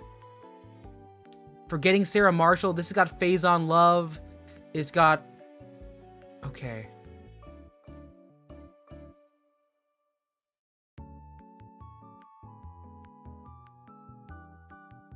We've got Jason Segel. Give me the Muppet movie. We got the Muppets. Can I put Kermit the Frog? Can I put Muppets in space?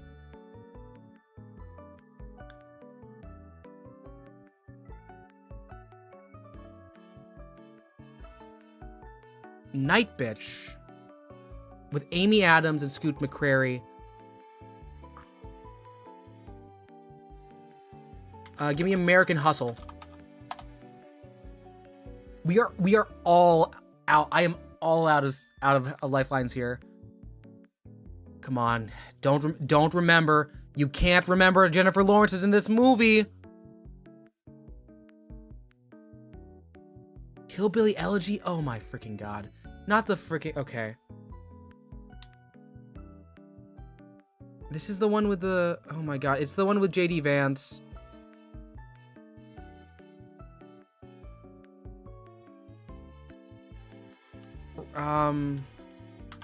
The Aviator. Give me time, please. The Da Vinci Code. We got Ron Howard. Come on, maybe you're stuck in Tom Hanks. Come on. Oh shoot, Tom Hanks is a lot. Oh, I'm gonna get Sleepless in Seattle right now. I just know I am. Don't take the bait. Don't take the easy one. Is he gonna... Okay, come on. Come on.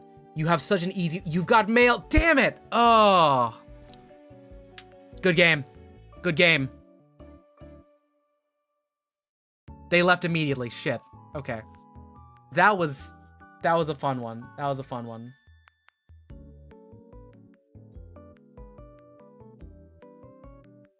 How do you win? You name the last one before your opponent does. We're gonna do it again.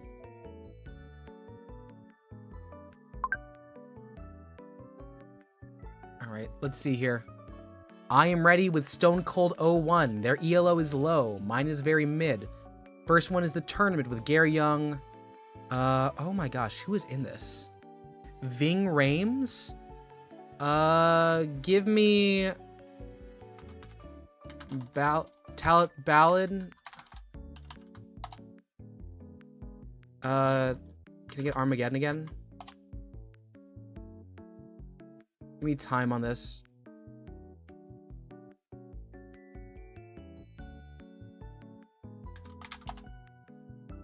I'm gonna have to escape. I have no clue. Do the Right Thing. All right. So I wasted Do the Right Thing super early. 2000s horror. We're both on 2000s horror. Malcolm X. Okay. You've got Giancarlo Esposito. You got Leonard Thomas. You got Spike Lee. Then give me. Go on ahead and put it in there, Trey. Give me Alyssa Strata Jones.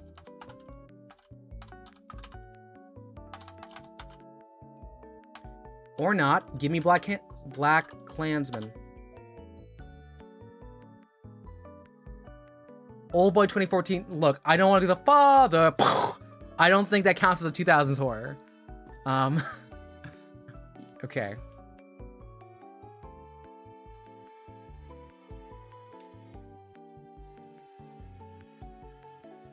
Do you have anything for Black Klansman? Summer of Sam with John Leguizamo and Adrian Brody. Give me John Leguizamo. Give me the Mario movie.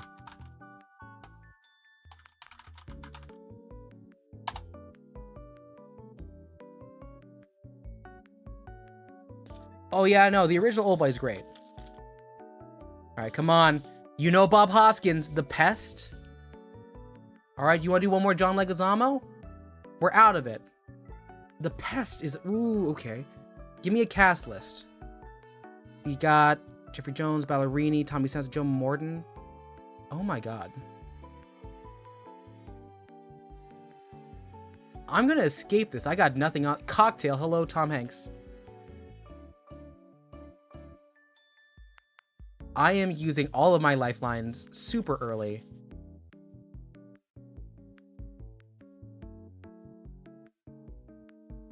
So he's gonna have to use his Tom Hanks. I know that person knew, but they had that up in their ringer. My favorite thing to do is I have one movie I know no one can get out of. Vanilla Sky. All right. They got the key for Evil X.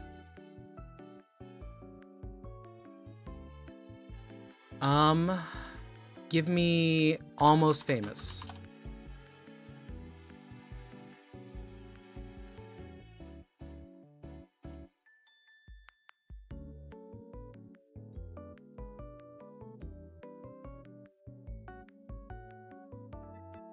Okay, Mallrats, you got that there too. I'm looking here for... Do we got Birdemic? So I'm looking for a Kevin Smith movie. Give me Tusk.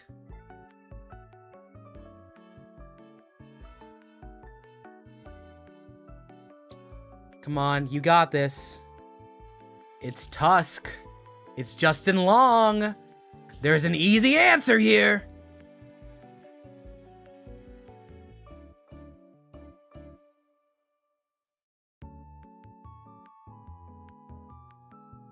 Oh, they did get it. Damn it. Okay, I thought they weren't gonna make it there. I was trying to challenge them, it didn't work. Give me Crossroads with Britney Spears. We're out of Justin Long. We are out of Justin Long.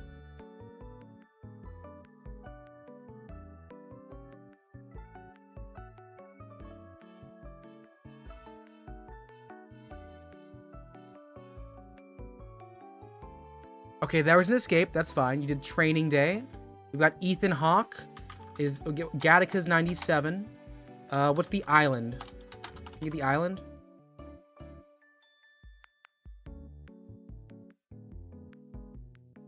This is Ewan McGregor. This is Scarlett Johansson. Train Spotting. Okay.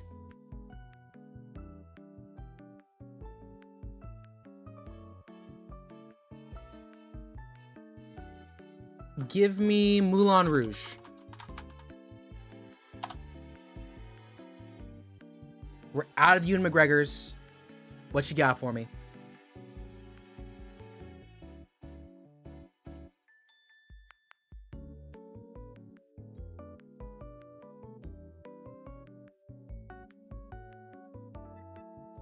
Oh, I should have rushed him on it.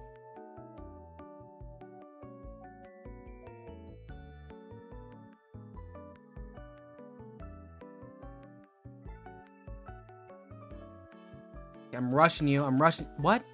Oh, you can't rush after time's been used? Okay. Oh, am I going to win out of Moulin Rouge? Do you not have an escape? We won! We won off of Moulin Rouge. Nice.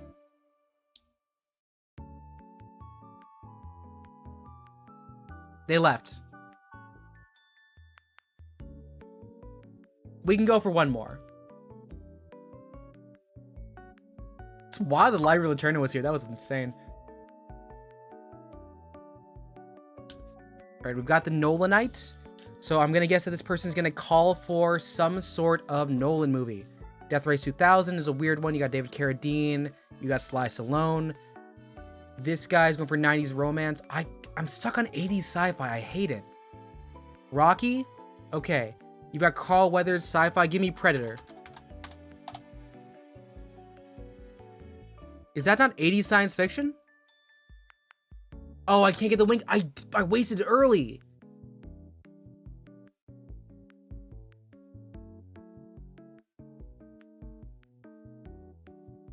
Kiss Kiss Bang Bang.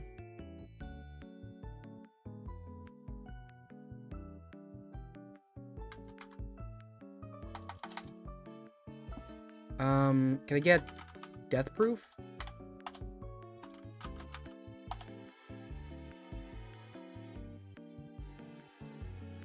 Shane Black, Robert Downey Jr., Val Kilmer, Michelle Monaghan. So Val Kilmer, can I get Bloodsport?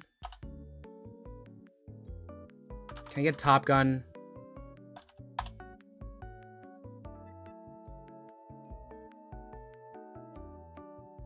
Far and Away off The Notebook. Okay. Nicole Kidman. Then I can take... Give me Paddington. 2. Oh, shit. No, Hugh Grant's in Paddington 2. Shit, he's gonna take this.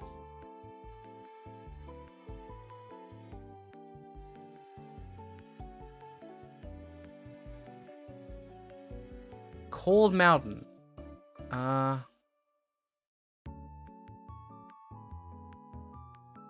Okay.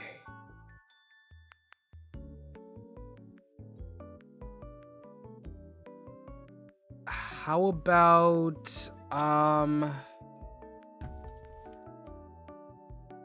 Sherlock Holmes, 2009? If I can get a Chaplin. No, but that's 90s.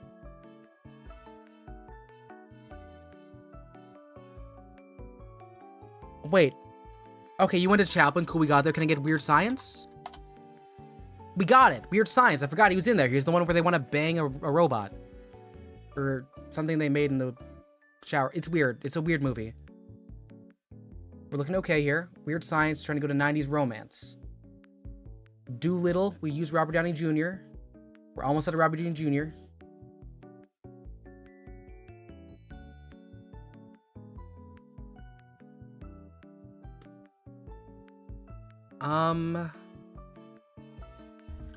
Can I get The Big Sick? We got Kumail Nanjiani. Do you have anything with Emily Kazan? You got Ray Romano? You got Welcome to Mooseport? Eternals. Okay, you went for that one. I got Angelina Jolie. Give me Alice.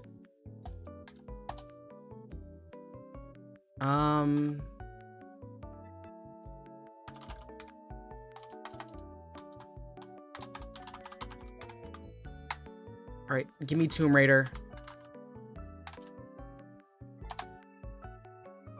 We've got Angelina Jolie.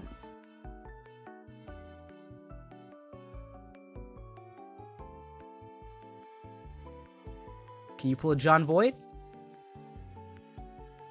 Girl Interrupted. Okay. I see you there. Let's take a cast list on this one here. Winona Ryder. Clea Duvall. Whoopi Goldberg. Give me Ghost.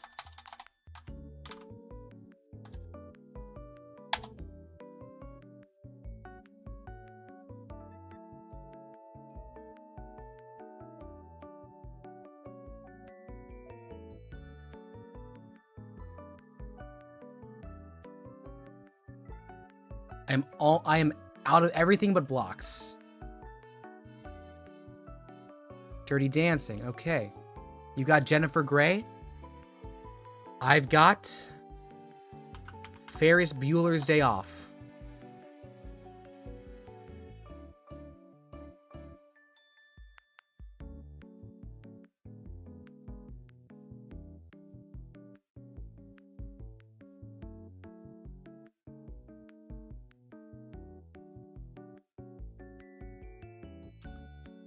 Got Godzilla. That's a lot of fish.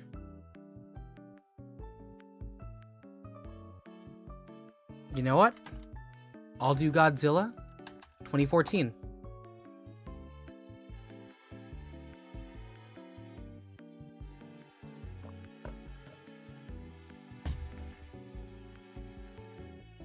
What you got for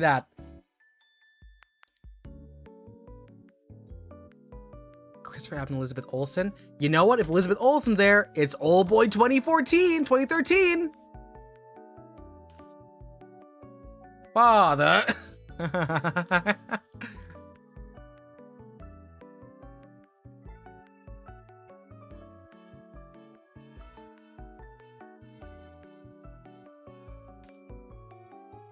Jackie Brown, you got your Samuel L. Jackson. Jackie Brown. It's another Tin Tarantino. Give me 4 rooms.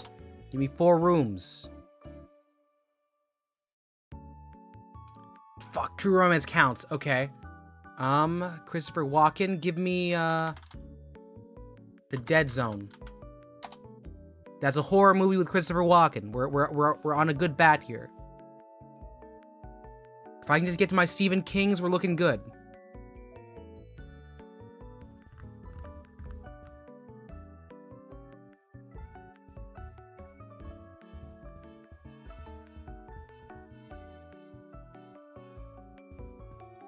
The Deer Hunter.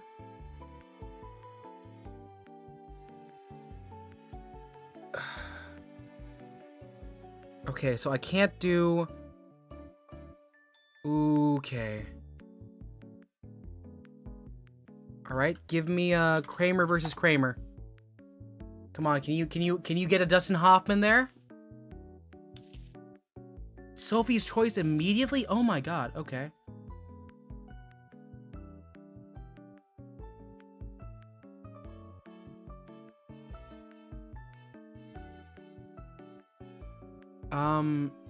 The Bob's Burgers movie with Kevin Kline?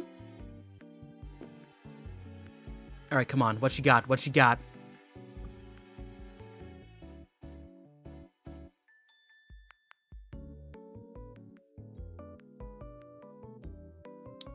Do you like the Minecraft movie, Acacia?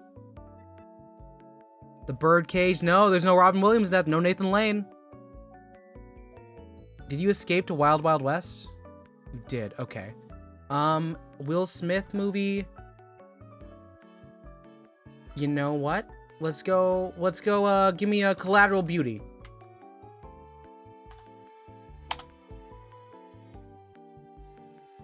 You got options, but maybe you're gonna be stunned by the fact that I remember the movie Collateral Beauty.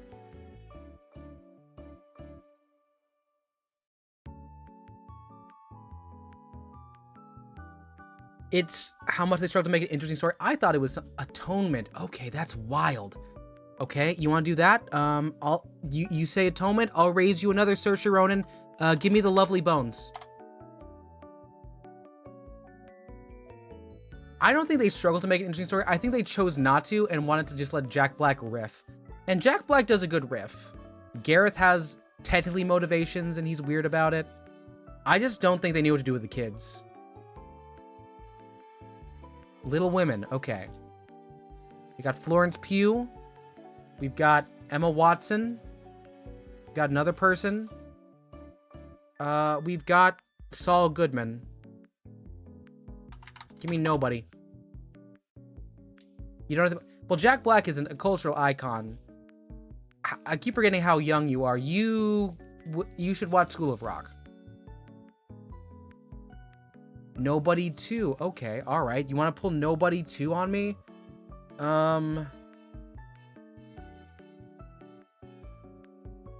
did anyone watch this one?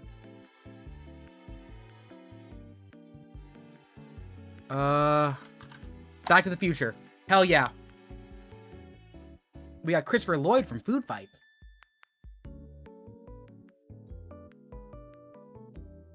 Come on, I might finally win one of these off a condition.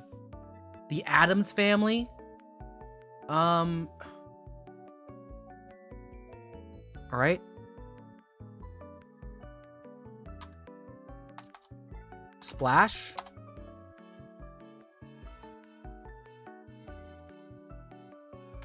Black Snake Moan.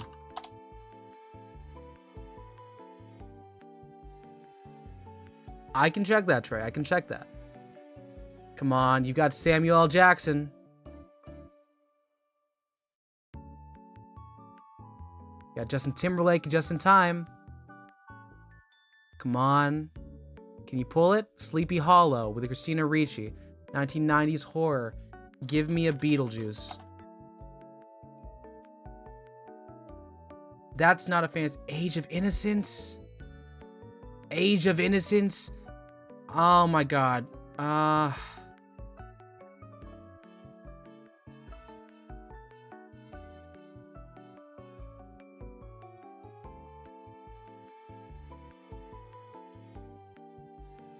Give me Edward Scissorhands.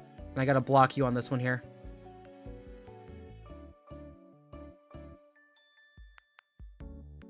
Come on. Come on. Okay, come on. What you got? What you got? What you got for Edward Scissorhands? The Crucible?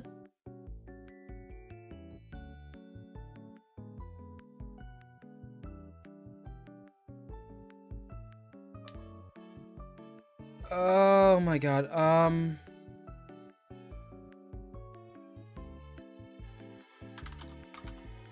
Give me Dancing with Wolves. No. Give me Time. Let's see.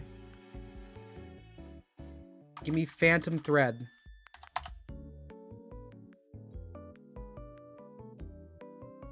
Come on, how much do you know about Phantom Thread? How much do you know about Phantom Thread?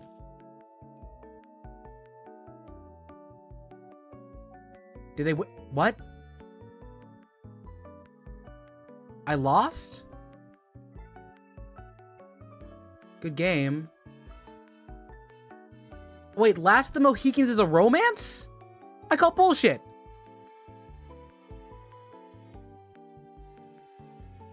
Okay. I'm gonna call it a night on that one. I'd like to point out again.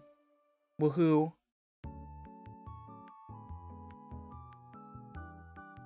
I did properly name 100 women.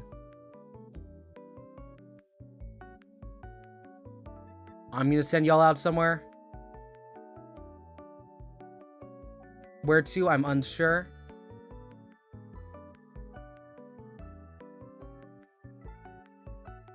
Let's see. Redirect you out.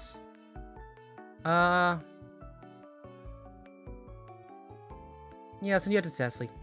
Alright, well, I'm tired. I'm gonna do some laundry. I'll talk to you later. My name is KazCassidy. If I don't see you soon, I'll see you later. Bye.